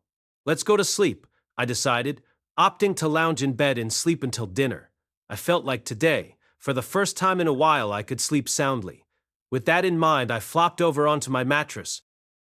Chapter 5: Abrupt Approach.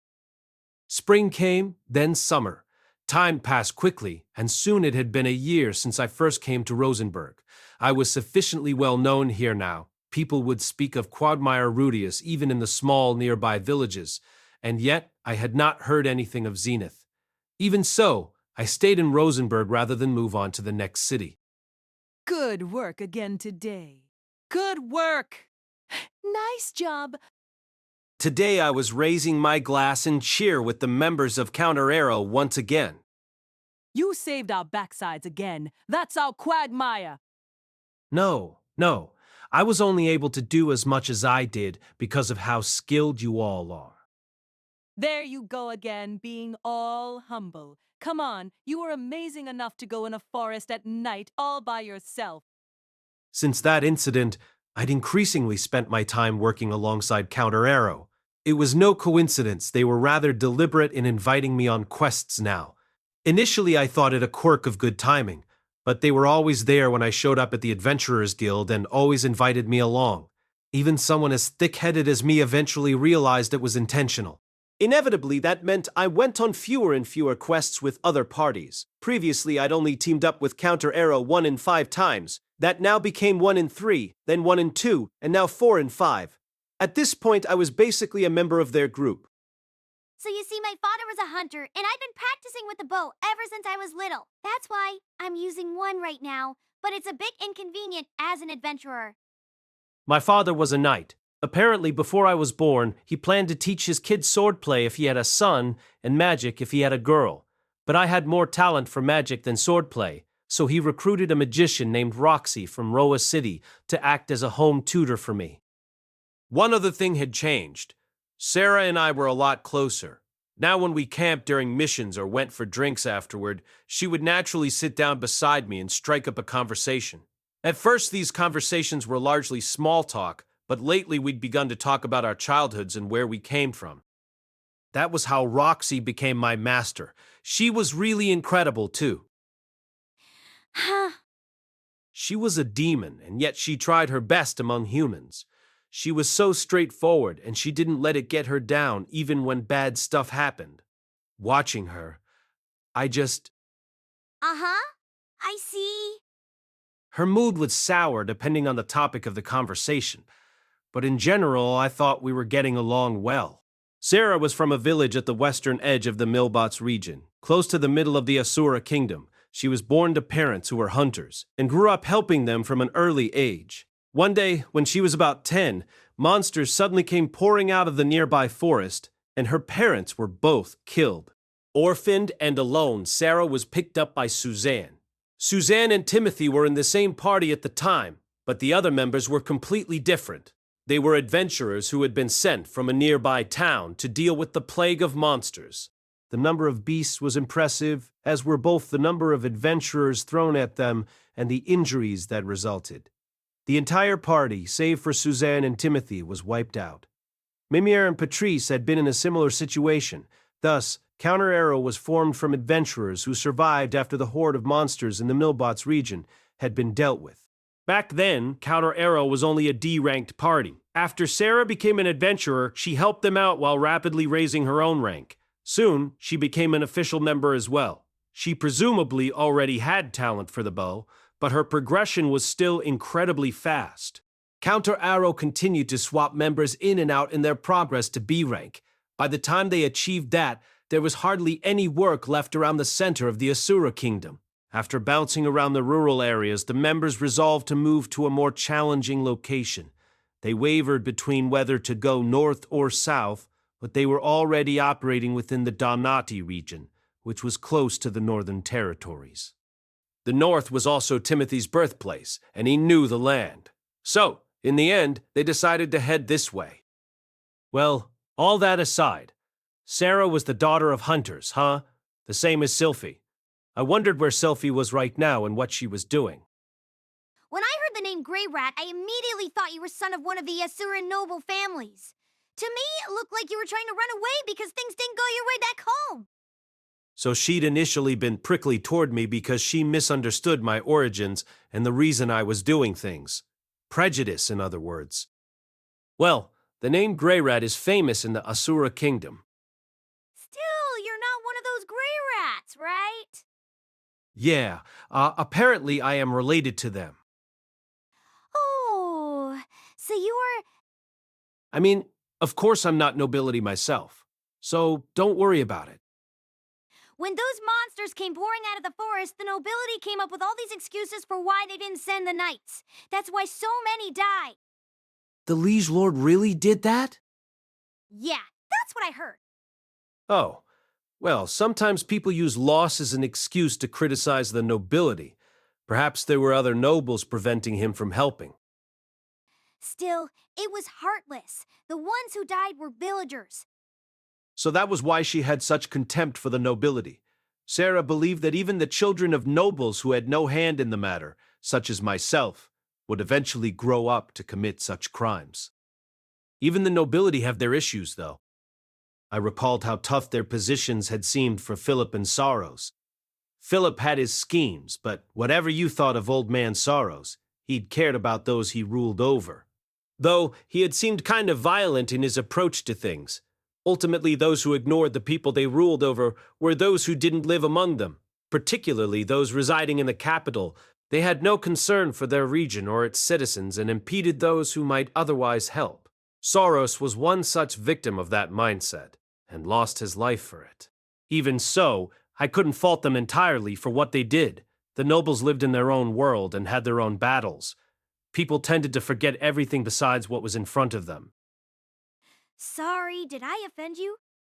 As I was preoccupied with such thoughts, Sarah reached out as if panicked by my silence and cupped her hand over mine. Her palm was tough and unfeminine, calloused by drawing hundreds of thousands of arrows. Still, her grip was strong and warm. No, you haven't offended me. I was just remembering my relatives. They were noblemen and died during the displacement incident. Oh, so that was it. I'm sorry. Even though you may not be nobility, you're still acquainted with people who are. Please don't worry about that. I'm sure they're not related to what happened to your village. Although Philip had mentioned his brother's viciousness at one point, so perhaps the noble who'd held back aid from Sarah's village had been someone related to the Boreas family. Plus, the village was located in the Milbots region, overseen by the very Nodos Grey Rat who Paul had run away from. It was highly likely that they were involved. That was a rather convoluted subject, though, so I didn't bring it up. Still, they died, didn't they? They did. Then that was insensitive of me. I'm sorry. I let her apologize, but really, it didn't bother me. Probably because the nobles she spoke of weren't anything like the ones I knew. Perhaps I was only lucky that Philip and Saros were good people. Oh, this is a slight change of subject, but... Yes?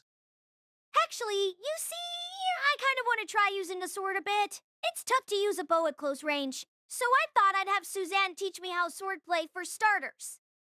It was an abrupt topic change, but it made sense given how awkward the previous conversation had been. This was what it meant to read the room. A valuable skill another girl I knew didn't possess. True, it's not like you can just take your arrows and just stab. Mushoku Tensei Vol7 by Rifujin na Maganote, cast by Artale Studio, If you are interested in creating your own audio drama like this, please visit rtail.ai and use promotion code RTAIL to activate your account. Now, enjoy the story. Monsters with them. Yeah! Not that I'll have many opportunities to get that close as long as I'm in a party. That's why I've been using my all-purpose knife instead of a sword so far. But, well, no surprise, it broke yesterday. Sarah took out the blade in question and set it down on the table. True to her words, a third of the knife had broken off. It could still be used for shaving wood and the like, but it would be useless for battle. Huh.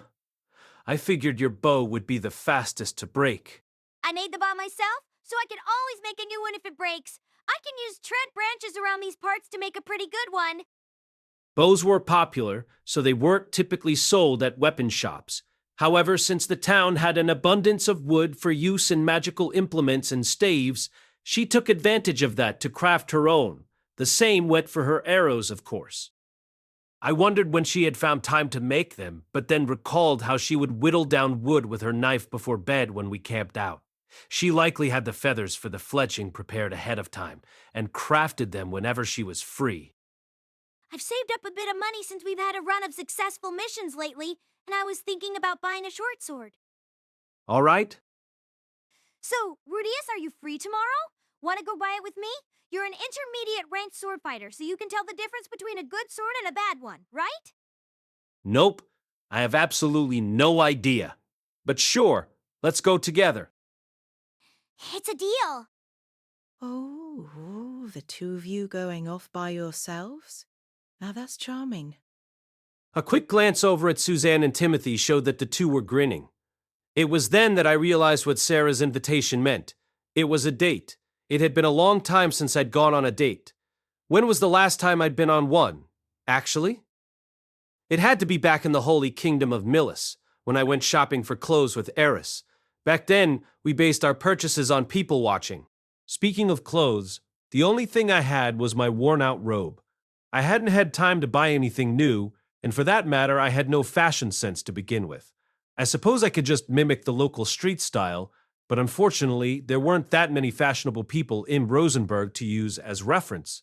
No, there was no need to be so particular about how I dressed. I was just accompanying her as she shopped. We were only going out to buy a single sword. I couldn't get carried away thinking of it as a date. The two of us were getting along now, but that was all it was.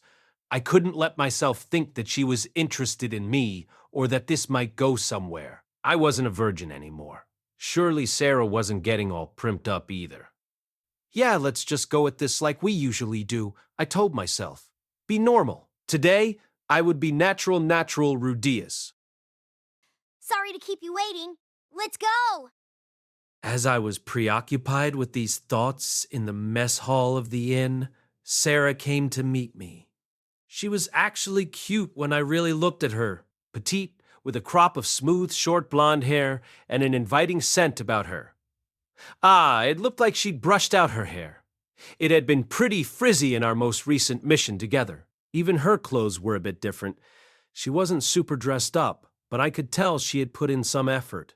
Her usual leather breastplate and arrow quiver were nowhere to be seen, and she wore light clothes beneath her usual jacket. Not quite the height of fashion, but very few adventurers had much of a wardrobe. She had really tried to be presentable. And now I understood just how dense I was. Apparently, she was interested in me. I suspected I knew the reason for it too, that incident in the forest. Without intending to, I'd somehow landed myself on her route. It was only crisis bonding, I was sure, but at least knowing the reason brought me some relief.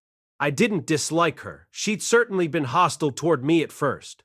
But she had her reasons. She even apologized for her actions, though they never bothered me to begin with. Knowing she was interested in me stirred internal fear, but I wasn't entirely unhappy about it. I didn't have any particularly strong feelings for her, of course, but if this was the way things were going, why not just go with the flow? I wasn't a virgin anymore, after all. No, calm down, I coached myself. It's dangerous to bite off more than you can chew. You'll just be repeating the same mistake as last time. You need to maintain distance. What is it? Nothing. Let's go. Sarah stayed slightly ahead of me as we walked, still close enough to see each other with a sideways glance. It was an adventurer's formation close enough to be walking side by side, with the ability to instantly move next to each other if needed. However, she was a little closer today than usual, close enough that our hands might touch. This is the place.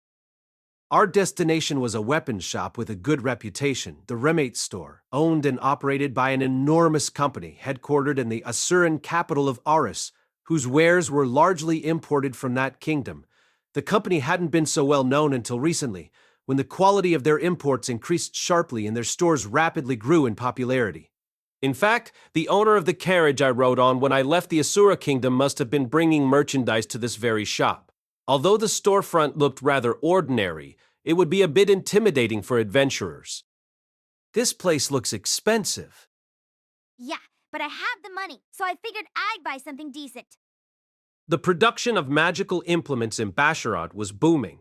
As long as you could pay a fair price, you could get better quality items here than you could in Asura. But on the other hand, the selection was limited. I guess she picked this shop for the variety of its imports from the Asura kingdom. The value of a good short sword couldn't be underestimated. When worst came to worst, a secondary weapon like that could save your life. Welcome! One of the shop's employees greeted us energetically when we entered. A plethora of weapons lay before us. The majority were long swords, but there were also staves, whips, and blunt weapons such as clubs and maces as well. The only things missing were weapons such as lances or spears. The people in this world avoided those, considering them devil's weapons due to their use by the super tribe. As an adventurer, you couldn't afford to buy arms of such ill omen. We casually perused their selection and made our way to the corner where the short swords were kept. The high-quality blades were displayed on the wall, while the medium-quality ones were arranged on shelves. The particularly cheap, low-quality ones were tossed in a box to be rummaged through. We excluded the most expensive from consideration. They were enticing, to be sure, with several enchanted ones among them. But Sarah didn't possess the coin for that. We were generally looking at the mid-tier weapons. These were made by famous smiths, and while they possessed no special effects, they were sturdy, sharp, and well-balanced. They cost a pretty penny, but they had the quality to match. As for the cheapest of the lot, they weren't bad if bought brand new, but if you weren't attentive with maintenance, they'd wear out quickly. With frequent use, they might last 2 years. Most people thought of them as disposable weapons. It's really hard to decide. Is it your first time being in a shop like this? No, but as you know, I use a bow. Even my other short sword I bought cheap and secondhand at a street stall, and the bows I make myself. Sarah glanced over the options in front of her, carefully studying each one by picking it up to check the balance. I had a knife of my own as well, though I couldn't quite recall where I'd bought it. Perhaps I picked it up at random on the Demon Continent. Wait, no, that one was worn out, so I think I switched it out for a new one in the King Dragon realm. Maybe it was time for me to get another one. With that thought in mind, I perused a few of the short swords as well. Some had longer blades, some had shorter ones, some were light, some were heavy. Short sword was a simple, categorical name, but there was a lot of variety within the category. I hadn't planned on buying one today, but it might be good to have one on hand just in case. Maybe this? Or this? I wonder which one I should pick. Which do you think, Rudeus? When I glanced back, Sarah had 2 blades in hand. One was slightly curved and 20 centimeters long, while the other was a straight 30 centimeters of steel. Let's see, this would be better for shaving down wood for arrows, but if you want it for fighting monsters, then this one is better. I tested each one in my hand. There was a clear difference in weight and balance. After I'd hefted them, I held up the short curved one. It had a more comfortable balance to it. That'd surely make it the better option for delicate work.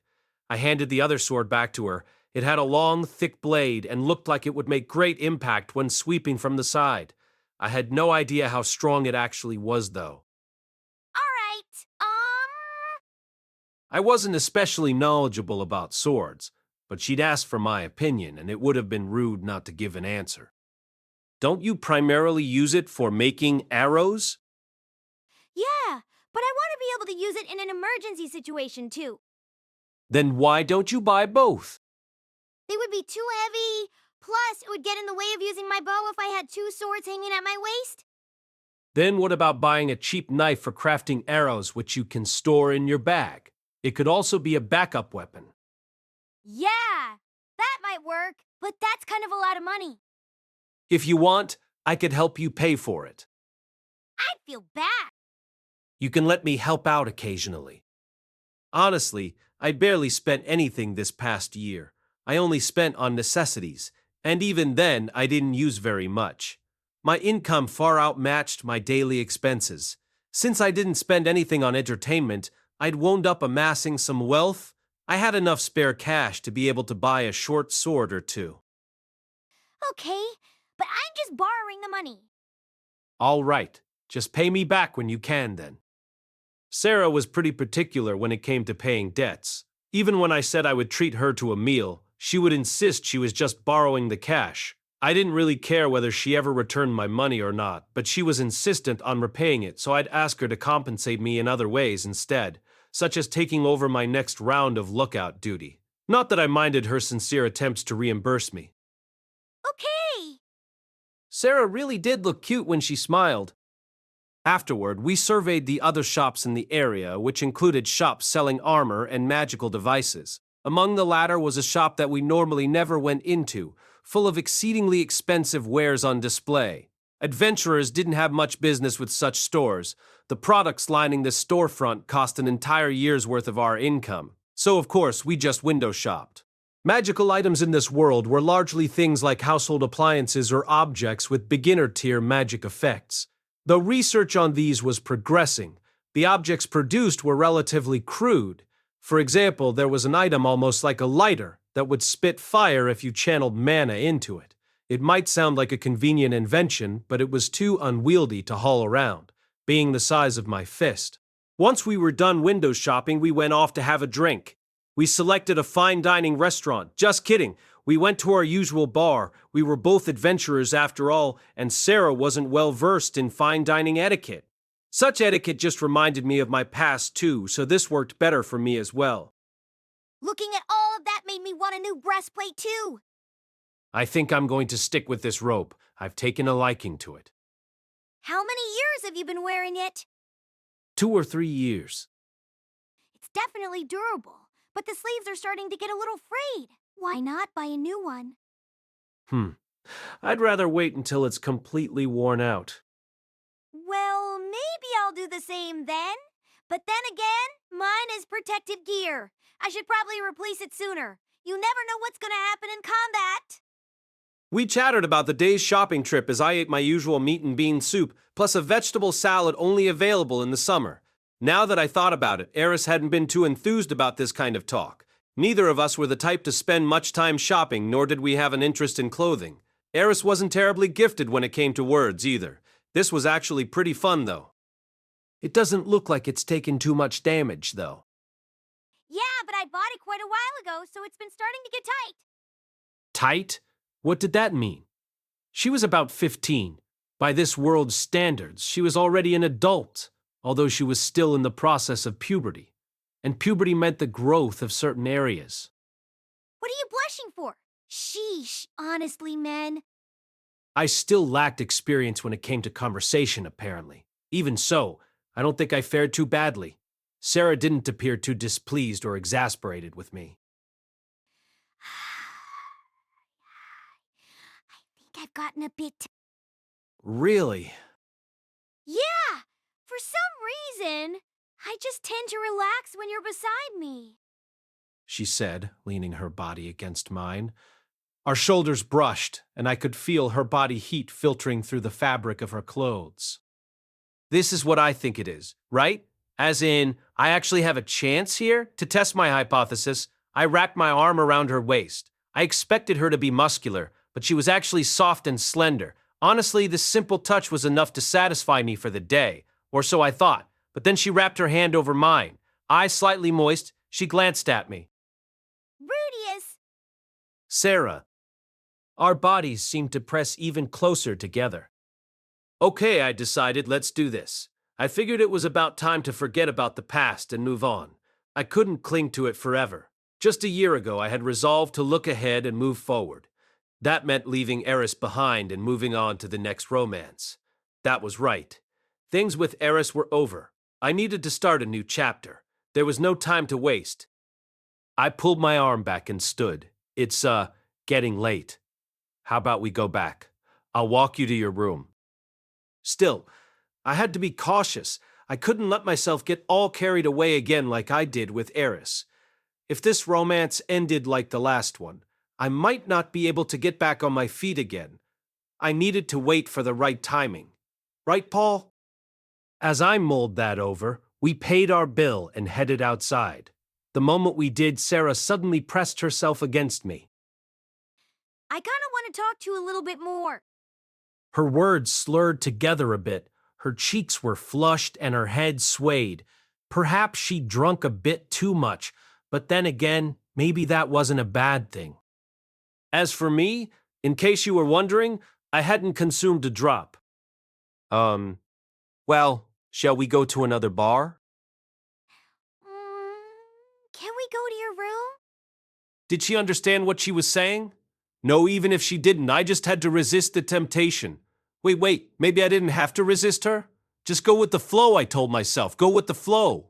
We had a great mood going just a moment ago. As long as she was fine with it, there was surely nothing wrong with just letting things take their natural course. Well, let's get going then, shall we? Okay. She agreed, unusually meek as she smoothly linked her arm with mine. Her breasts, neither particularly large nor small, pressed against my arm. The heat from them felt like it would scorch me. They were so soft, so truly, truly soft. The girls of this world, both Eris and Sarah Shore, were assertive. Once again, I got the sudden and distinct feeling something was off. What was this sensation exactly? I felt like I'd experienced it before, but something was different this time. I mean, when I touched Eris's chest, I'd felt this spark, this feeling, and I wasn't getting that this time. Something was lacking. Well, no matter. For now, I would let myself be entranced by the softness of Sarah's breasts. Wait, no, calm down. I urged myself. As long as you can establish the right mood, you'll be able to feel her breasts with more than just your upper arm. I felt my heart pounding thunderously. My breathing didn't sound too erratic, did it? We're here. Yeah, you're on the third floor, right? We returned to the inn with our arms entwined, and the owner looked surprised when he saw us. He snickered and disappeared into the kitchen before immediately returning and tossing something my way. I caught it instinctively. It was a flask. I knew nothing about types of alcohol, but this was likely quite expensive. He waved his hand at me as if to say good luck, then retreated into the kitchen. I studied Sarah's face, but it told me little. Her cheeks were no longer that flushed, nor was she so hammered that she'd lost consciousness. I had no idea what she was thinking either. What? Hurry up and take me to your room. So I led her up the stairs. The inn was deathly quiet, with few people occupying its rooms. The steps creaked as we climbed to the next floor, and my heart hammered along, unbidden. Yep, my breathing had definitely grown erratic. Here. Thanks for letting me in. Sarah entered the room without making any comments about my irregular breathing. I set the flask I just received on my table. Then I began by taking off my robe. Wait, no. First I needed to start a fire. No, it was already summer now. We didn't need one. I ended up taking off my robe after all. As I shuffled around furtively, unable to settle my mind, Sarah had already taken her jacket off, hung it up, and was now perched on my bed. That's right, my bed. Not the chair right beside it, but the bed itself. It felt like it was the first time I'd ever had a girl sit on my bed, but that couldn't be true. Would you like something to drink? I've got alcohol and water. I'm a magician, so I can make it. Ha! Trying to stall for time, I filled a cup with water. Wait, had I washed this cup? I was pretty lazy when it came to that kind of stuff. Forget about that, come over here. Yes, going right now. I moved as if magnetically pulled and sat beside her. Right on the spot she'd softly patted to beckon me over. Our bodies sat close together, insanely close. Way too freaking close. Oh my God. You know? Yes? I'm really grateful to you. If you hadn't come for me back then, I'd be dead. Yes. She just wanted to have a serious conversation. That's what all this was about. Our shoulders were already touching, and the only things I could see were the pale white skin of her clavicle and the swell of breasts just beneath. Despite all of that, she wanted me to try to have a serious conversation with her. Suddenly, she glanced my way. Our eyes met, faces so close that our noses nearly bumped. Her face filled my vision, and I found my reflection in the blue of her irises. That's why, you can do it. I shoved her down onto the bed. There was no etiquette, no manners. I didn't think I used too much strength, though. I forced back my eagerness by reminding myself I wasn't a virgin anymore, and moved as gently and kindly as I could. I acted meticulously cautiously so as not to make any mistakes, so the past wouldn't repeat itself. I laid her down, kissed her, caressed her, removed her clothes, caressed some more, kissed her again, and then peeled off my own clothes. That was when... Huh? I realized. I finally realized what had been pinging wrong in my head all this time. Sarah's body was slender, toned, beautiful, and white, with distinct tan lines drawing borders where her clothes had been. There was no issue with her at all. She had a gorgeous body, a wonderful body, one that left nothing to be desired. It wasn't like she had a stick of meat between her legs where there shouldn't be one either. No, there was nothing wrong with her at all. The problem was with me. My body was the one raising a red flag. Or, to be more precise, it wasn't raising a flag. It wasn't raising anything at all. It was completely unresponsive. What? Normally, in this type of situation, my member would be saluting proudly, as if it had been awaiting this moment. This was my son, my comrade in arms that had been with me for the last 15 years. Eh? And he wasn't standing up. We tried a variety of things. I tried stimulating myself. I tried having Sarah touch me. I tried rubbing myself against her. Still, it just continued to hang limply. Finally, once we were exhausted, we pulled away from each other and wordlessly maintained some distance. I sat in the chair while she lingered on the bed. My head was an absolute mess. This was the first time this had ever happened. Why? How? When did this start? This was totally weird. Why this all of a sudden after it had been so naughty and unruly up until now? What was happening to my body? My vision narrowed and my mouth grew dry. Only my heart continued to pound strongly as I sank into confusion, aware that my face must be pale as a sheet. I felt pathetic, anxious, and grief-stricken. Hey! At some point she had pulled her clothes back on. Not just her underwear and her underclothes, but the jacket she'd shrugged off when we first came in too. She was no longer sitting on the bed either, of course. Now she'd wandered over to the door where she stood with her back towards me. It's not like I had feelings for you or anything. Huh? It was a way of thanking you. Yeah, to pay you back for what you did. So don't go getting the wrong idea. The only reason I even did this was because I felt obligated. What? Obligated? So the whole reason she spent time with me this entire time was out of obligation? She only acted so sweet to me because I'd helped her and she felt like she owed me? It had nothing to do with liking me. Was that it? Be by then. She said as she opened the door and slipped out of the room. Ah, wait. Just before she was completely out the door, I heard her mutter, "What a disaster." Stricken, I pulled myself back and swallowed my exclamation. Her footsteps down the stairs filtered into the room. Ah. I was at a loss for words. Despite everything, it had happened again. Where did I go wrong? I must have messed something up again, right? Had this perhaps been how Eris had felt too? Had she actually been entirely unwilling that night and merely endured her distaste until the very end for my sake? Why was this happening? Was this how things were always going to be from now on? It's cold. Feeling chilled, I pulled my underwear back on. I donned my pants and shirt and shrugged the robe back over my shoulders. Even then, I still felt cold. It was the kind of cold that froze you all the way to your core. The kind where you simply couldn't get warm, no matter how many layers of clothes you had on. It was the kind of chill that needed something else to drive it away. I guess this will work. I picked up the flask I'd left on the table. Chapter 6, The Impotent Magician. An hour later, I had emptied that flask. I made my stumbling way outside and went into a random bar. I then immediately sat myself down at the counter and ordered, "Master, give me the strongest alcohol you have here." For a kid, we don't have. He started to object, but his expression turned to one of surprise when I plucked an Asuran gold coin from my pocket and deposited it onto the counter. The surprise was soon replaced by disgust as he immediately reached for a bottle on the shelf behind him and set it down in front of me. "Why keep me waiting when you have what I asked for?" I drank straight from the bottle, hoisting it, throwing my head back, and gulping it all down. I'd never drunk alcohol like this, but it felt surprisingly good. My head was spinning round and round. Acute alcohol poisoning? Who cared about that? It would be a dream come true if I could die feeling this good. "Hey, old man, one more. Give me something to munch on too." Hey, you shouldn't be drinking like that. "Lay off. Hurry up and bring me the booze." I snapped back, so the barkeep just shrugged and provided me the next bottle. This sure brought back memories. This was exactly how things were in my previous life.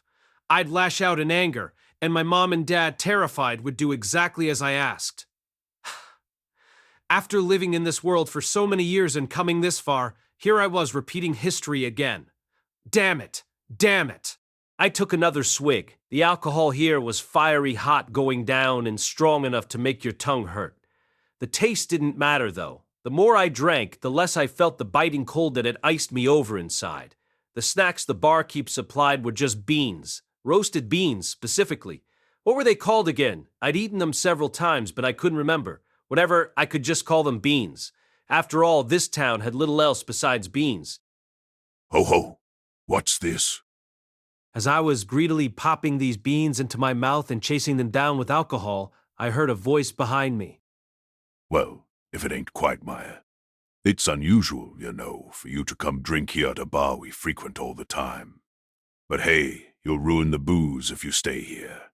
So get out. You listening to me? Hey, look at me. I'm talking to you." So Dad came and plopped himself down on the stool beside me. I looked over. He wore the same maliciously mocking expression he always did. "What the hell is with you and that depressing look on your face? Let me guess, something awful happened. Not surprising. Not that it matters. You're always like this, aren't you? Whenever something doesn't go your way, you run and run. Smile like a complete moron and wait for those around you to comfort you. Right? That's exactly what, His face had gotten too close, so I sent my fist into it. Soldat went reeling off the chair from the impact and landed square on his ass, though he immediately hopped back to his feet. "You little shit!" I jumped off the stool and grabbed him by the collar. "What are you getting pissed about? You're the one always picking fights with me. This is exactly what you wanted, isn't it?" "You!" I punched him again. Soldat didn't defend himself, nor did he try to avoid it.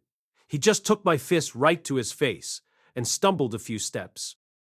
What's wrong with smiling like a moron? If I could be like you, if I could disparage and belittle other people while boasting about my own achievements, even as people resented me and my heart filled with jealousy as they all began to hate me and turn away, if I could go through all that and still have your kind of attitude, I would. I don't want people to hate me. That's why I smile like that. What bothers you so much about that, huh? Why do they all leave? Just stay with me. I don't care if it's a lie. Smile for me. It hurts when you're cruel to me. I couldn't restrain myself. Whatever. It's all ruined. It's all over for me. Besides, what the hell is your problem? You don't know a thing about me, and yet you're always taking pot shots at me. Who are you calling a hotshot lone wolf and half-assed anyways? What's wrong with running away when things get tough? Fuck, go ahead and come at me. Punch me, do whatever you like. Then, when I'm sprawled out on the floor, you can look down at me and laugh. You're probably stronger than me anyway. I rained punch after punch down on him as I bellowed that rant. The others in the bar began to jeer at us, saying, "It's a fight. Give it to him." Yet Soldat didn't move. Surely he could have reacted to my attacks, but instead he continued to let my alcohol-addled body take limp swings at him. Gradually, the voices around us died down. The only thing left, once I had exhausted myself and sunk to the floor, was the sound of me choking out a sob. Ay, Soldat, don't pick on the kid too much. Oh, all right. Everyone in the bar, including the members of Stepped Leader who were drinking in the back, and even Soldat himself, were all completely dumbfounded as they stared at me. Sorry, it was my bad. I screwed up. Maybe you really do have it worse than everyone else. Don't cry. I'm sure good things await you in the future. What the hell would you know? Well, drink up. Then you can tell me about it. Maybe then we can figure something out, or you can at least get it off your chest. So, dry those tears. He said, smacking me on the shoulder, and then somehow, before I even realized what was happening, Soldat and I were drinking together. So, basically, you couldn't get it up, and the girl dumped you, huh? Sniff, what? You trying to make fun of me? Nah, not at all. It's just important when you're feeling down to figure out what exactly caused it. I guess so. To my surprise, Soldat quietly listened to me as I sobbed and recounted what happened. He even kept the other members of Step Leader at a distance and led me to a corner of the counter where it was just the two of us. So, Mr. Soldat, what really had me so terribly upset was... Just loosen up. Huh? Just a moment ago, you were talking like a normal person. You don't gotta put up a mask by speaking all stiff and formal. You're just lying to yourself when you do that. You keep lying to yourself and it's like a poison that builds. It's fine to be polite, but be yourself. All right. Considering the last year, maybe he had a point. So what got me so down was actually something that happened before this. There was this girl I liked. Yeah? A lot happened and, well, we did, you know. It was the first time for both of us. Well, everyone's got a first. When I woke up, she was gone and had already set off on some trip. So she cast you aside, huh? Cast me aside? The truth of those words was like a blade that stabbed me in the throat. Fresh tears came bubbling to my eyes, and my hand trembled as I held my cup. I said, quit the tears.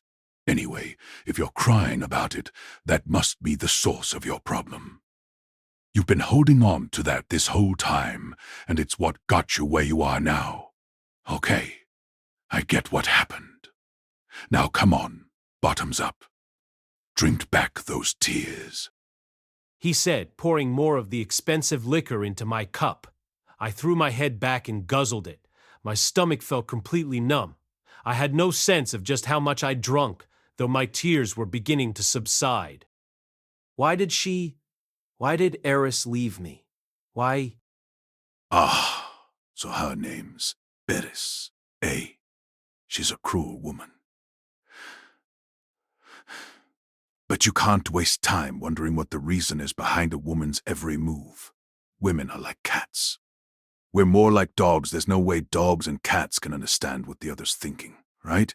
But still, why? For what reason? Based on my experience, when a woman suddenly disappears like that, it's because you screwed up something immediately before that. They suddenly get all pissy and go off on their own, saying they don't care anymore.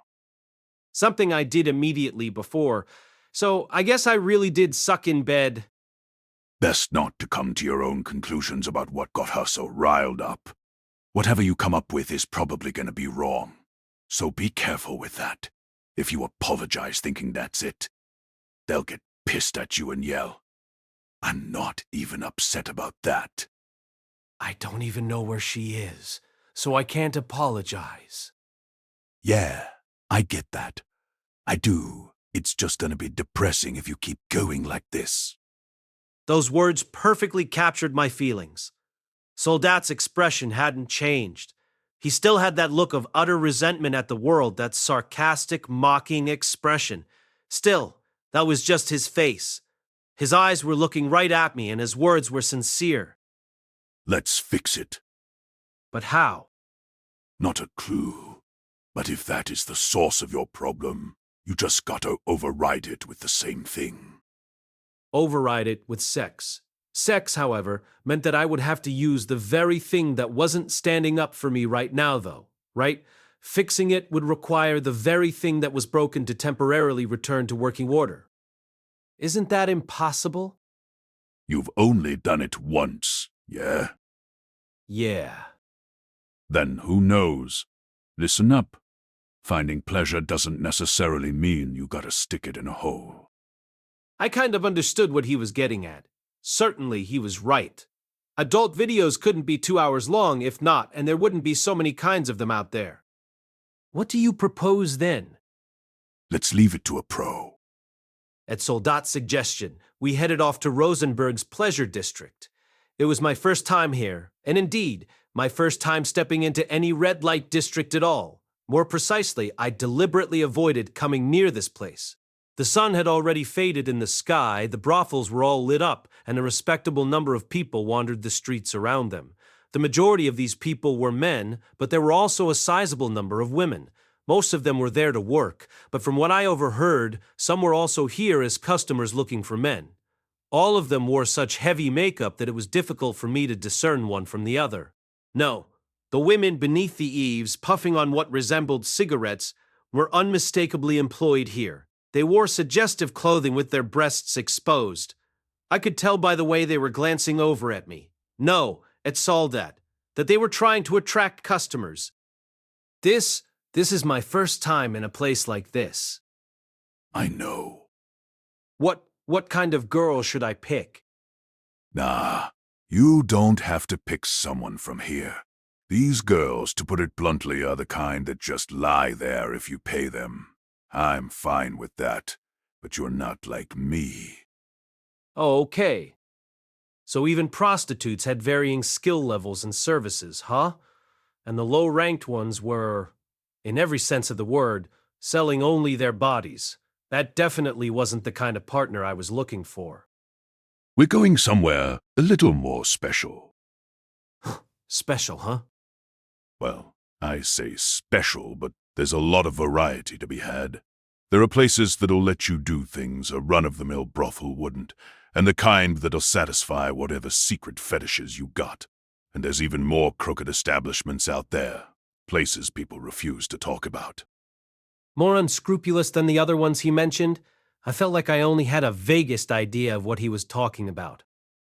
For now, we're just going to your standard brothel. A place with skilled professionals that'll use techniques like you've never seen before. It'll really knock your socks off. Just hearing about it was enough to get me excited. I'd never been to such a place before. Not even in my previous life, I'd been interested even back then, but had also been the type to haughtily claim that only idiots went to such places. I was young and foolish. Right now, in contrast, all I felt was anticipation. But my buddy between my legs didn't seem to agree. Soldat, sir, have you been to these kinds of places a lot? Drop the sir. And, well, yeah, I'm a man. Why not? But don't you have a woman in your party? That's against the rules in our party, or rather, amongst our clan. Parties are just a gathering of adventurers based on their skills. The rule is, if a man and woman in a party are discovered to be in a relationship, they're driven out of the clan. Oh, okay. In an online game I'd played in my previous life, we'd had problems with romantic relationships. Players would meet offline, start dating, and then things would get awkward for the entire guild when the relationship turned sour. We also had trolls who were just there to make trouble. This, however, was a different world. No one had an avatar to hide behind, and the fallout of relationship drama could endanger adventurers' lives. That was probably why there were such strict rules against it, particularly in sizable clans. But still, being in life-or-death situations for days on end just naturally creates those kinds of bonds between men and women. It does. That's why we're so strict about replacing members. If a leader senses those kinds of feelings between two people, they're asked to leave immediately. But you've been with them for so long. What happens to your teamwork when you suddenly bring a new person in? Well, we just rework the basic battle guidelines administered by the clan, and a little practice does the rest. it still takes a bit of time. But that's why leaders like me are proactive about putting forward recommendations for new members. Before us was a building, bewitching with its red paint and lit bonfires. It looked too intimidating to enter. I would normally never even approach such a place, let alone go inside. Yet, as I hurried after Soldat, I found myself crossing the threshold with no problem. I used to wonder how someone as unpleasant as Soldat could lead an adventurer's party, but now I kind of got it. He was strangely easy to follow, somewhat like Suzanne. You could trust either of them to lead you places. Don't act so nervous. Oh, you got money, right? I think I have enough.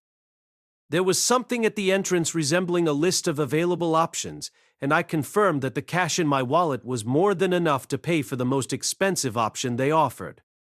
You've been saving all your money, right? Then you should be fine, at least for a night. You'll be screwed if you get hooked and start coming back every night.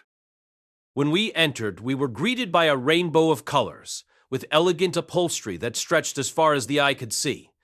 To our right was a counter, and to our left were about 6 women in dresses, all seated.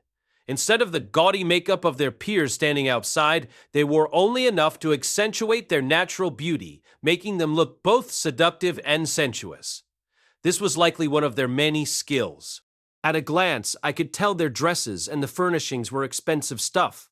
Luxury prostitutes, as their name implied, gave off a sense of grandeur.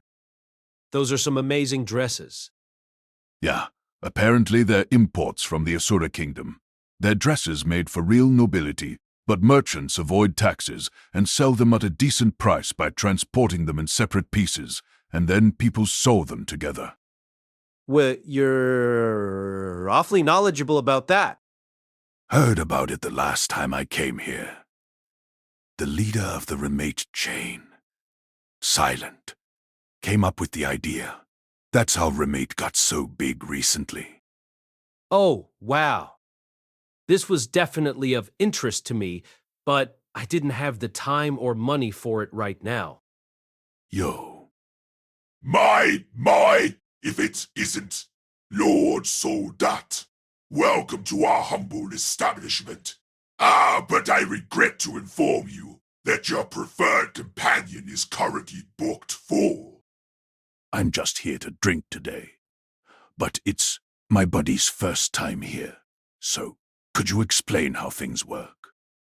He backed away from the counter and pushed me forward. I stepped toward the receptionist as bidden. The person on the other side of the counter was an elegant man with a pleasant smile, and though I clearly looked like a child in his eyes, he still regarded me with the utmost courtesy.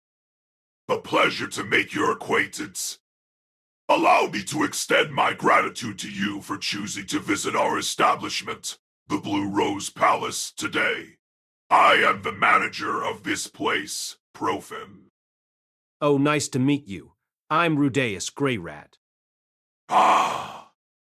You're Quagmire Rudeus. I've heard rumors of you for quite some time now. Lord Soldat mentioned that it's your first time here. If I might ask, does that mean it will also be your very first time ever? Oh no, it's not. Very well then. I shall explain to you how our system works.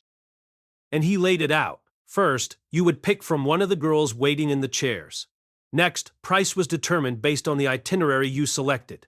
Itineraries had a bunch of different options, and anything that wasn't listed was simply off the table. You would be handed a list of what was permissible and what wasn't, of course, but typically a patron didn't have to fuss too much over the specifics. The escorts had already memorized everything on the lists. Once you'd chosen, you would enter one of the baths to clean up, and then be guided to a room. There, the woman you had chosen would join you, and the two of you would be alone together to do whatever you wanted. As long as what you wanted was on the list, she would oblige you. If you proposed something not on the list, she would refuse, and that would be that. That said, if you really had your heart set on something not on the list, you might be able to negotiate for its inclusion at the cost of an additional fee. You paid 70% upfront and 30% plus any additional fees after. So, who you gonna pick? On Soldat's recommendation, I picked the most expensive itinerary available and quickly settled the first half of the bill. This would allow me to try a variety of different methods to resolve my... After that, I sized up the women who were waiting. Since I was a paying customer, I was allowed to take a closer look and even feel them up if I wanted. There were a variety of escorts available, both young and old ones alike. Each wore a dazzling smile as I approached, smiles so seductive that I might have fallen for their wearers if we'd encountered each other literally anywhere but here. 4 of the seats were empty, which probably meant those girls were already seeing other customers. Even so, I felt a bit uncomfortable feeling up someone who was smiling at me. So, I guess I'll go with her. The girl I picked was the second from the left. She looked just a bit shy of 20 and was a tad shorter than me. She had sizable breasts, a tight waist, and a nice round ass. Her facial features looked assuring, with elongated eyes that slanted down slightly. She had a confident air about her, and reddish, curly hair that was set in waves. In other words, her physical appearance resembled Eris. I'm Elise. A pleasure to be in your company. Even her name sounded similar. No, it probably wasn't her real name anyway. Might I request your name as well, my lord? Oh, Rudeus.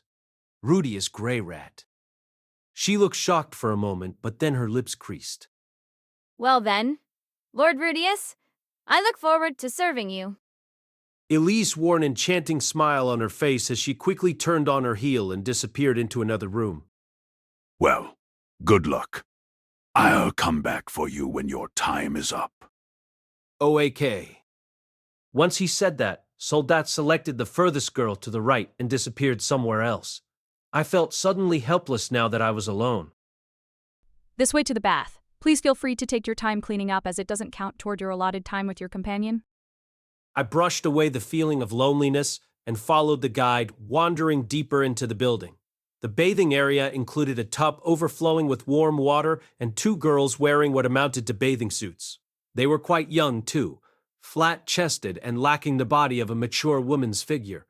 The 2 of them silently set about washing me. Perhaps these girls were apprentices, not yet old enough to take customers, but merely learning the skills as potential candidates to become escorts themselves.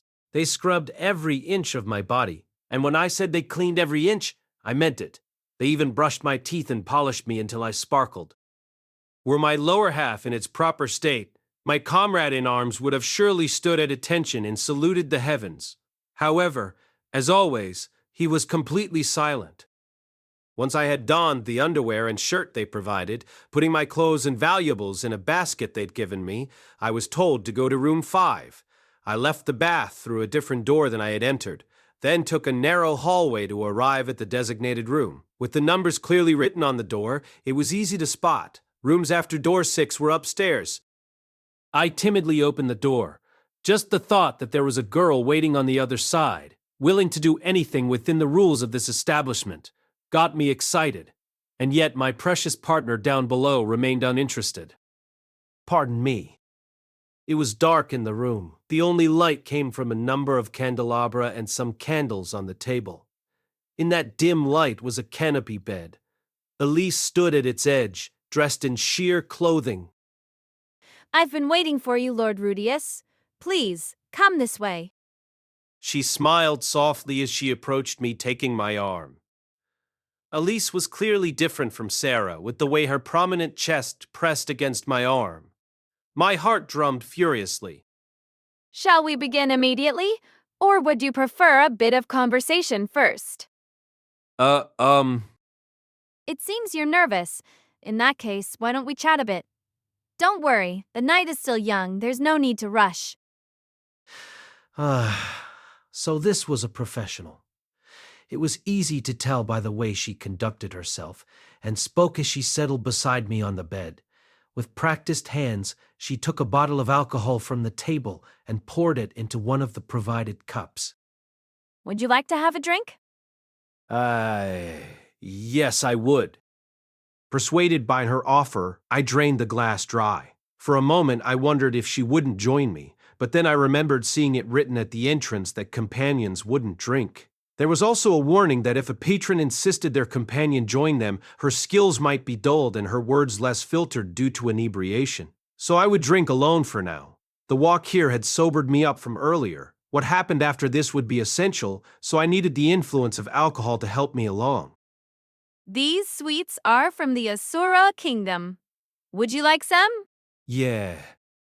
When I did as Elise suggested and ate one, she giggled. I'd heard of you before, Lord Rudeus. Oh, yeah.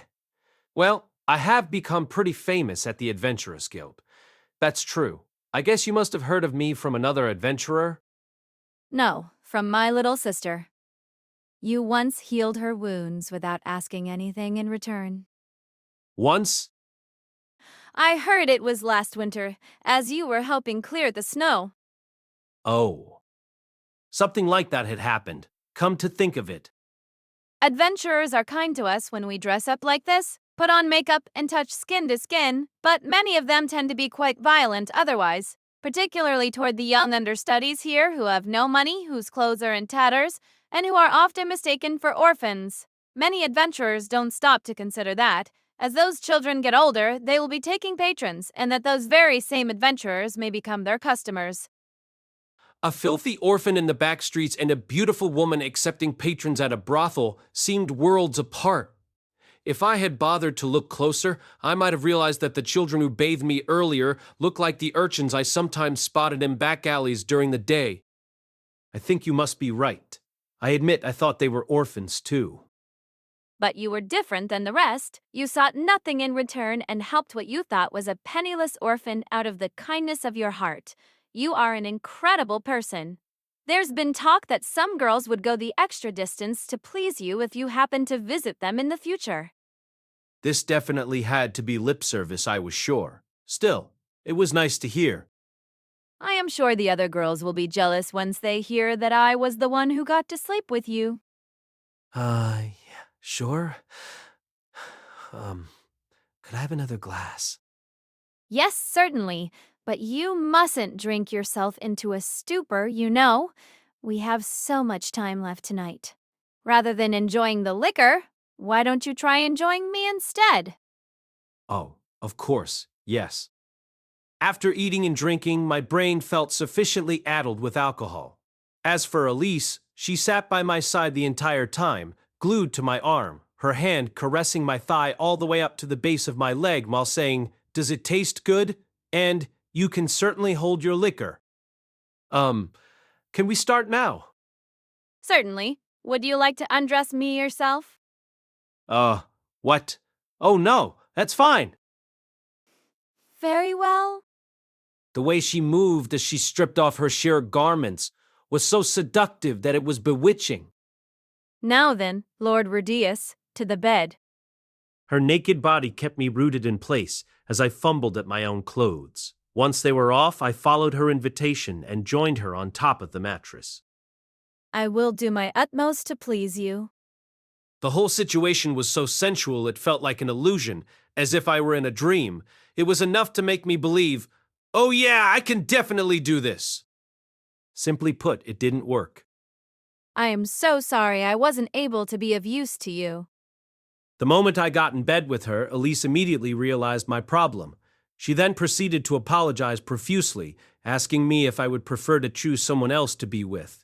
It wasn't a bad idea, but I would have felt guilty, so I explained my circumstances. That made her determined to help me, using every technique she possessed, including some not listed on my selected itinerary.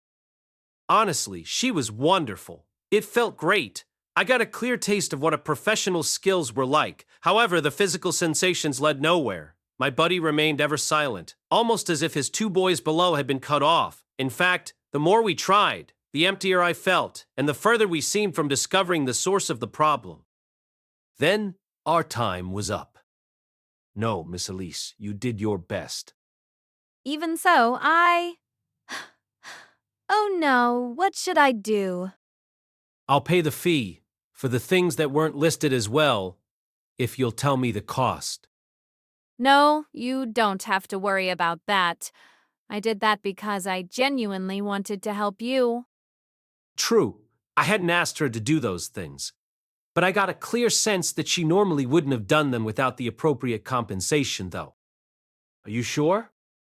I meant what I said to you earlier. Some of us swore we would put in more effort to please you if you were to come here. Oh, really? I heard you were still quite young, however, so I didn't think you would be coming here for some time. A mix of flattery and truth. Then, I'll take your word for it. But since it's true that I wasn't able to satisfy you, would you at least permit me to escort you outside the pleasure district? Sure. As prompted, I left the room with her and we walked together down the narrow hallway. Halfway down it, I felt someone behind us and glanced over my shoulder. I spotted some young girls slipping into the bedroom we'd just left. They carried cleaning supplies, and I guessed they were in charge of tidying the rooms once customers were finished. I recognized one of them, pretty sure she was the girl whose frostbite I had healed. I guess what you said earlier really was true. You didn't believe me? I thought it was lip service. When I answered her honestly, she just coiled her fingers around my upper arm and stroked it. To tell the truth, it partly was. I figured. But 10 years from now, when that girl starts taking customers of her own, I am sure what she will give you will be sincerity, not flattery. Was she trying to convince me to become a repeat customer? I decided to take her words with a grain of salt as we made our way back to the lobby. We couldn't convince the clerk to waive my fees. However, on Elise's personal request, I was given additional time with her, though anything she did during that span would be without compensation. I'm told Lord Soldat is drinking next door. I followed Elise's directions and wandered to the neighboring bar. Since it was operated by the same company, I could get there by walking through this building rather than stepping back outside. Perhaps those who weren't here for sex came here instead, to drink alongside fledgling escorts who were old enough to do the work, but not yet ready to take customers of their own. Here, apprentices of the art could practice and refine their conversational skills until they could flatter as naturally as Elise. Of course, they were probably given guidance elsewhere to develop their other skills. So that's when I told him, just one blow. That's all I need to wipe out these beasts in front of us. You guys just focus on the enemies to our sides and flank. Lord Soldat,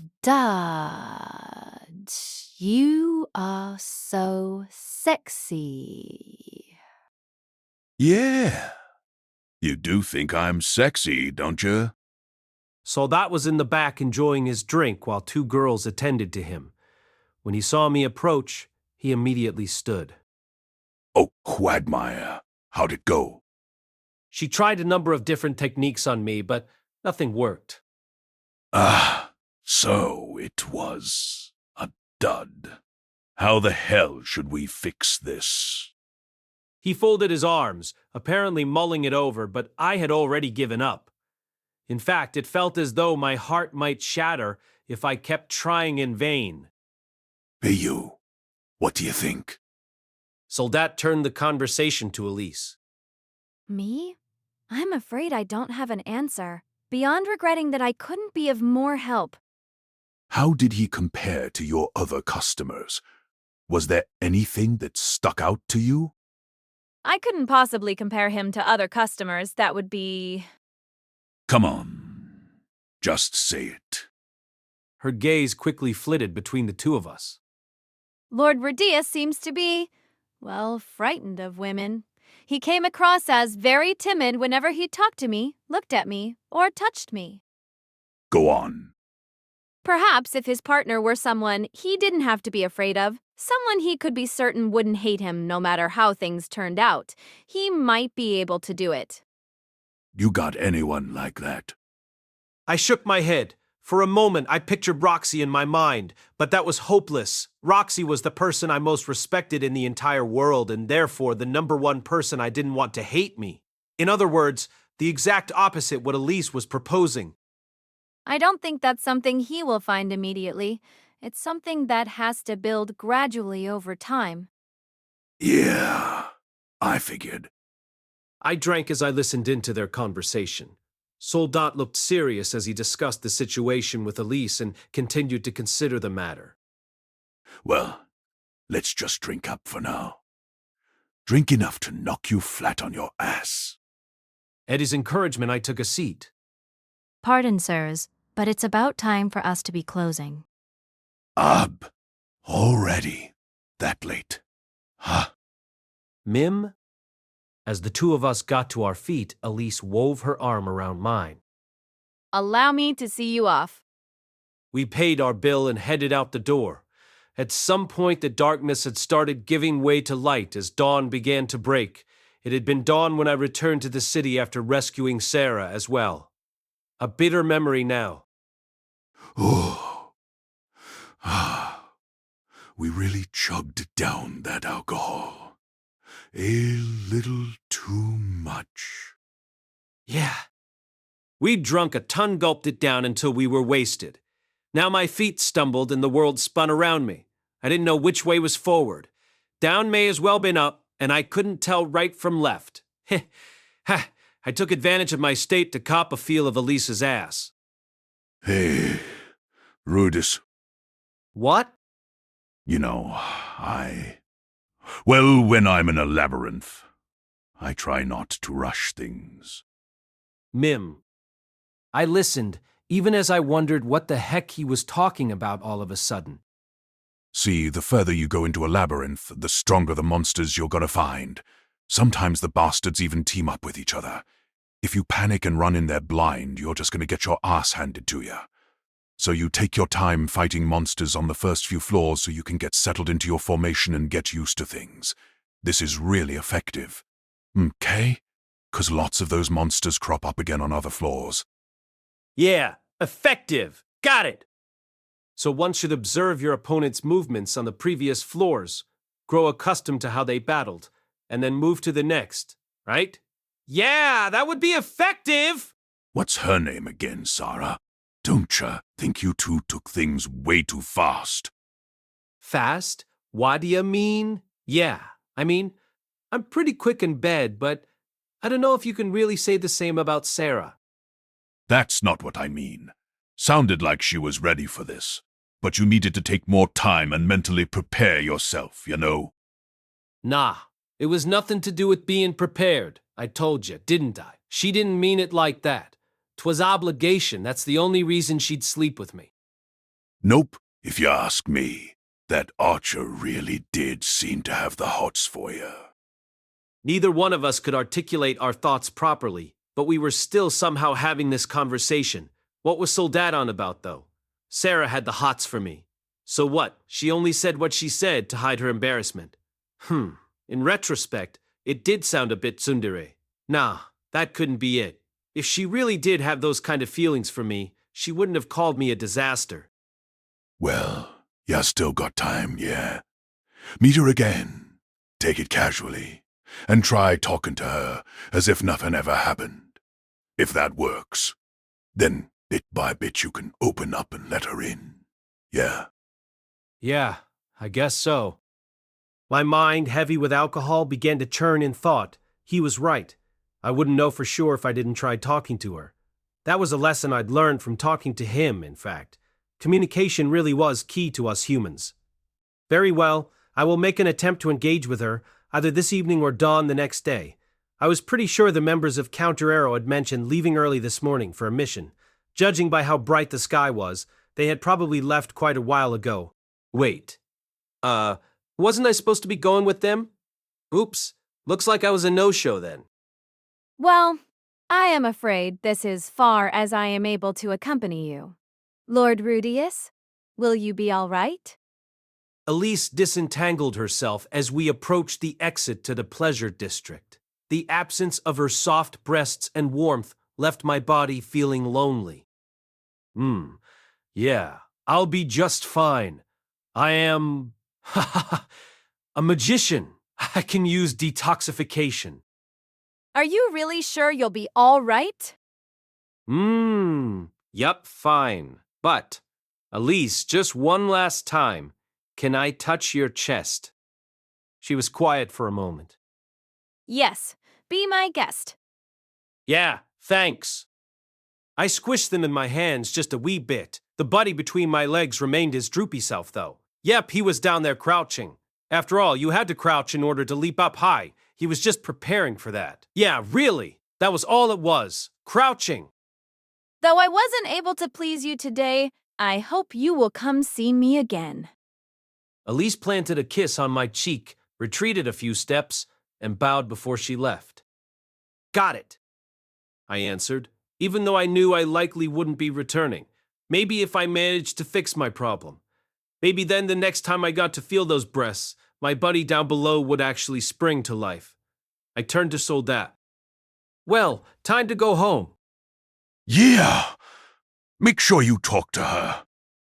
Yeah, I know. My adventure in the Pleasure District hadn't fixed anything, but it didn't feel like it'd been a waste of money. My time with Elise had brought me some comfort at least. Even if I didn't feel electricity race down my spine, I still got to enjoy the softness of her breasts. Do you really get it, though? Actually, today I'm gonna... He stopped in his tracks partway through a sentence. Yeah, I get it. Sheesh, you really won't let it go. Even if it doesn't work, man. Should be the one saying no thanks to a flat-chested chick like that. Women are only good if they're like Elise and have some bounce going on in the chest area. No reply. Come on, Soldat, you agree, don't ya? I mean, us going shopping and eating together? How stupid. Like, are we playing house here or what? Quagmire, think you better leave it at that. Leave it at what? It's just a simple fact. Sarah is a kid and Elise is a proper grown-up woman. I finally glanced over at Soldat, wondering what it was he was trying to say. His eyes were fixed on something in front of him, and he wore no shit look on his face. I followed his gaze, and I saw two women standing there. One was Suzanne, clad in her steel breastplate and gauntlets, looking ready to set off on an adventure. The other was Sarah. She similarly looked prepared to set off, but her eyes were swollen and ringed with dark circles, almost as if she'd spent the night crying. They were also looking at me, with shock and dismay on their faces. Shit, I thought as Sarah came at me, her steps were short, swift. Sarah, wait, that's not what I meant to say just now. My voice caught in my throat at the expression on her face. I swallowed back my words. Sarah's gaze was cold as ice, as if she were wearing a no mask. Elise had quickly stepped away as she approached. A dry smack echoed through the quiet streets of the Pleasure District. My head swiveled with the impact, and my cheek burned where she struck me. You're scum! Never show your face to me again! I heard her say, my head still turned away. By the time I looked back, she was already racing over to Suzanne, who had an intense look on her face as well. That was unacceptable. She said quietly, though it was loud enough for me to hear. She put a hand on Sarah's shoulder, and the two left together. I had no idea what had just happened. In a split second, I'd sobered completely. When I looked over at Soldat, he had his head tilted back with his palm pressed over his face. There was one thing I did understand. I had just been rejected completely. There was no mistaking it. What I'd said was the alcohol talking. But that didn't matter to Sarah. She'd heard what I said and decided she never wanted to see me again. As adventurers, we were bound to run into each other at the Adventurers Guild. I was sure she would look at me with disgust every time we did. Now, and perhaps Suzanne would too, not just her, but Timothy and Patrice as well. Now, they would be the ones to regard me with the revulsion that Soldat once had. I sank to my knees. I couldn't stand. This was it. I couldn't do it anymore. I'd spent a whole year with them, and finally started to become friends, but this was how it all ended. No more. I should just die. I took a knife from my pocket and put it to the base of my neck. Something instantly hit my wrist and I dropped the blade. Soldat had struck me with the side of his hand. Idiot, don't be hasty. This was just a misunderstanding. Here you almost slept together. Then she sees you coming out of the Pleasure District with an escort and you talking shit about her. Of course she's gonna get the wrong idea. Besides, the fact that they were still here means they must have been looking for you. Hurry up and run after them. Go explain things. You can still set it right. Well, stop dicking around. Stand up and get going. None of that even matters anymore. That's it. It's the end. I don't want to do it anymore. Then why don't you go home for now? Instead, You don't gotta work it all out with your mom and dad, but at least let them take care of you. Ah, wait, you said your mom is missing. Where was your dad again? The Asura Kingdom. Milis, the holy country of Milis, as part of the Fictos Search and Rescue Squad. Ah, then I guess that won't work. That's pretty far away. Soldat scratched at the back of his head and hummed in thought. Going home was certainly one option. After this bruising, I didn't have the willpower to go on by myself anymore. It might be good to go back to where Paul was and spend my time looking after Norn and Aisha, together with Lilia. I couldn't do anything by myself. I was mature enough, mentally speaking, but this was all I amounted to. No matter how much time went by, this was all I was capable of. Even so, home was too far away. It would take at least a year to reach Milis from here. Paul and the others might move elsewhere by then. We might even miss each other. There was no way I could drag along this shattered heart of mine and keep living in the meantime. It was hopeless. Well, how about coming with me? Huh? An enormous labyrinth was discovered in the nearest dukedom. A couple parties within Thunderbolt got orders to go conquer it. That includes us, so we're thinking about leaving today. You want to tag along? I was confused. They were leaving today? So that meant he'd spent the night before their departure looking out for me. But I don't want to enter anyone's... You don't gotta join our party. I'm just asking if you want to come with. If you're that terrified of seeing those guys again, you can go somewhere else and find new people. Yeah, there's as many women out there as there are stars in the sky. What do you say? I slowly raised my head. Soldat was glancing down at me. As usual, his expression bordered on the edge of derision. The look in his eyes, however, was genuine. Why are you willing to go this far for me? No particular reason. But I thought you hated me? Yeah, that creepy smile of yours and that sickeningly polite speech, like some kind of saint. That crap really rubbed me the wrong way. I wanted to get you to drop the mask. But now I know all about what's going on with you. I get that you have valid reasons for acting the way you do. There's no reason to hate you anymore. So that was it. Soldat really didn't hate me anymore. I poked and prodded, and just when I thought you'd blown up at me, you started sobbing like a child. I feel like I messed up too. People have things they want to keep to themselves, you know. I knew that, but I kept pushing you anyway. I felt like I'd really misunderstood Soldat. There had been more than one occasion when I found myself wondering how a functioning party could possibly have a leader like him, but he'd turned out to be a much better person than I'd imagined. Yeah, sure, he had his faults too. In fact, his flaws were mostly what I'd been exposed to so far. But his party members could laugh those off because they were well aware of his good points too. So, what'll it be? For now, I just wanted to get away from here. The thought of running into Sarah because I'd hung around dragging my feet terrified me. I'll go. Please take me with you. I knew this amounted to running away, but I wanted to be free of this place. Even if I went to a new land, I had no intention of looking for someone new. I'd had my fill of trying to get intimate with another person. I wanted to fix my problem if I could, of course, but I was dead sure that leaving Rosenberg wasn't going to do it. Whatever. It was fine. I'd gone without sex in my previous life. Giving up on it now wasn't going to kill me. Okay, well, let's be off then. I gradually rose to my feet with Soldat's encouragement, looked at the rising sun, and swore to myself that never again would I rely on a single party. Meanwhile, Sarah was left feeling shocked and resentful after the encounter, harboring a fierce loathing for the one named Rudeus Grey Rat. I can't believe it! I just can't! I can't! It was just after noon. A substantial amount of time had passed since she'd slapped the boy. Currently, she was on the bank of a river about half a day's distance from Rosenberg. The party was escorting some fisher folk, a C-ranked request that posed no danger. In other words, Sarah had nothing to do. As a result, she'd spent her free time cursing Rudeus. I can't believe I went that low life. What scum! A complete and utter scumbag. She was frustrated. She had really liked him, Of course, she couldn't stand him at first, but even when they did their first job together, she'd more or less understood that he wasn't a bad person. Her feelings for him went no further than that.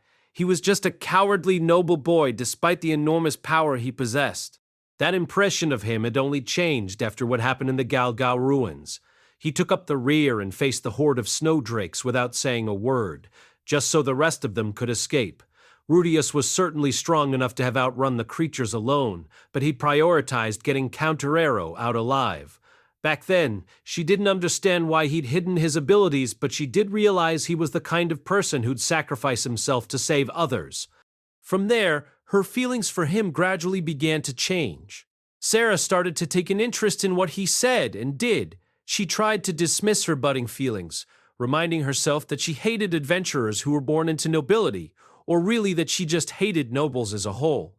But the denial didn't stick, and somewhere in her heart she realized that Rudeus was different from the nobles she hated. The mess in Trier Forest was the last straw in getting her to admit her true feelings, or perhaps it was better to call it an opportunity rather than a mess. At death's door in that forest, witnessing Rudeus coming to save her by himself, she finally acknowledged it wasn't hatred in her heart, but rather affection. She'd fallen for Rudeus. With that realization, Sarah took an assertive approach. She started inviting him to their hangouts and actively engaging him in conversation. The more they talked, the more her affection for him grew. When she looked at him, she felt his blossoming affection for her. That was why she proposed a date and moved forward with the resolve to see it through to the end. Sarah was too embarrassed to confess her feelings directly, so she planned to use her life debt to him as a pretext for bedding him. Then, she decided she would reveal her true feelings once they'd slept together, which was why what followed came as such a shock. His body didn't react to hers. Rudeus seemed like he cared about her, and even seemed receptive to her feelings for him, but apparently he felt no attraction to her body. It was a slap in the face. If she'd had the wits to watch Rudeus' reaction more closely, she would have realized he was in shock too. He hadn't intended this to happen, and he was just as anxious as her. Unfortunately, it was Sarah's first time, and she didn't have enough composure for that. It was all she could do to spit some words at him to save her pride and get out of there. She'd sobbed as she fled back to her inn, and continued to cry as she explained the situation to Suzanne. She spent the entire night in tears, but somehow resolved to put on a cheery front the next day. But Rudeus wasn't at their meeting spot the next day. At his inn, the owner told them he'd left the previous night and not returned. Asking around, they learned that Soldat had dragged him off someplace. Rudeus and the whole of Counter-Arrow, in fact, did not get along with Soldat. Maybe he and Soldat had gotten into it and Soldat had dragged him off to hang him? As Sarah fretted over the possibilities, she and Suzanne followed Rudeus' tracks. That was when they spotted him at the entrance to the red light district, kissing a red-haired escort. Unbelievable. After Sarah hadn't been able to satisfy him, he'd gone and had sex with a prostitute instead. Soldat stood nearby, and the two of them were very clearly hammered. Then she heard what he said. Based on everything she'd seen and heard, Sarah came to this conclusion. Rudeus had spent the night with Soldat, bedding women and downing the same alcohol he refused to drink with her and the other members of Counter-Arrow. He laughed as he recounted how utterly undesirable and unattractive her body had been. Her shock and devastation took over, keeping her from putting together the telltale clues that suggested otherwise. Her affection for him instantly turned inside out into loathing. If Sarah had been a bit older, she might have been able to think about this calmly. Unfortunately, she was just a 16-year-old girl. Teenagers her age were certain that everything they saw and felt was fact. Besides, she had lived her whole life as an adventurer and had no idea how to restrain the surge of emotion that resulted. She certainly didn't realize that she had a bad habit of lying to herself and ignoring the truth. Hey, Sarah. Suzanne was a bit more mature in that respect. She had seen Rudeus and Soldat too, but her impression of the encounter was slightly different. Now that her emotions had cooled, she realized there was something off about what Rudeus had said. The boy she saw that night was not the Rudeus she knew. Something had happened. Suzanne had been in this sort of situation before, and she knew the danger in taking what you saw at face value. On the other hand, it was possible Rudeus really had been dishonest with them. which was why she opted to first comfort Sarah rather than act as a mediator. Do you think maybe we kind of misunderstood the situation? What part did we misunderstand? And then he had the audacity to show up with some prostitute and start belittling me? Think about it. Could Rudeus really be such a despicable guy? No, duh! He just hid it from us this entire time! I was fooled. We all were. Who knows? Maybe he was even in league with Step Leader back at the Galgal Ruins. Oh, boy. Suzanne shrugged helplessly. She wasn't well versed in affairs of romance herself, so she didn't have any good advice to offer. While she searched for words, Sarah continued to brim with unfiltered resentment. What's wrong? Isn't it about time you guys tell me what happened too? Sarah. Can I give him the non-specifics? Sarah didn't care that Timothy was the party leader. She had no interest in sharing the details of her situation. But knowing how it might impact the party's mood, she weakly nodded at Suzanne. Okay, so what happened is... Mushoku Tensei Vol7 by Raifujin Nemagonate, cast by Artel Studio. If you are interested in creating your own audio drama like this, please visit artel.ai and use promotion code ARTAIL to activate your account. Now enjoy the story. Relaying the events to Timothy, she did her utmost to keep it vague and remain as objective as possible. After a few moments, Timothy suddenly looked up. Soldat, huh? Perhaps you should ask that escort for the exact details of what happened then. But Soldat hates us. The only one he hates is me and Rudeus, but you saw them together. Maybe he was trying to help? The man has a bad attitude and talks trash, but I've heard rumors that he's good at looking after people. If he really was rotten to the core, he wouldn't be the leader of a veteran S-rank party like Stepped Leader. Besides, if Soldat really wanted to get at Sarah, he wouldn't go about it in such a roundabout manner. He'd have a man wait in her room or a back alleyway for her, or... Timothy, we get it. Enough. Sarah lifted her head. She had to admit that Timothy had a point. She had been too caught up in self-pity to really observe her surroundings that night. But it had seemed like Rudeus was depressed too. Maybe the way things played out had been beyond even his control. Let me ask him about it when we get home. No, I'll ask him myself. And if it turns out I just jumped to conclusions, then I'll apologize. However, by the time Sarah returned to the town, Rudeus was nowhere to be found. He was neither at the Adventurers Guild nor at the inn. Quagmire? Dunno. Haven't seen him today. Unable to find him anywhere else, Sarah ventured into the pleasure district. The businesses there were already beginning to open as night approached, but customers had yet to start arriving, so numbers on the streets were still thin. Sarah began asking after Rudeus's location. Perhaps she suspected in the back of her mind that he might return here tonight. She went through several brothels, which were still preparing to open, before she spotted a certain woman. It's you! Huh? Oh. It was Elise. Sarah didn't know the woman's name, just that she was a prostitute and that she'd witnessed her kissing Rudeus on the cheek that morning. Hey, do you happen to know where Rudeus is? No, afraid not. Perhaps the Adventurers Guild? Elise frowned at the sudden visitor, not recognizing her. He wasn't there. He came and saw you last night, didn't he? Do you know anything? Ah, you must be Sarah. That was enough for Elise to guess the identity of the girl before her. She glared unforgivingly at Sarah, remembering why Rudeus, who'd helped a girl she considered a younger sister, had come to her yesterday, and the expression on his face and the emotions he'd struggled with as he went home. What do you plan to do when you find him?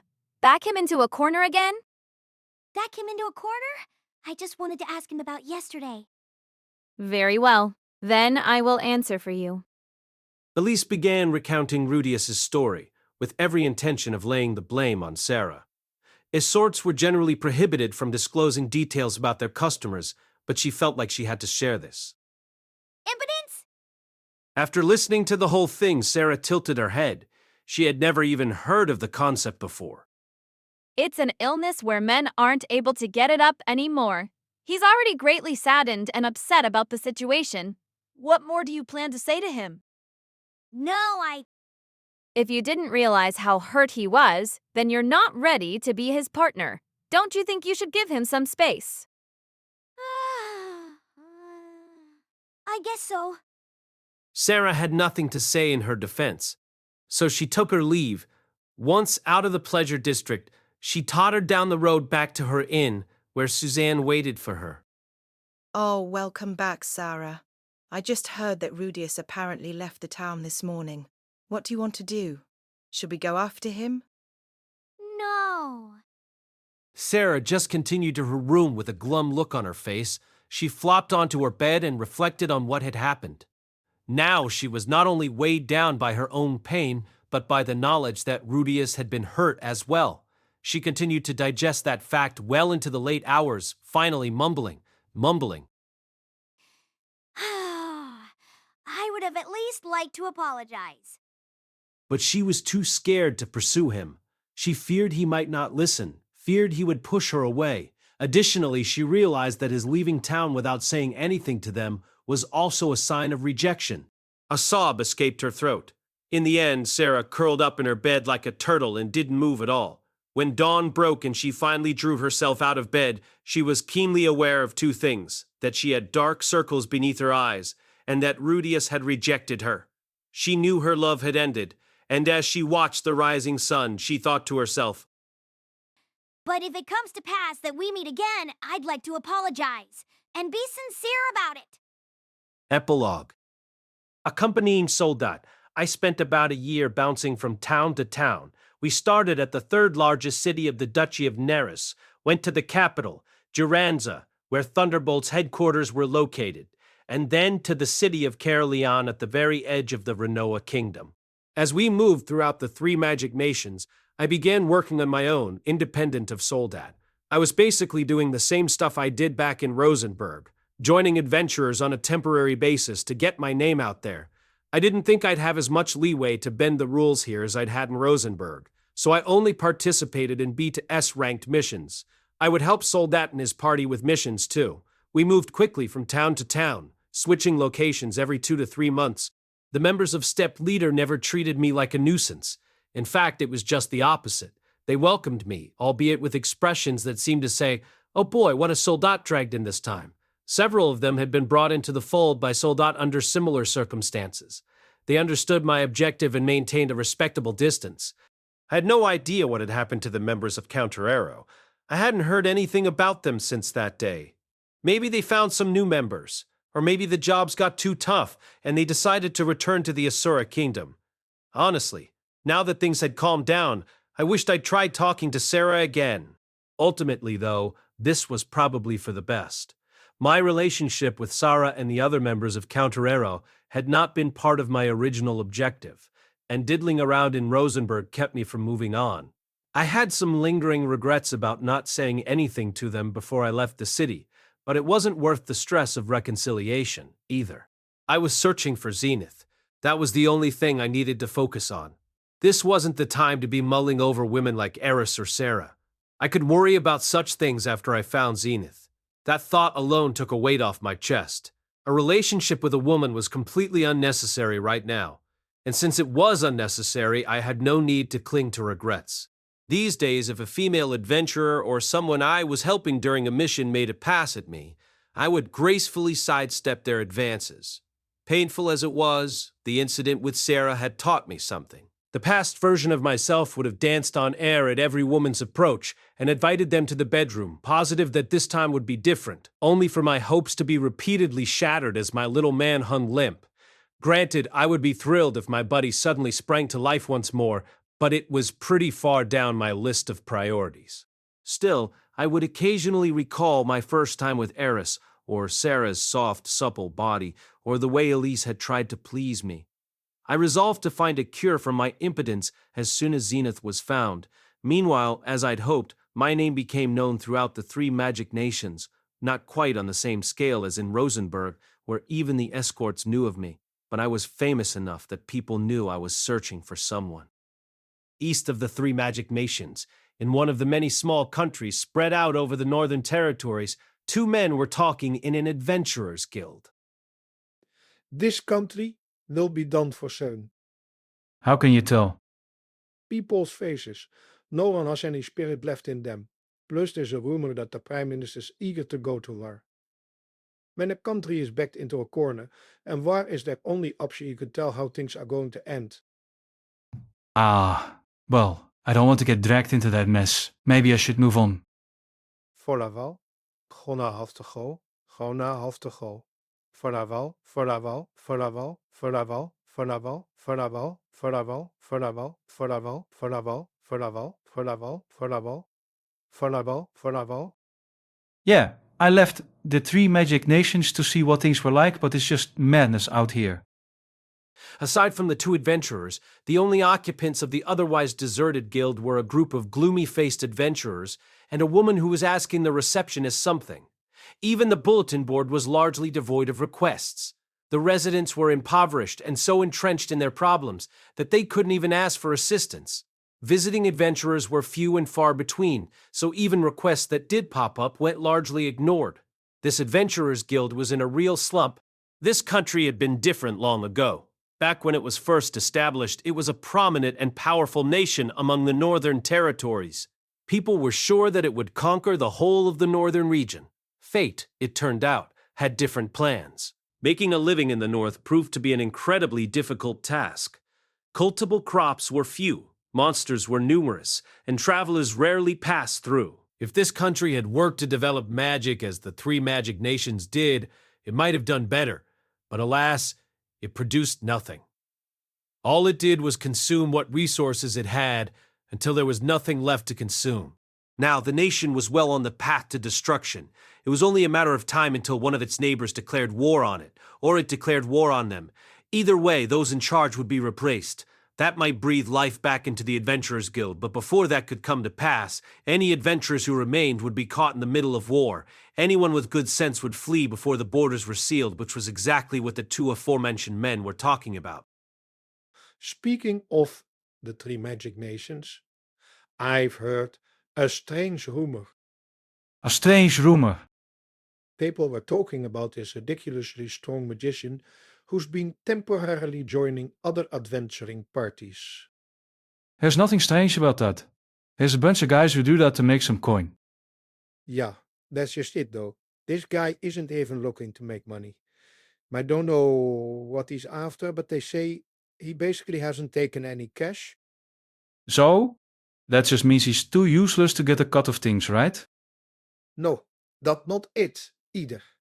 I heard he's unbelievably strong.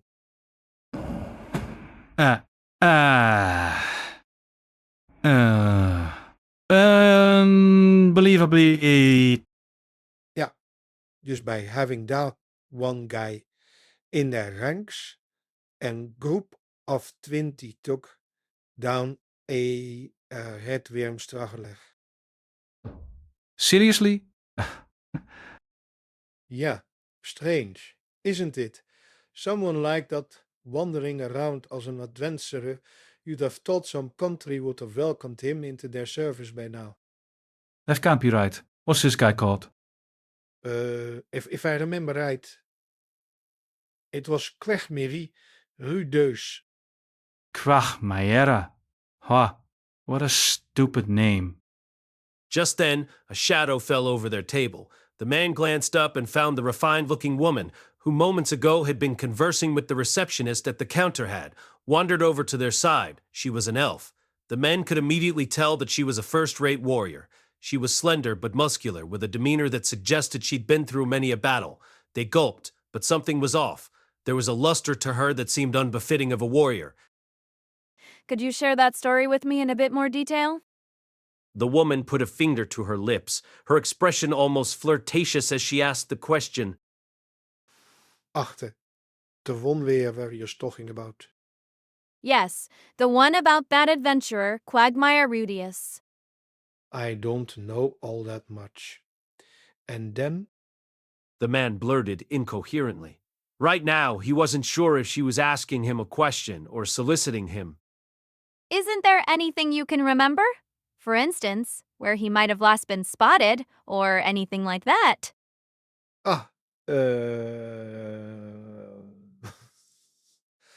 Geen Yes, come on, try your best. If you can remember, I'll let you have your way with me.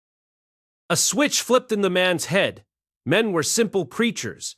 As soon as he realized she was not asking him a question, but rather propositioning him, his mind started working overtime to get what he desired. In a corner of his mind, he found himself thinking this had to be too good to be true, but he could not resist the delicious prospect dangled before him.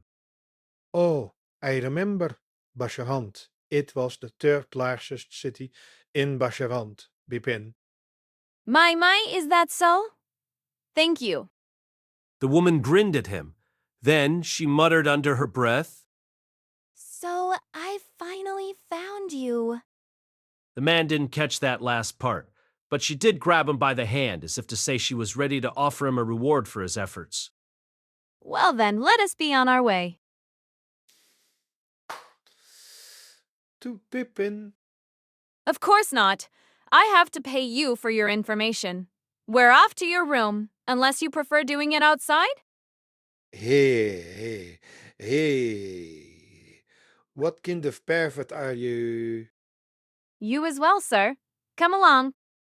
The two men took her to their inn. No, perhaps it would be more accurate to say that she took them. After all, she was the one most bent on having sex. The men, for their part, would spend some time wondering if the events of that day been a dream. Unable to forget the night they spent with her, they would linger in that country, searching until war was upon them. That, however, is a tale for a different time. Just a bit further. Her skin looked lustrous the next morning as she set out for Basharon's third largest city, Pippin. The woman's name was Eleniles Dragonroad, and she had only one objective, to tell Rudeus Greyrat that his mother had been found. Extra chapter, the ruler of the Renoa University of Magic. Among the three magic nations, the Renoa kingdom in particular was famous for its magical education, having produced a number of exceptional magicians. 100 years prior, as the leader of the alliance between the three nations, Renoa had established the magic city of Sharia. 3 prestigious organizations, one from each country, were based in this city: the Duchy of Neris's Magical Implements Workshop, the Duchy of Basharant's Magicians Guild, and finally Renoa's University of Magic themselves workshop, the Duchy of Basharant's Magicians Guild, and finally Renoa's University of Magic. The university was the most famous of the three. There were tales told about its attendees, who included the court magicians of the three nations, the faculty of magical academies in Asura Kingdom, and some adventurers who had left their mark on the world. There were even songs about adventurers like Roxy Magurdia, an alumnus of the university. Currently, its student body numbered over 10,000, and this distinguished mammoth of a school offered a varied curriculum that went beyond just magic. A certain student had enrolled herself at this prestigious institution, one named Ariel Animoy Asura.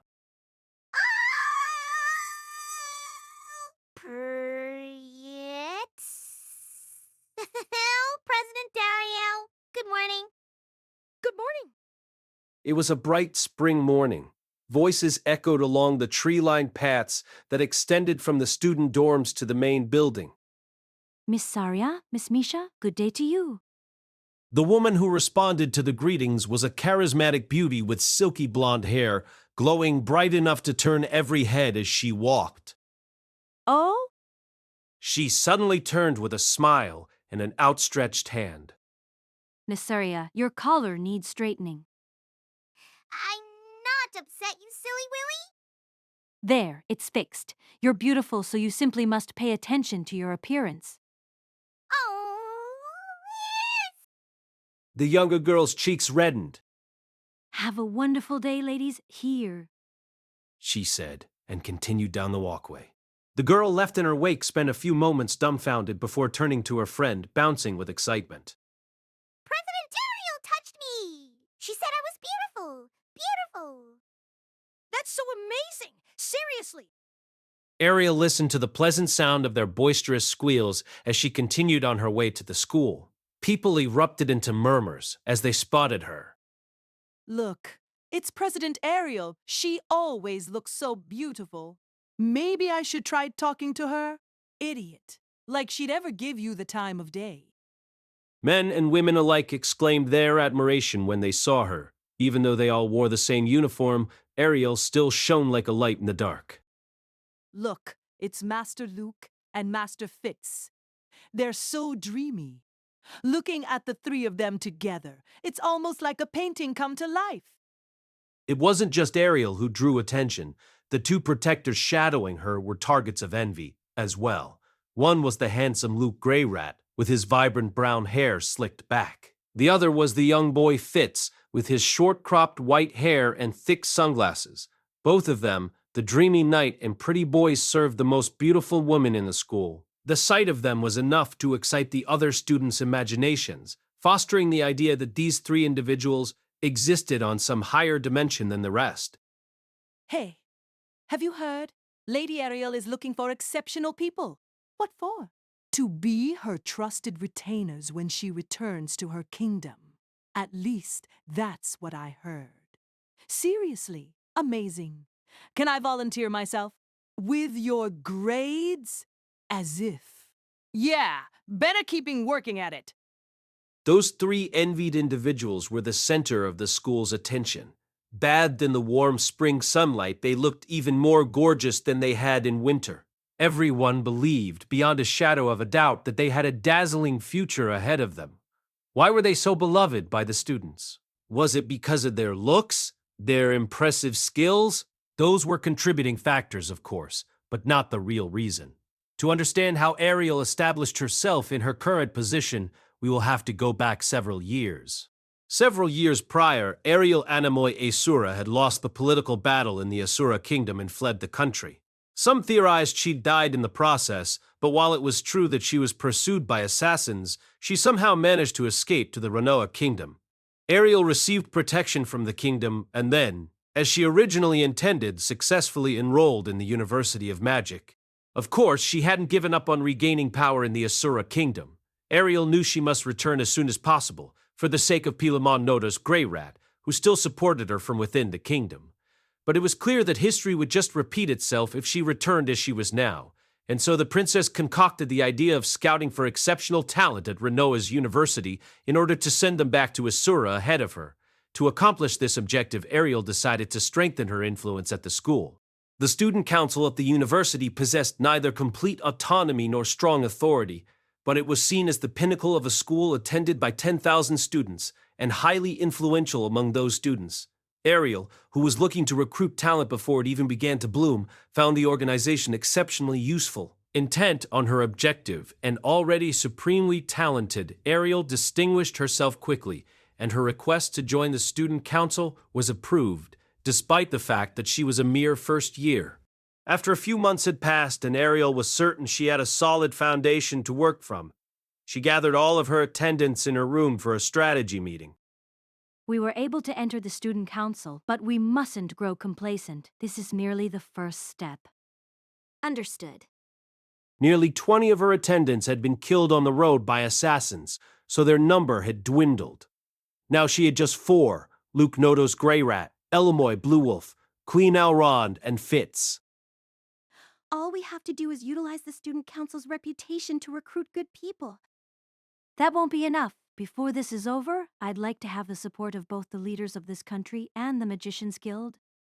Renoa Kingdom's leaders and the Magicians Guild were both hugely influential in Asura, whose own teachings and magic came from Renoa itself. Granted, we'll have to impress them if we want their aid in this political power struggle. Impress them? Like with money? No, with power. I am trying to become the ruler of the Asura Kingdom. Just being a member of the student council won't convince them to support my cause. I must become someone who moves the council. In other words, I have to become the president. The vice president graduates next year, and the president the year after that. Thus, I plan to aim first for the position of vice president, and then for that of president. Yes, I think that's a good idea. Those of like mind and exceptional ability will surely flock to someone of your caliber. And it is those very people that we seek. The other 3 nodded. It had been 6 months since they'd first enrolled, and they still had yet to recruit any allies. The only things Ariel had at her disposal were her natural-born charisma, the fact that she'd been accepted into the student council as a first year, and the adoration of the other students. There were exceptional individuals who had caught her eye, but she had yet to reach a level where she could win their favor, unveil the full truth of her situation, and convince them to fight alongside her in the Asura kingdom. The way she would prefer it indeed. The way things should really be was for them to approach her first. If the natural order of things is for you to become president, then you should ideally win the vote by an overwhelming majority. The sitting president was in charge of selecting and appointing appropriate candidates to the council. When a president retired, all remaining members became candidates for the position, and the president would be determined by a school-wide vote. Such was the rule established by the first principal of the school, a tradition that had continued ever since. Even so, Ariel was a mere first-year student. Next year, the current vice president would likely ascend to the presidency. Once they graduated and an election was conducted, the other current members, all in their 6th and 7th years by then, with numerous accomplishments of their own, would doubtless stand in her way. Even if she could beat them, it would likely be by a narrow margin. Granted, becoming student council president as a third-year student would still be an impressive feat, but it wouldn't be exceptional unless she also dominated the vote in a landslide victory. Such was the path forward that Ariel envisioned. You might even call it an essential prerequisite for her future. If she couldn't accomplish even this much, then returning to the Asura kingdom would remain nothing more than a dream within a dream. In fact, she might need to aim even higher. It may be necessary for you to take the presidency next year, murmured Fitz. The white-haired boy had a grim look on his face, and his arms were folded over his chest. Oh my, you say some terrifying things, Fitz. Are you proposing we outmaneuver the current vice president? Although Ariel was a first-year student, there was no doubt that she had 4 exceptional subordinates, charisma that had earned her great adoration among the first years, and practical skills to boot. And so, she had cut a deal with the current vice president. She would endorse them for the position of president in the next election, and in return, they would appoint her to their former position. This meant giving up her chance at the presidency this year, but if she were diligent in planting seeds during her 2nd year, then she could be fairly confident of reaping the results in her 3rd. That plan is good, certainly, but shouldn't we attempt something even... Fitz was absolutely right. If you unraveled the threads of the university's long history, you wouldn't find a single soul who had risen to the rank of president in their 2nd year. The only exception was the first president of the student council, but that didn't count, since there were only first years in attendance at the time. Plus, if Ariel were to defeat the person who is a shoo-in for the presidency in a landslide, they would be talking about it in the city of Sharia. Word of her accomplishment might even reach the leaders of the 3 magic nations. One might think of the university as a simple school, but there were many alumni who went on to become leaders of the 3 nations and the Magicians Guild. If something extraordinary happened in the university for the first time since it was founded, there was good chance it would come to their attention. True, but we won't be able to defeat the vice president without a plan. Well, about that, I actually do have a really good plan. Let's hear it. Though caught off guard by Fitz's proposal, Ariel shifted in her seat and listened closely. Well, Princess, you know how you've been the target of some harassment lately? Indeed. It had started just after she joined the student council. There were several incidents in succession. People spitting in front of her as she walked, people bumping shoulders with her, people purposefully hitting her with a water ball during magic practice. They were passed off as coincidences, but Ariel knew that they were intentional. After all, they had gradually escalated in severity. The worst was when some of her underwear, which she had hung out to dry at night, was stolen and dumped in front of the boys' dormitory. That had indisputably been a step too far, and she'd asked Fitz and Elamoy to look into the matter, as a result of which... I discovered the masterminds, Linnea and Priscina. So it was those 2, after all. They were the descendants of the leaders of the Doldia tribe, which reigned sovereign among the beast folk. The 2 girls had traveled halfway across the world from the Great Forest. As members of the Doldia tribe, they'd had a pampered upbringing and let their magical talent go to their heads.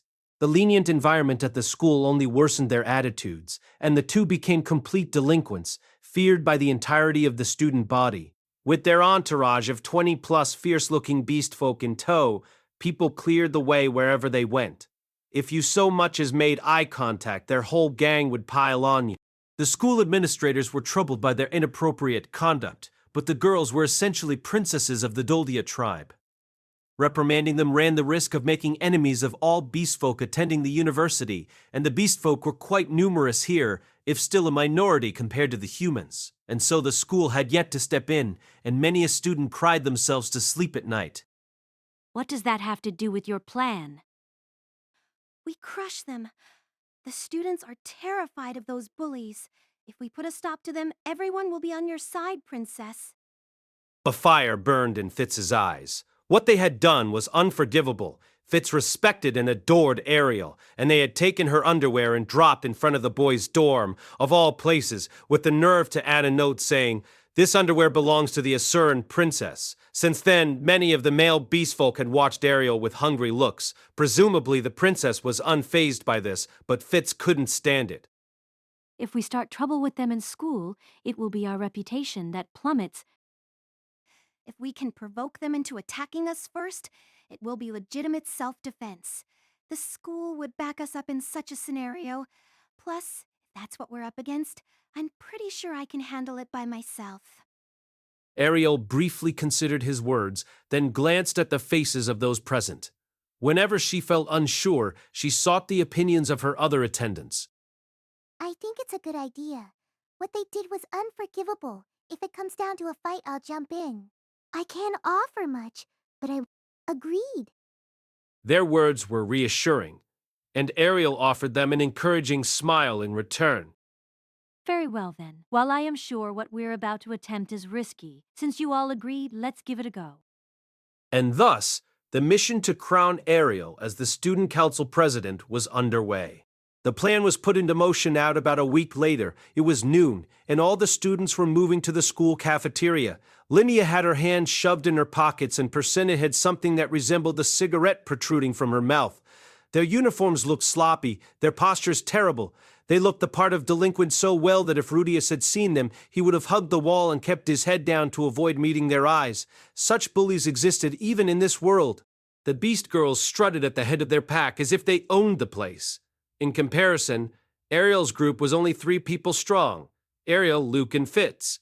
They made it look like they'd encountered Linnea and Persenna in front of the cafeteria by chance. At first, Linnea and Ariel exchanged looks that demanded that the other person make way, but it was Ariel who finally feigned indifference and stepped aside. The beast folk let forth a snicker as they watched.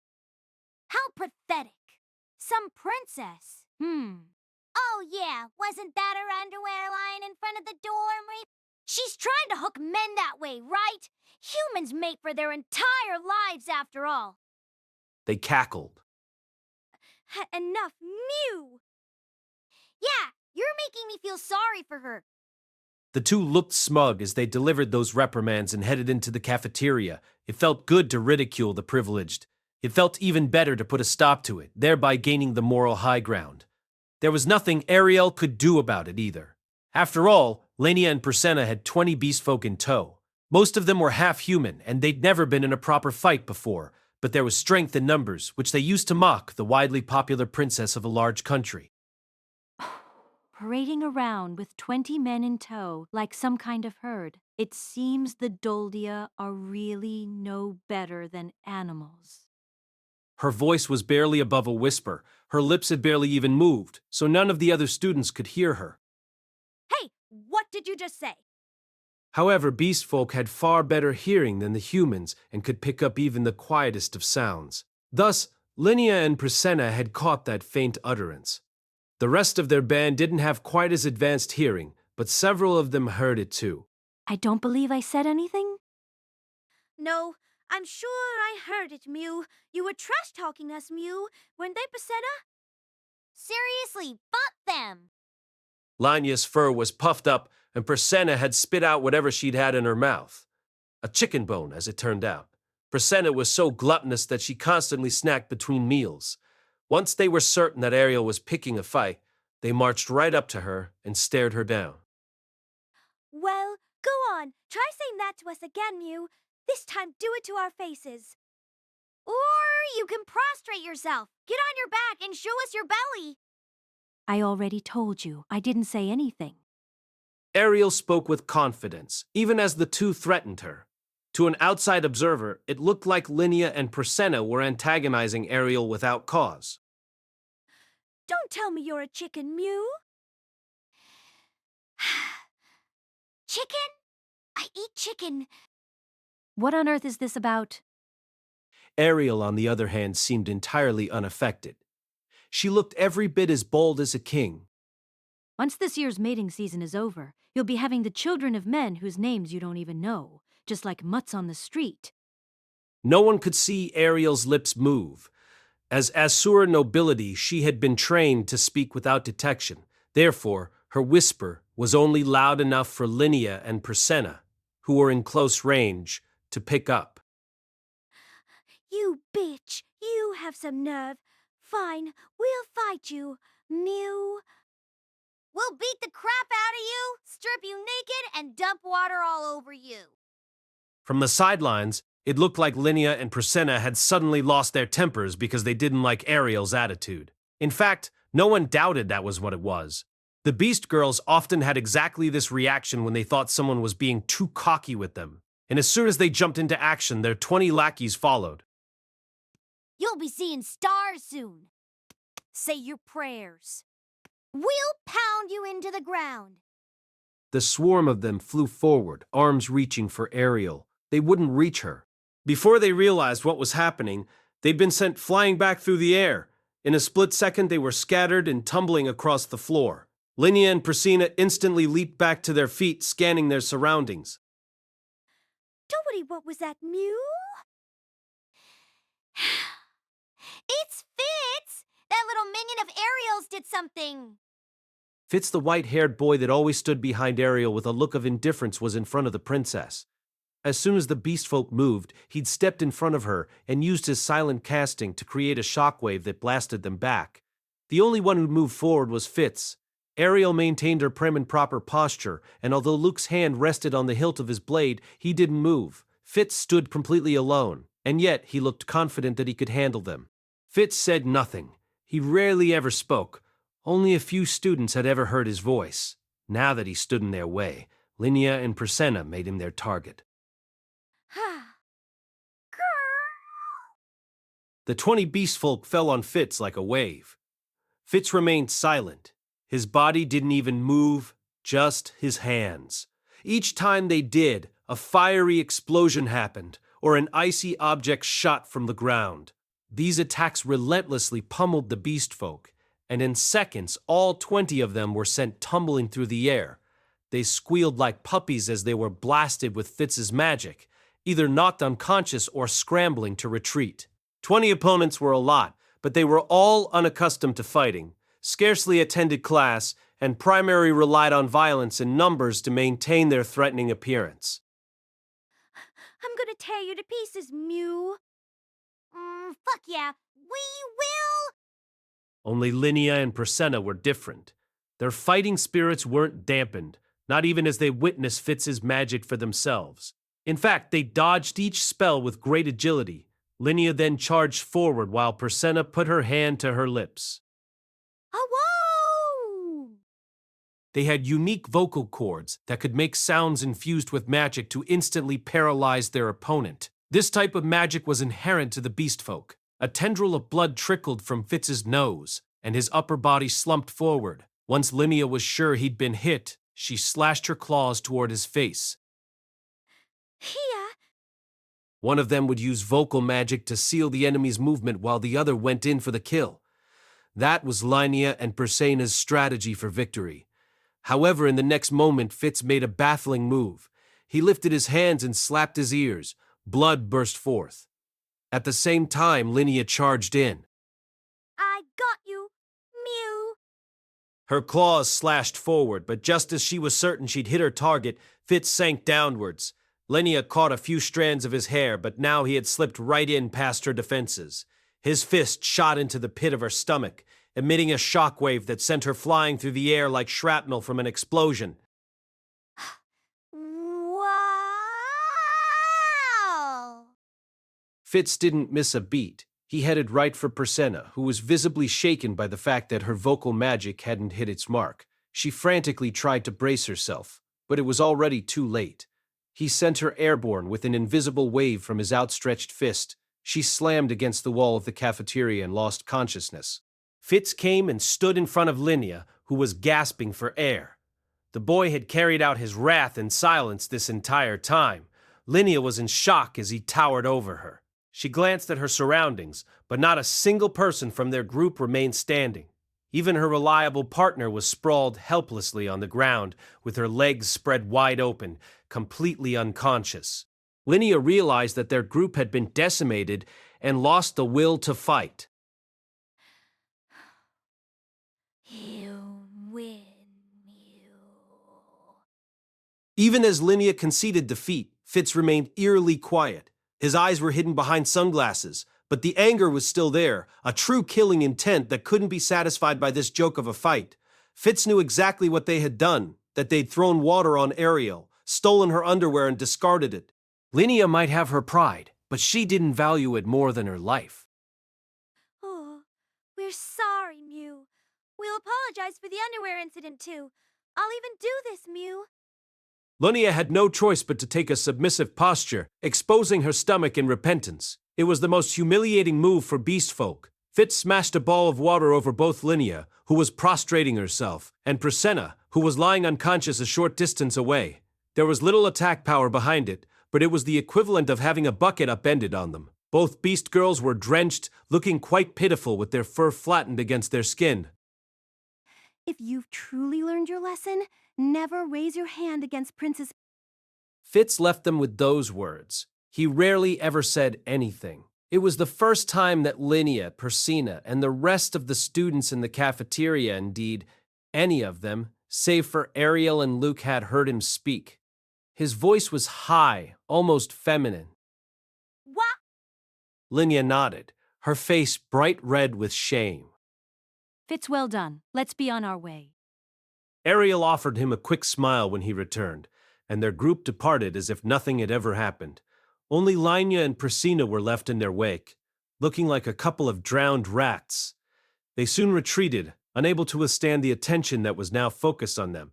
All the students who had witnessed this spontaneously broke into applause. That was the moment when the delinquents who acted like they ruled the school were defeated.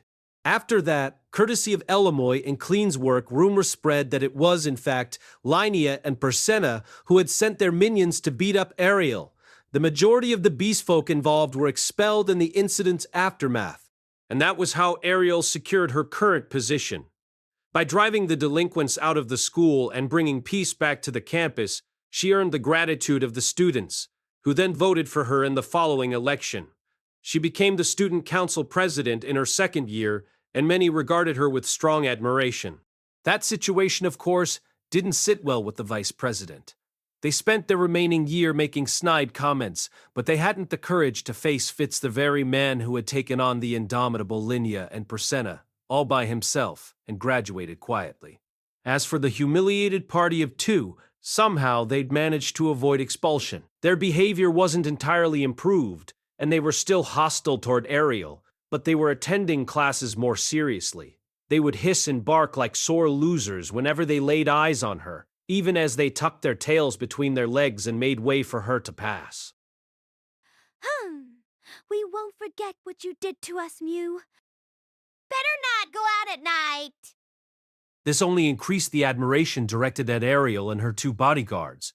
There was no one left at the school who could stand up to the princess. That same princess was now a third-year student. Just as she planned, becoming the student council president in her second year allowed her to make contact with both the Magicians Guild and the rulers of Renoa Kingdom. Those of like mind flocked to the student council, and Ariel picked the most exceptional and trustworthy to go to the Asura Kingdom and proceed with her plans. What she considered her vanguard would be leaving for the kingdom the following year. Everything had gone surprisingly well in this past year since she became the president. Today they were conducting another one of their strategy meetings, though they had transitioned from her personal suite to the student council room. Now then, Clean, are there any promising candidates among the first years this year? There are Zenoba Shirone and Cliff Grimoire in particular. The former is a blessed child, while the latter was able to perform advanced tier magic even before he enrolled. Very well, let's look for opportunities to gradually engage them. Are there any others who... Among the first years? No, I don't believe so. However, there may be some who will show promise in the future. I still require many more pieces for my chessboard. Perhaps we should look at reaching out to those outside of the school.